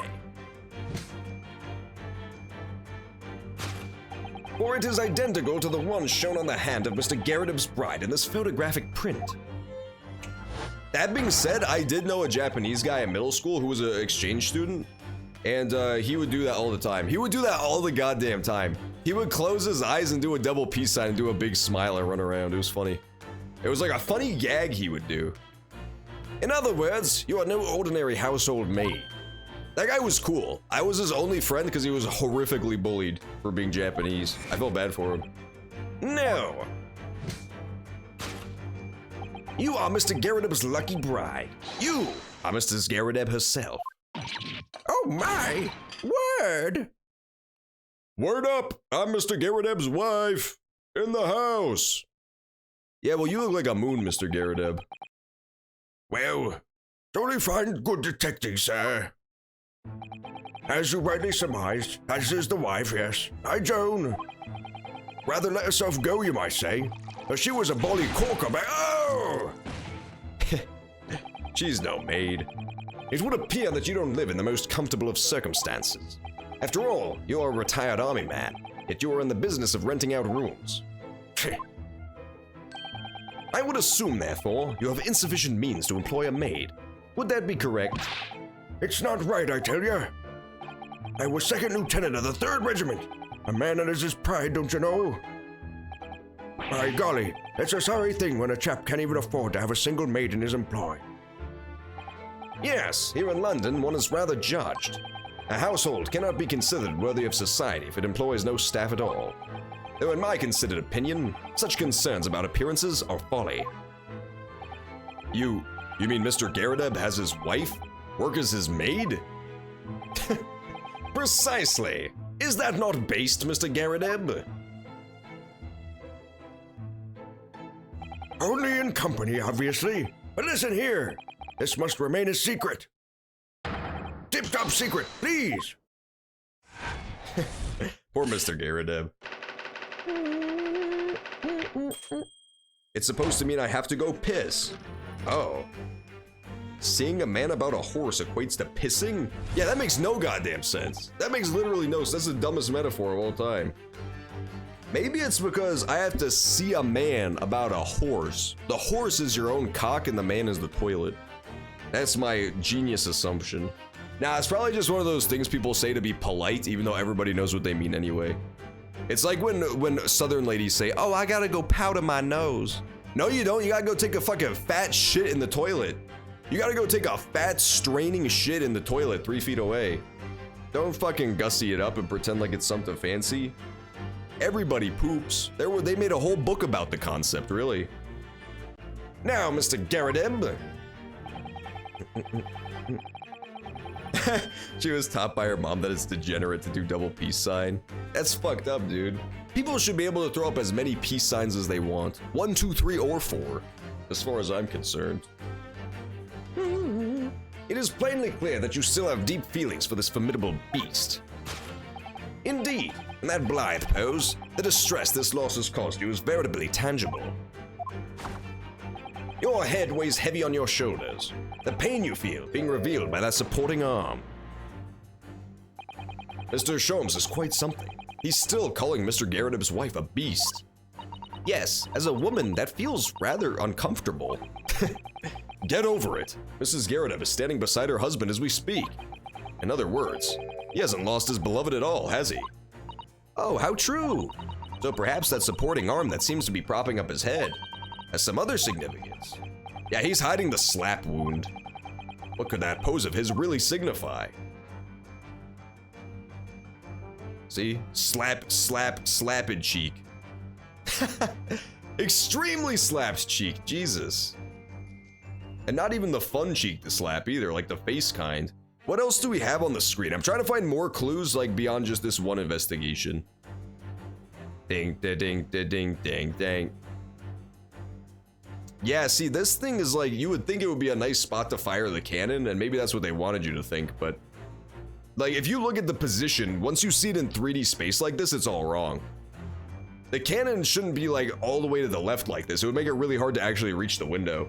It would need to be a lot more centered. Now that we're in this 3D view, it makes it a lot harder to justify that being a cannon spot. Unless you had to aim like all the way down to the right. Slap it, cheek, cheek, cheek. Take that!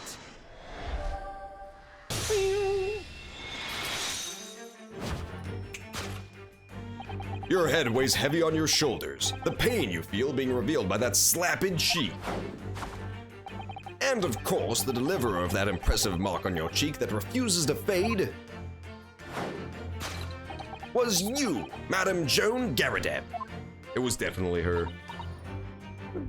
To see a man about a dog or a horse is used to apologize for one's immediate departure.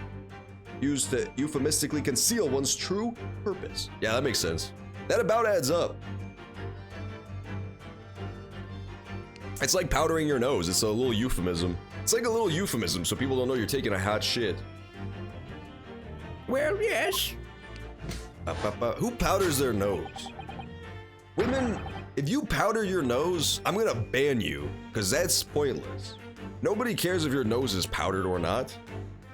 That being said, if I did see a woman in public with an unpowdered ass, disgusting ass nose, I would definitely fly into a frenzy. I would not be in control of my faculties at that point. I would be like a chimpanzee loose in the zoo. I would just be jumping on everybody, ripping their teeth out. There would be no stopping me, because that is uncivilized. Who doesn't powder their damn nose in the year 2021? Become more civilized, people. Come on now. You gotta powder that shit. You think you're so fucking uncouth that you could just go unpowdered in public? It's like going into public with no bottoms on. Disgusting. You have been desperate to hide the slap mark on your cheek, sir.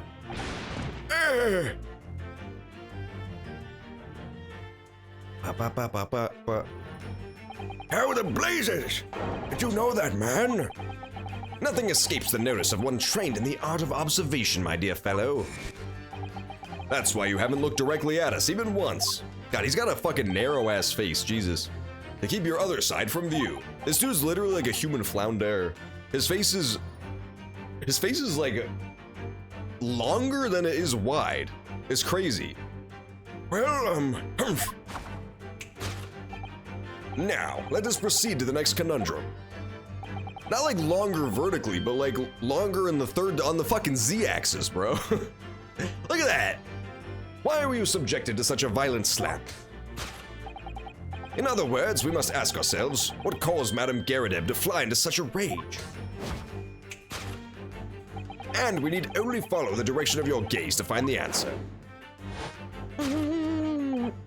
Yes, it is the pile of bills. It's not the pile of bills. I need to powder my balls for a moment. If you'll excuse me, gentlemen, I must go dip my balls in hot wax.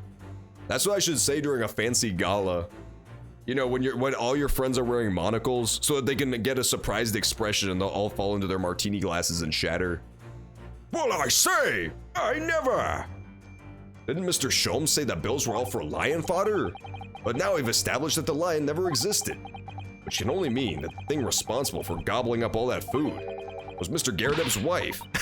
Mr. Naruhodo, she's a person, not a thing. Yes, well, she's also a person who gave her husband a mighty slap around the face. One so hard it left a perfect man hard. Yes, why would a woman want to hit her husband with such force? I'd love to know the answer to that question. Book, mark, book, mark. Yeah, let's check out the book. It's got a kissy lips! It's got kissy lips. Oh my god. Someone must be reading this book at the moment. There's a bookmark, look. Mr. Garadeb is clearly an avid reader. Oh, wait a minute. I don't think this is a bookmark. Oh no, it isn't. It's a note written in a woman's hand. Oh, James, I love you. Yours, Mary. And look next to the signature here. That's a Silent Hill reference. It's actually not, but it should be. Lip marks made with lipstick. Those are some fucking tiny ass lips, dude. She had the lips of a goddamn marsupial, man. This dude is having an affair with a straight up kangaroo, dude. Like a baby kangaroo, some sort of fucking wallaby ass wench. Cause look at the fucking size of the bookmark. Then look at the size of the lipstick mark. Her lips are like that big. Her lips are legitimately half an inch big. Don't get any ideas, Susato-san. Oh dear, I'm sorry. So this bookmark is actually a love note then. Look how tiny the lips are. Look how fucking tiny the lips are. So we're on the lookout for like a Toy Story woman. A woman who escaped from the toy chest, basically. Man. What does this have to do with the murder, though? That's the thing. What does this actually have to do with the fucking murder? That's what I'm trying to get at. We found the love note. That's all well and good. Like, that's jolly fine, but... This is the pile of bills. Bill Nye. Why would that lead to them needing to kill the Japanese man, or frame him at the very least? Why would that lead to them needing to frame the Japanese man? I don't get it. I don't understand how this leads to the crime. Maybe it's not related. I doubt it's not related, but maybe. Take that! Take that! Well. Yes, this is the love note that has given rise to the pain you suffer. Oh, James, I love you. Yours, Mary. Passionate indeed. Perhaps the sender of this note, a certain Miss Mary, is the fly in the ointment here. She slapped his ass again. But I don't know the Bali woman. You don't know her? The note wasn't written to me.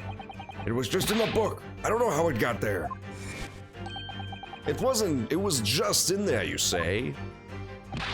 That's right. That's what I've been saying. Arr! That also explains why she keeps burning him. A likely story. Now listen here, Joan, old thing. I explained at the time. I bought the book at that second-hand place, and that note must have already been in there. So, the previous owner of the book was using the note as a bookmark, you mean? That's right. That's what I mean. Ah! I guess that's, maybe this doesn't have too much to do with the murder, but it gives you that. The idea of there being something important in a book that someone needs to get back. Nah, cause we saw at the beginning, the woman who got stabbed looks remarkably like the maid. Like, impossibly similar. For heaven's sake, woman, look at the name. It's written in James.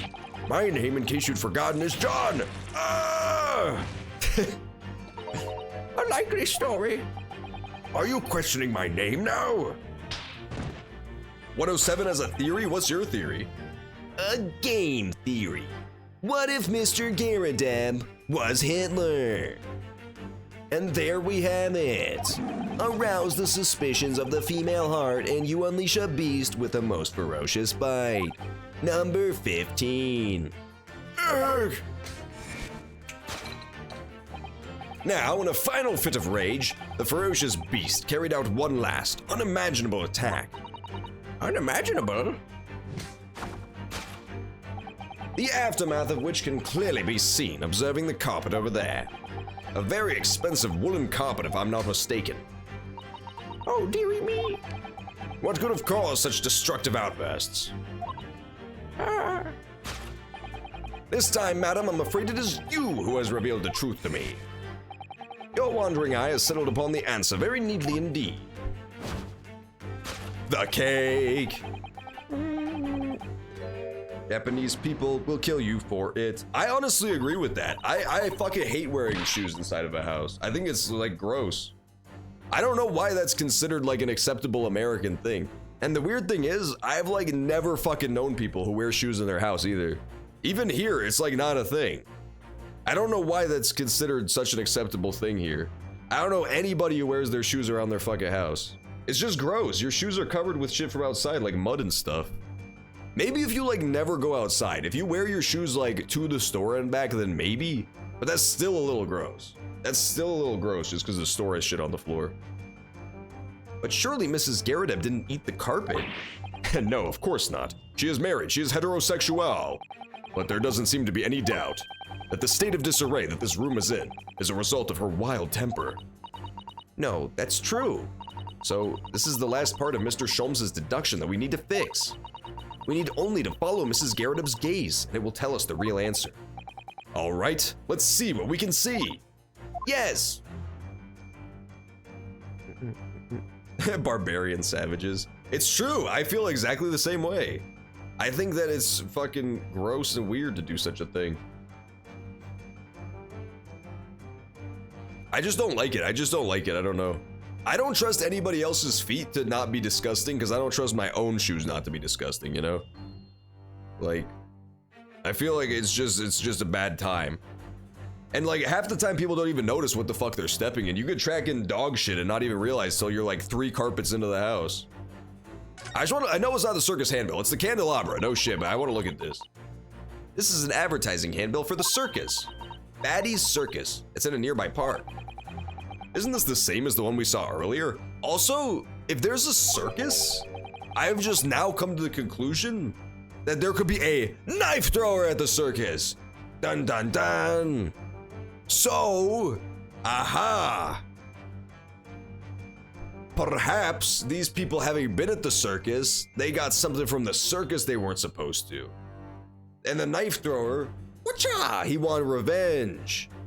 Ooh, maybe that's another possibility we're establishing. Seems incredibly unlikely, but maybe, you never know. Weirder things have happened. He could have done a sweet knife throw and done a triple backflip onto some monkey bars and swung off into the night. The one that was folded up in Miss Garrideb's pocket? Perhaps they're very great circus lovers? It couldn't be that the Hungry Lion is somehow involved again here, could it? Oh dear, I do hope not.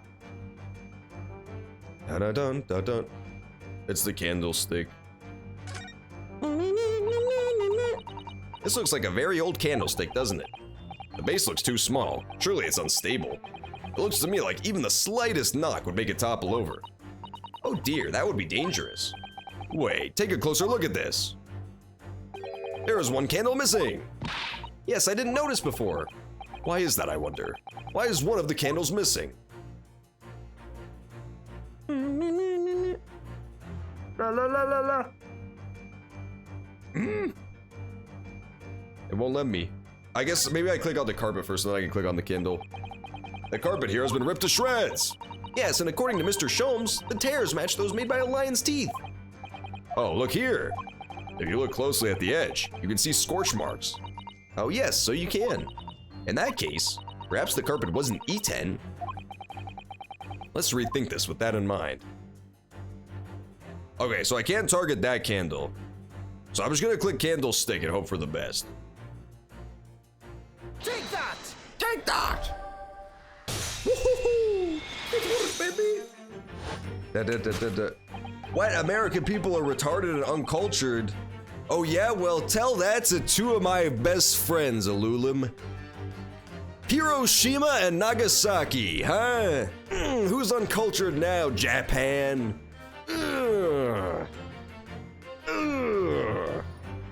What are they called? The two bombs? That's the names of my fists, bro, when I throw hands with the Japanese. What's it called? Fat man and little boy or something? I don't remember. That's basically the names of my fists. I may not remember them right now, but that's only because they've done so much butt kicking lately of the Japanese people. To explain the circumstance of the carpet, we need only look at the candlestick. Most illuminating, my dear fellow, and of course, the only possible way out of this logical labyrinth. Yes, the remnants of a ferocious attack in which the carpet was devoured are clearly visible. I like the lady's like tiny little blue feet, it's super weird. Indeed they are. The scorch marks at the edge clearly give the truth away. Scorch marks? It would appear that this room was the scene of a little marital altercation. But I like how her cheeks have jiggle physics too, it's quite awesome. You're not gonna tell her like she'd break up with you, that's fair. It's cause she would have no counter argument, man. Japan knows they gotta hold the L. They gotta hold that L forever. That was one of the greatest L's ever taken in human history. Whenever I visit Japan, I solemnly, dress up in formal Japanese attire. And in the dawn, in the cold dawn, as a single snowflake falls, I walk up to the memorial site of all the people who tragically lost their lives. And I bust out to take the L dance from Fortnite. I just busted out because they know. They know they got whooped. They know they got whooped.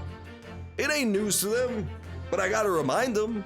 Lest erstwhile, maybe they'll forget if I'm not there to, hold down the fort on the whole, bombing innocent civilians thing. It's quite literally what we do best as Americans. Mrs. Garrideb's mighty arm muscles left an impression not only on her husband's face, but on the entire room. The force of her strike caused a candle to fall from the holder. That shit went flying, man. I can't believe that it was really her slap. I thought for sure it was like the cannon firing, because that would be a big old rumble. And in seconds, the carpet was alight, and the whole corner of the room was in flames. Yeah, well, you gotta say that, Mr. Garrideb. She should be, man. They should put that maid into Dead or Alive. Exclusively for the cheek jiggle physics. She brings a whole new element to the gameplay. Dude, I really want to do a stream of Dead or Alive beach volleyball. I've never played those games, but it seems like it could be hilarious. The only problem is it's like such a risk, Because it's like a 5-hour fucking stream. So if it's not funny and it's just creepy and weird, that's an uncomfortable ass 5 hours. That's a fucking uncomfortable 5 hours. For the most ferocious beast in this world is neither a violent lion nor a vengeful woman, but fire. And in this room, that ferocious beast bared its claws and ran amok. Eloquently put, my dear fellow. So you see, there is but one conclusion here.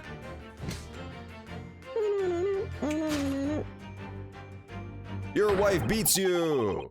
After the sparks of marital discord flew, this room was the scene of a fire. No, that's stupid. Oh shit, he's getting up. Mr. Soames, sir, I salute you! He's going down! Yo, the fucking wife is such a pimp. I like those two, they're great. Carpet scorched by a small fire.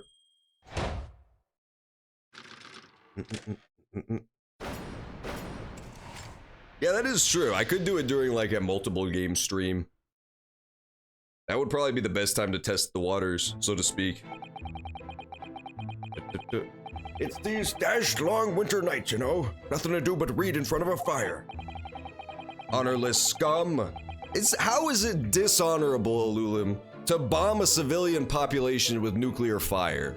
If that's dishonorable, then call me Dishonorable David, okay? Because as far as I'm concerned, that's called based and hype. They got wrecked, man. They thought we were gonna bomb like the military leadership or like, you know, maybe assassinate their leader, but no, we just straight up killed hundreds of thousands of civilians in atomic flames. It was a sneak attack. The old American 1-2 punch. It is funny how throughout its history, America has managed to maintain the whole just like super dishonorable warfare thing.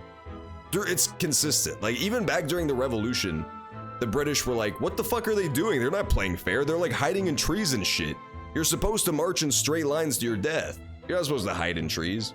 And then take that all the way up to modern day, where now we just hide in America and launch bombs out of drones into farmers' houses. It's like the one thing we've been consistent with throughout our history.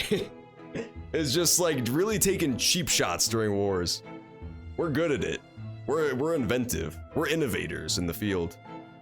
Luckily, there's a jolly good second-hand bookshop just around the corner. Buy all my old novels there. And in the pages of one particular novel, you discovered some rather illicit material. For which your wife admonished you harshly, it would seem. Don't know about admonished. Demolished might be rather closer to the mark. And beast is most certainly an apt. Ah, my fingers! Here we go again.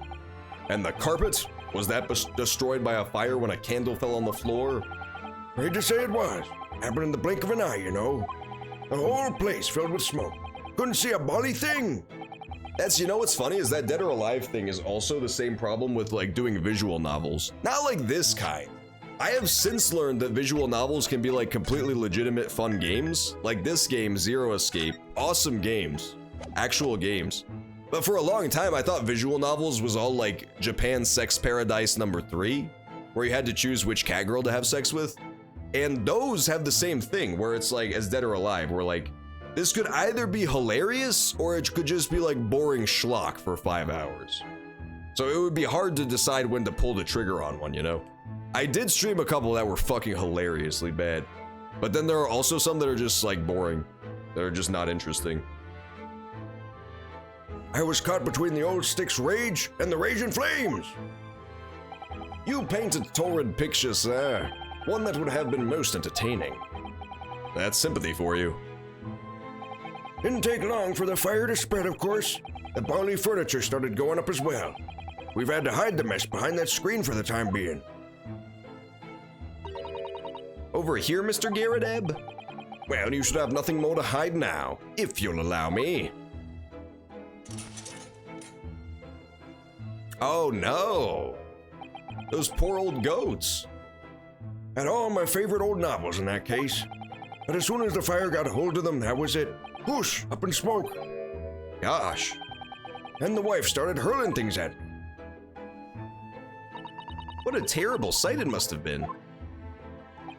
There was I, back up against the window, under heavy enemy fire. Incendiary books coming 10 to the dozen. Worst of it is, I lost my favorite. Book called The Lion's Pride.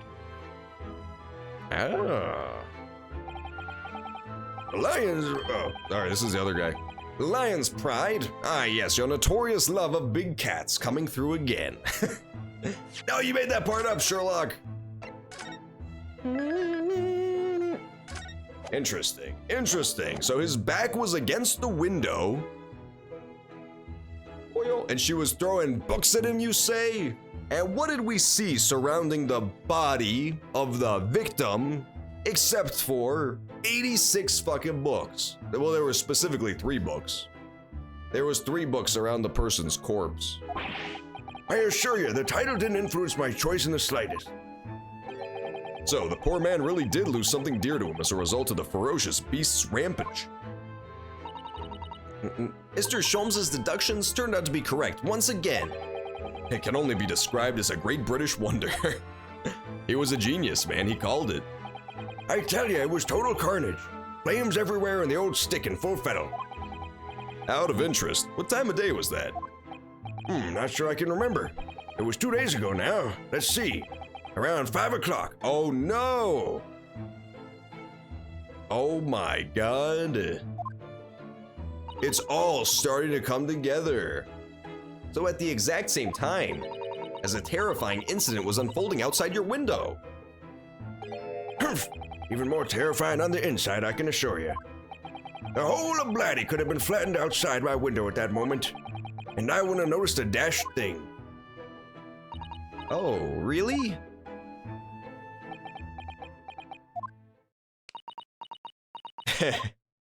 They're full of it. Dude, the crazy thing is, remember, she's like super strong too. So it's entirely possible that what really took this lady out, the one outside the window, if it's not just Joan in disguise, which seems the most likely because it was like the exact same body type as her and everything. It could have just been a well-placed book to the head. She could have just got straight up knocked the fuck out. And we won't be able to ask her about it until she wakes up and she's still unconscious. Just a fucking pelted book from a 3rd-story window would do that. Those are big old hardback books. They want their baby back. Books. The knife is still definitely hard to explain, don't get me wrong. Unless the knife was like used as a bookmarker also on the bookshelf somewhere, that part's hard to explain. I'm not gonna lie. But it adds more possibilitas. That's the hard part about this is like so far, we've just been expanding our range of possible outcomes. We have done no removal of possibilities yet. Except for the lion. The lion is looking less likely by the minute. The lion and the cannon are both looking less and less likely by the minute. Mr. Sholmes. Yes, Mr. Naruhodo, what can I do for you? Well, I think we've got to the bottom of Mr. Garadeb's situation. Shit! I totally forgot to look at the back of her apron to see if there was like burn marks. Oh fuck, I forgot to do that completely. Because he always drapes her aprons across the cannon's barrel, he says, so if it fired, it might have like caused scorch marks on the back of her dress, you see what I'm saying? But I forgot to check while I was like circling around her. I don't think so, I would have noticed. I would have definitely noticed if it was burned.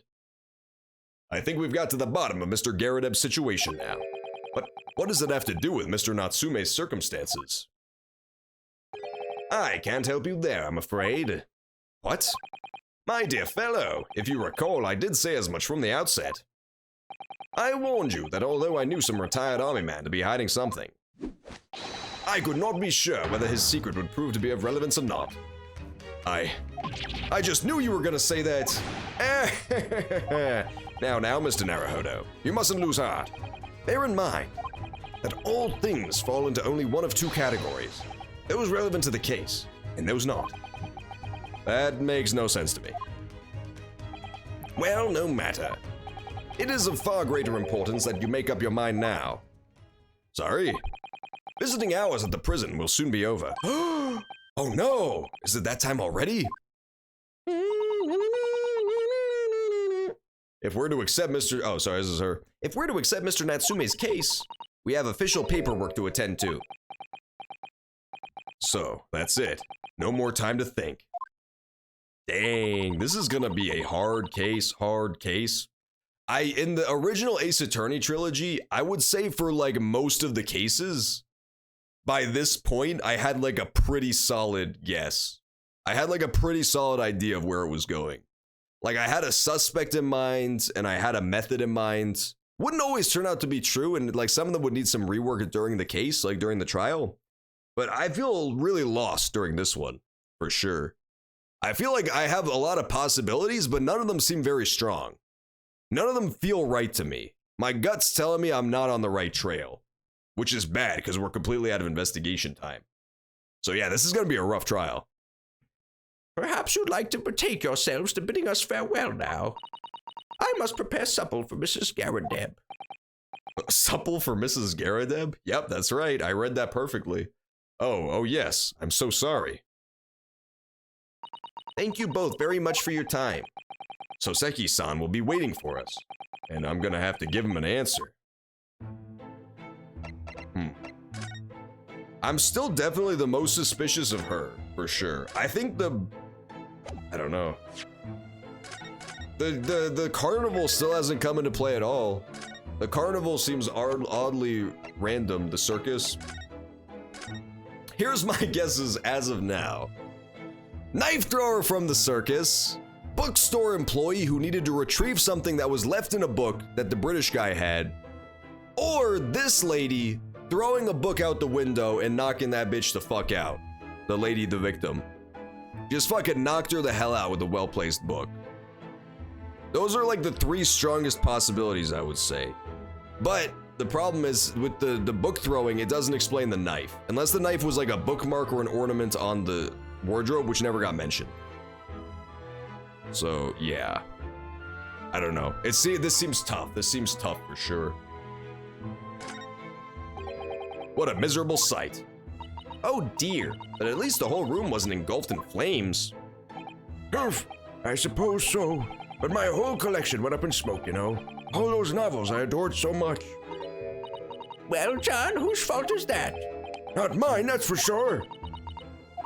Well, whoever may or may not be to blame, I'm quite sure you could buy some new old books to replace them, can't you? Humph, new old books. Bally nonsense. It does sound like a contradiction in terms, but then these two are full of contradictions. Hee, that's couples for you, Mr. Naruhodo. Or so I've been led to believe. Loser, she's never dated. We'll save. Saving! Now, the main cast of this Persona game seems like Vergen Central, to be honest. I could definitely see Herlock or the guy from the very beginning getting some action, but besides that, not so much. What was his face? The anime guy with the flowing bandana. Let's move to...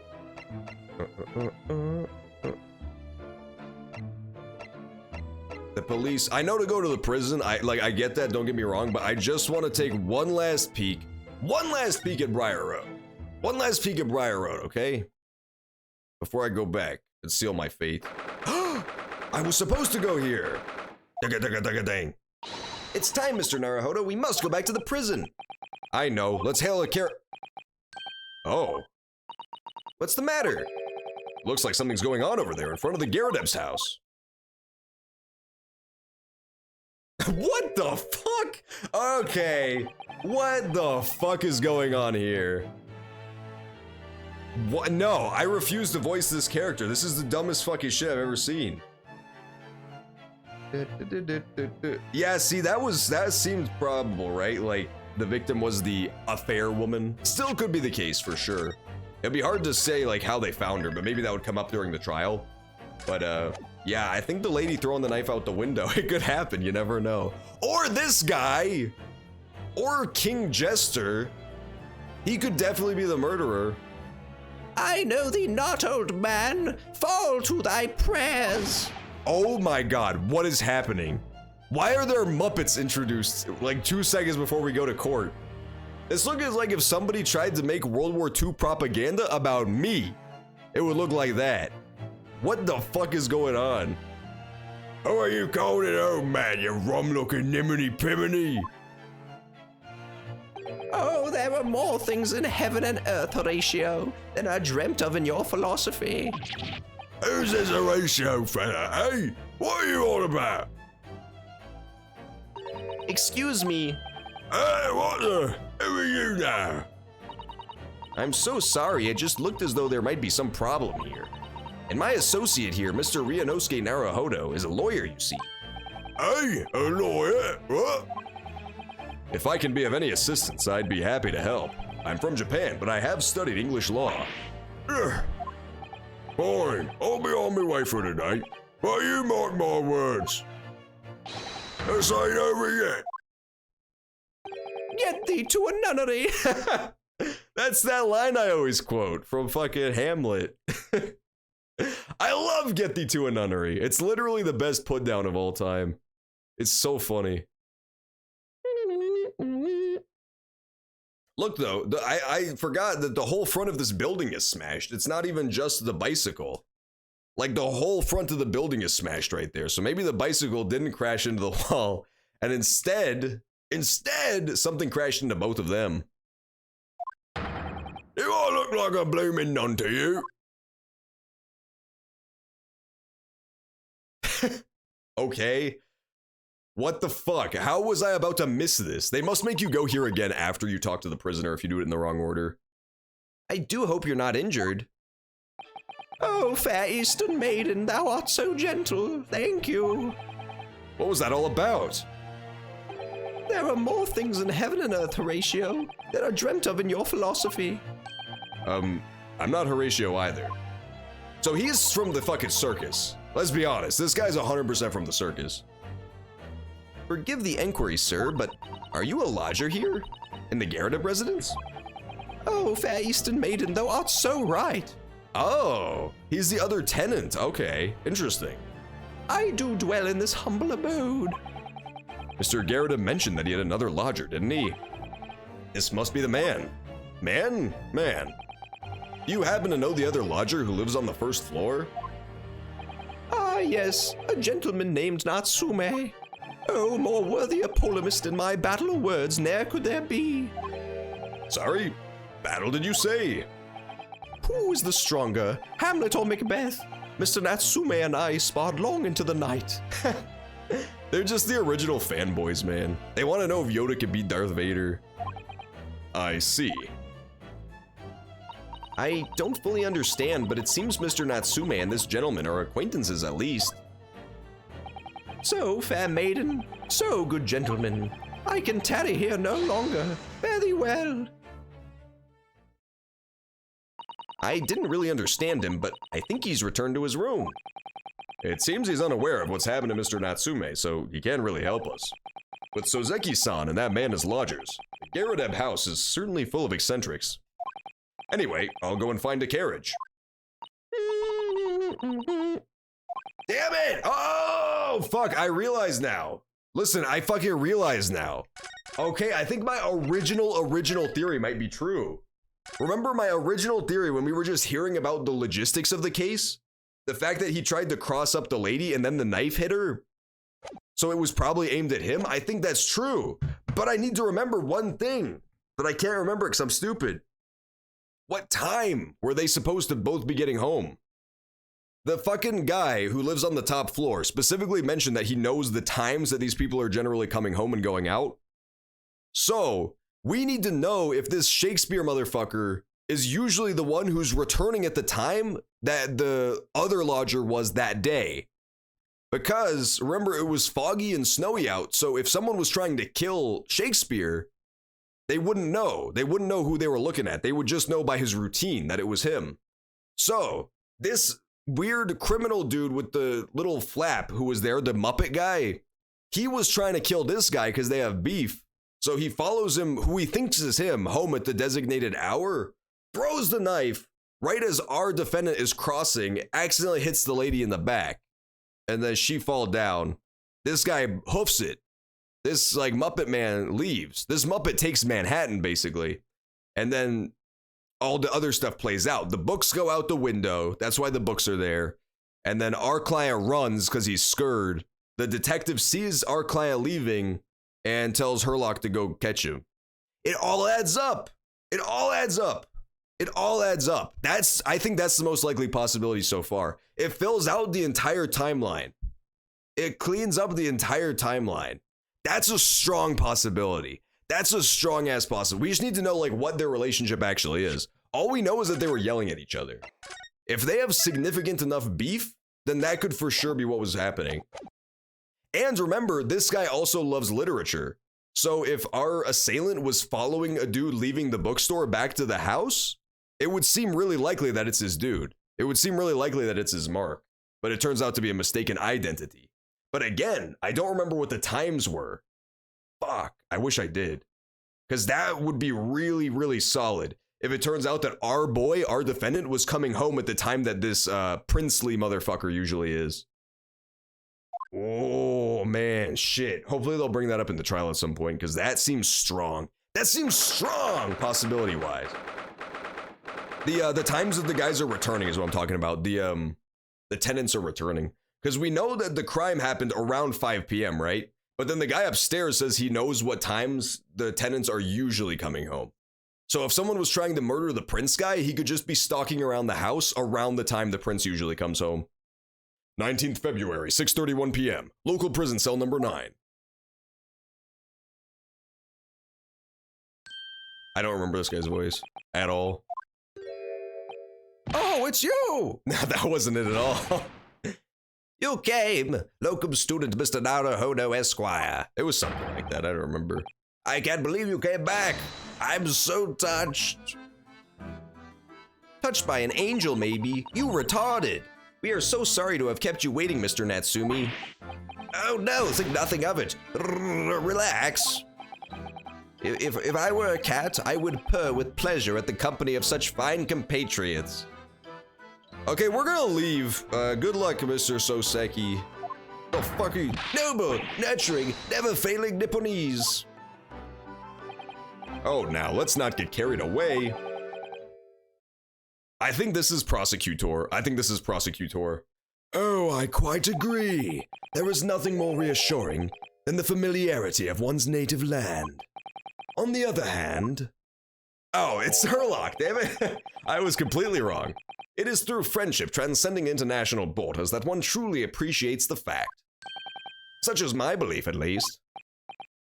Oh, it's you! It's the miserable, rotten spy, Mr. Herlock Sholmes. Mr. Sholmes, what are you doing here? I have no intention of doing anything per se, save observing, of course. Whatever do you mean, Mr. Sholmes? God, dude, can this player please stop doing this? Well, having encountered some curious reading material in that gloomful roomful, and having unmasked the secret identity of that eccentric pair, I decided I should drop in on my way home to see how our divested friend is faring. Okay, got you. So it is gonna be important. I just have to keep an eye on the times. I'll keep an eye on the times. Gloomful room? At least your accommodation here offers a window, my dear fellow. In that sense, it is the superior option. Anyway, I must commend you on your taste in books. My day has been a delight, and cost me not a penny. You! How dare you, Herlock Sholmes? Their voices are too dang similar, but I'm assuming this is the only time they're gonna interact, so I'm fine. Ugh! I've had it. I'm through. I'm at the end of my rope. I should never have come to Great Britain. It was a terrible mistake. Haunted by spirits in those accursed lodgings. No doubt my luck will be cursed in tomorrow's trial as well. My whole life is bedamned. What are you thinking, Mr. Naruhodo? He mentioned that once before, didn't he? That his lodgings were cursed, I mean. And there is much truth in Mr. Mustache's words. What? Cursed is a wholly appropriate description, I would say, for the man's lodgings, and indeed for tomorrow's trial.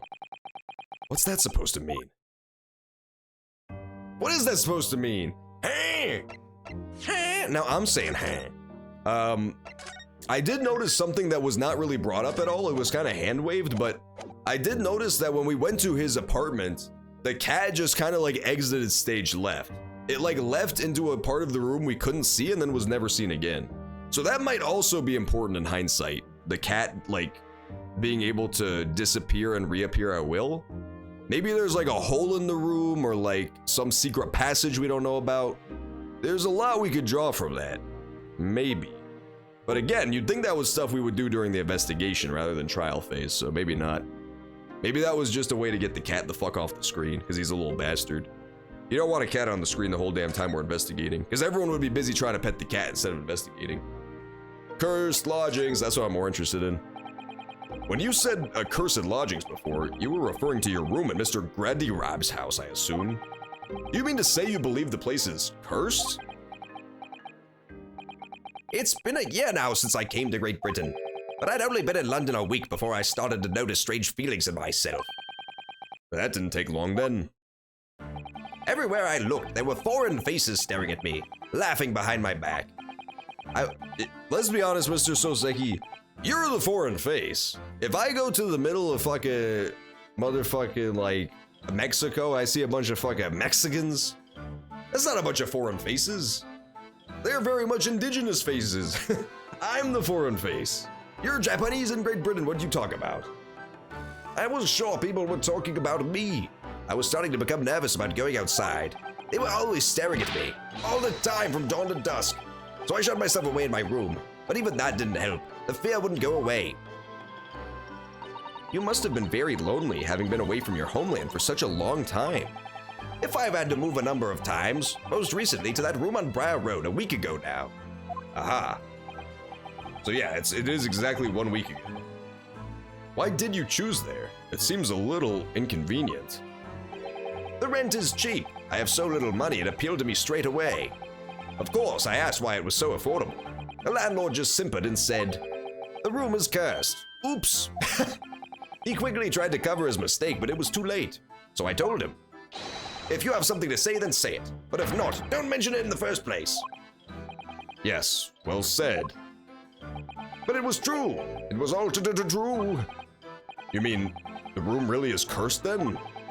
Ever since I moved into that windowless hellhole, my sleep has been plagued with nightmares. I awake feeling as though I'm being choked to death. In my waking hours, people are stabbed in front of me as I walk down the street.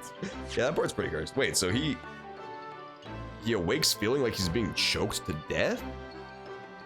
What? Say what? That's pretty crazy.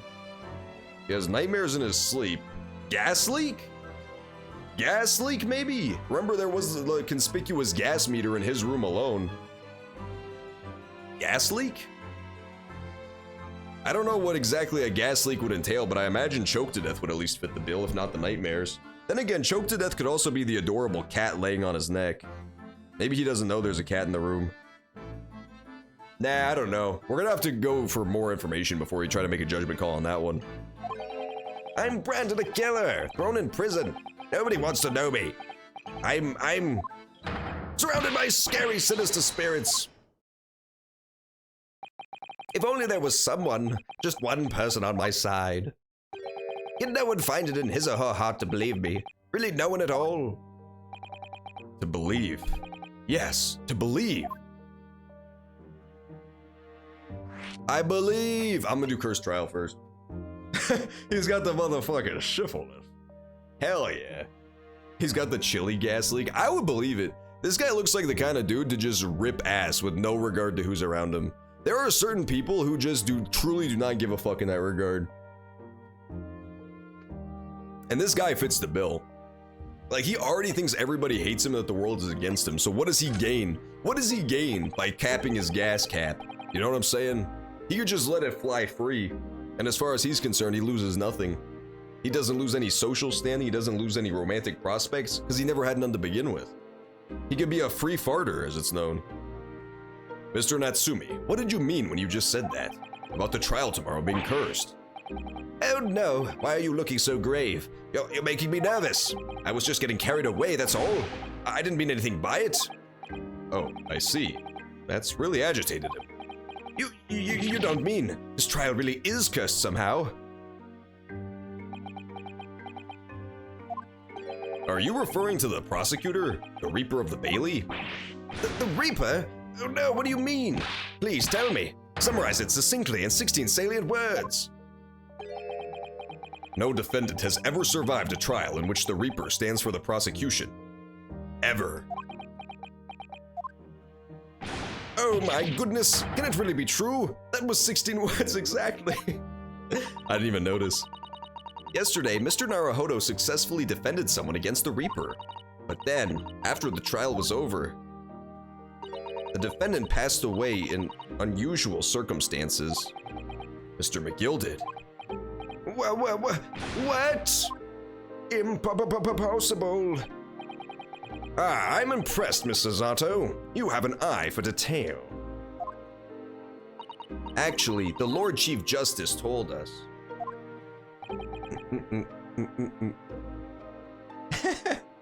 That's fucking awesome, dude.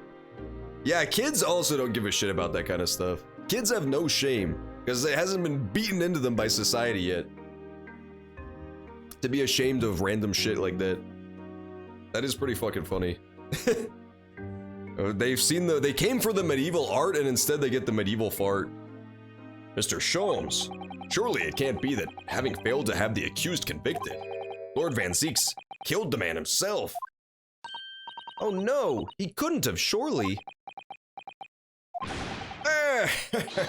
You have some wonderful notions. Sorry. The man isn't a mass murderer. He's a court prosecutor, my dear fellow. Oh, yes. Why, of course he is. Of course he is. Then why are you trying to scare me? It could be said, however, that the real truth about the man is even more terrifying than your hypothesis. What on earth do you mean by that? The Ripper. Van Zieks is quite an exceptional man. However, in London courts of law, exceptional does not equate to winning every case without exception. Ah, that's good. So Zeki-san looks like he's gonna cry tears of joy. As you are no doubt aware, in a British criminal trial, there's both a judge and a jury. The judge officiates based on the letter of the law, whilst the jury offers public opinion and common sense. It is an excellent system, whereby the defendant's guilt is considered from several points of view. However, public opinion in particular is somewhat easily manipulated. Right. Criminals and corrupt lawyers, for that matter, can use it to their advantage. By any means at their disposal, contriving evidence, calling imposters as witnesses, and so on. I remember the right music. By such underhanded means, those who would want to are able to sway the jury, which means that even in the light of irrefutable evidence, the prosecution can fail. But it means the wrong verdict can be passed. It sure does. We all know women can't fart or poop. That is true, that's fucking basic human biology. It's also when it was discovered by scientists that women has the brain the size of a penny, and men brain grow big and strong, learn words good. This has been in my learned experience, at least, in the curriculums I have taught and been taught. And sadly, as from time to time, my dear madam, it is simply the reality of the situation. And that's all right? However, those indicted by Lord Van Zieks cannot escape justice. Their fate is sealed. Oh my. Though the adjudication may see them leave the courtroom with their freedom, within months, they all disappear. It is most striking. Disappear? But how? By all manner of misfortune, sir. Perhaps they are trampled under a passing carriage.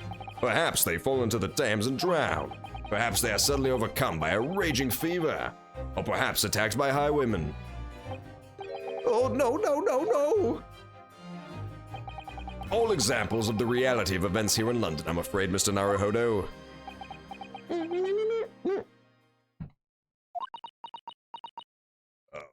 They're getting mad fucking scared, and let's be honest, I would be too. I knew it! I'm a dead dodo done for doomed! Don't give up yet, Mr. Soko. We believe in you. I believe in him exclusively because he looks like Nietzsche mixed with Mark Twain. Mark Tweetcha, if you will. Mr. Sholmes. Me, Mr. Naruhodo. Pray, what can I do for you? It's about the case on the SS Buria, if you recall. The Buria. That case. The one with the snake. Well, yes. At the time, I was a suspect, but you believed in me and listened to my side of the story. And you helped us to investigate. I did I? Interesting. What I want to know is, why? Why did you believe me? I see, yes. You mean... because you were a grimly dressed, shady Eastern fellow found within a victim's locked room? Well, if you like, yes. I'm a little surprised that the answer requires explanation, my dear fellow. It is quite simple, really. You said I didn't do it, but I could have been lying. Surely you must have had your doubts. You must have suspected me a little. I think perhaps you have misunderstood. I neither recall believing in you, nor in that which you were telling me. Yeah, see, that's the smart attitude to take, Sholmes. What? You see, the only thing I believe in are those I choose to believe in. What? Okay, never mind. I thought he was being smart, but he was being crazy, Sholmes. What do you mean, Mr. Sholmes? You're crazy. I make up my own mind about what is to be believed and what is not. Honestly, kinda based. That's literally just source, I made it up. If I should like to believe in something, I do. The circumstances can hang as far as I'm concerned. But I could have betrayed your trust.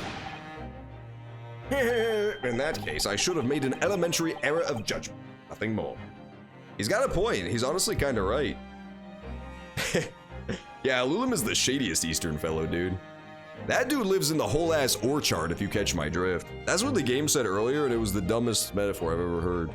For to be the most shady person, they said he was in an orchard. That makes no sense. Just because there's a lot of trees, why not a forest? Waka Beaches actually just roasted Alulim's girlfriend out of nowhere.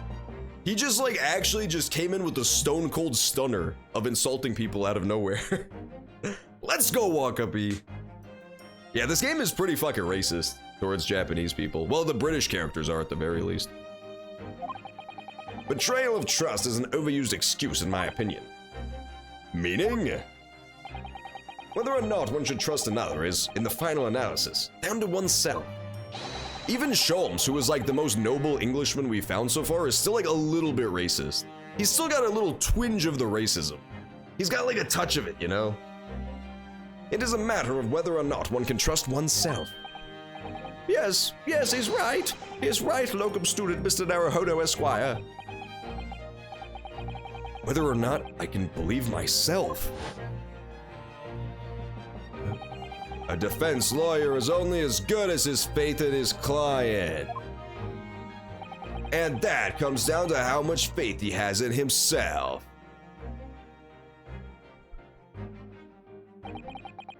You were so right, Kazuma. So true! The ultimate dig at Japanese people is to throw a dagger on the floor and say, "Shine!" which means die in Japanese. That is pretty rude. That's like throwing a noose on somebody's floor and saying, "Shine!" which means die in Japanese. Oh my god, Wakabi is straight up sending wrestling hitmen at him. Holy shit.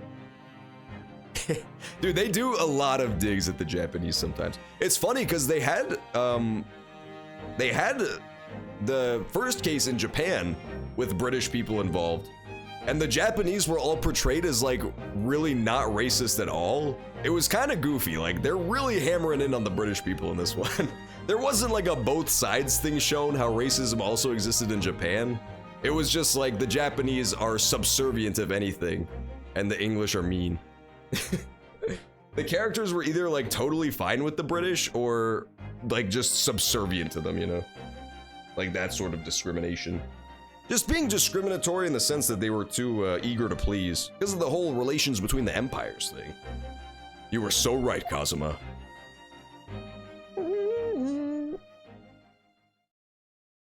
I could see that. I could see him being, what's it called? You know, cringe-lock Sholmes. Timothy Chalamet. If I had to say, they would probably hire that guy who has the alien's face and can't pronounce the word penguin because he was built in a lab. Because he played Sherlock Holmes in the actual Sherlock Holmes TV show they had here. What's his face? Butterscotch Humperdinck? I don't remember his name. That British guy who did the really bad British Sherlock Holmes show. He would probably be Herlock. And then Mr. Naruhodo would be Tom Cruise, because Tom Cruise just plays every Japanese character in Hollywood. Shinderu means already dead. Oh yeah, that makes sense. Shinne. Got it. So Shinderu is just like a conjugation of that same word. It's like a different tense. That makes sense, I guess. That's why they always say that in Fist of the North Star. Omae wa mo shinderu. Nani? And then it makes that explosion sound and their heads bulge and explode into blood. That show is so sick, dude. I fucking love Fist of the North Star. People's heads explode so much. And then it just fountains of blood spurt out and they become 8 stories tall while he walks away. It's so funny. It's awesome. Well, my dear fellows, it is time we were leaving, I believe. That was my favorite thing from that show, was just how all the characters' sizes were completely random at any given time. A character could be like 6 foot in one scene and then the size of 3 fucking skyscrapers one scene later. Already? Visiting hours are over. The guard will be here shortly to escort us out. I missed Big Follows? No! Oh, I see him. I see Big Follows. He also DM'd me as well. Big Follows have started to DM me every time they show up now, which is an evolution to be sure. The guards will be here shortly to escort us out. There is a restaurant here that serves excellent trout. Would you care to join me? Oh dear, there is never enough time, is there? Was he trying to invite Soseki? He totally did. That's funny. Oh no, Soseki's just mad because he's being left out. Mr. Natsume, if you'd like, in the trial tomorrow, I'd be happy to represent you. Yeah! That's next week. Next week's stream, because we're totally out of time here. Next week's stream, we will be representing Natsumi in court, and we're trying to solve this, man. Oh my god, there's so much shit to remember for next week. I hope I remember it all. There's actually a lot. My leading theory right now is either the woman throwing shit out the window, which feels like a red herring. That feels like that's not actually going to be it, but it was what it's leading you to believe. My main one I'm going to go with, most likely, is that it's that Muppet dude. The Muppet dude was trying to kill the princely jester, threw a knife at what he thought was him because it was too foggy, and he got him mixed up with his roommate because they both love books leaving the bookstore. He tries to cross up, accidentally hits the woman because he got out of the way of the knife by accident. That's my working theory. That's my current hypothesis, but it might change by next time, who knows. Learn Japanese to survive. Wait, that's a game? That's awesome. You can learn Japanese as a fucking video game. That's great. I feel like that's a good way to get people to learn stuff. But then again, I played Math Blasters when I was a kid. I don't know fucking shit about math. I barely know how to multiply shit, man. All right, I'm out of here, guys. We will end it here because this feels like a good spot as any. Feels like a good little cliffhanger to leave on, us accepting the task to represent this man in court. I may not be able to stream tomorrow or Sunday. I will let you know. I was supposed to, well, I have stuff going on, but it was supposed to be in the mornings. Now it's in the afternoons, so it really depends how long it takes. It was unfortunately rescheduled against my will, so we'll see. I will keep you up to date in the Discord, though, on what's going on. If we cannot stream this weekend, then the earliest I will see you guys is Monday. If I can't stream this weekend, I will stream Monday as a result, but I don't usually. Usually it's Thursday through Sunday, 4 to 9 p.m. Central. If I do stream the weekend, it'll be the usual schedule. But we'll be back to this game on Friday. We're doing this every Friday till it's done. 4 to 9 p.m. Ace Attorney. If you missed any of the old parts or you want to catch up on this part, stuff you didn't see, you can see in the bio right below this stream, there will be a link to the YouTube archive where all the old story game playthroughs are put up. This VOD will be going up tonight, so you can catch more of it there. Yeah, no worries, guys. Good talking to y'all. I will catch y'all later for more. Again, either this weekend or this coming Monday. I will let you know in the Discord what the deal is. But yeah, catch you guys then. Peace out for now, everybody. Have a good night.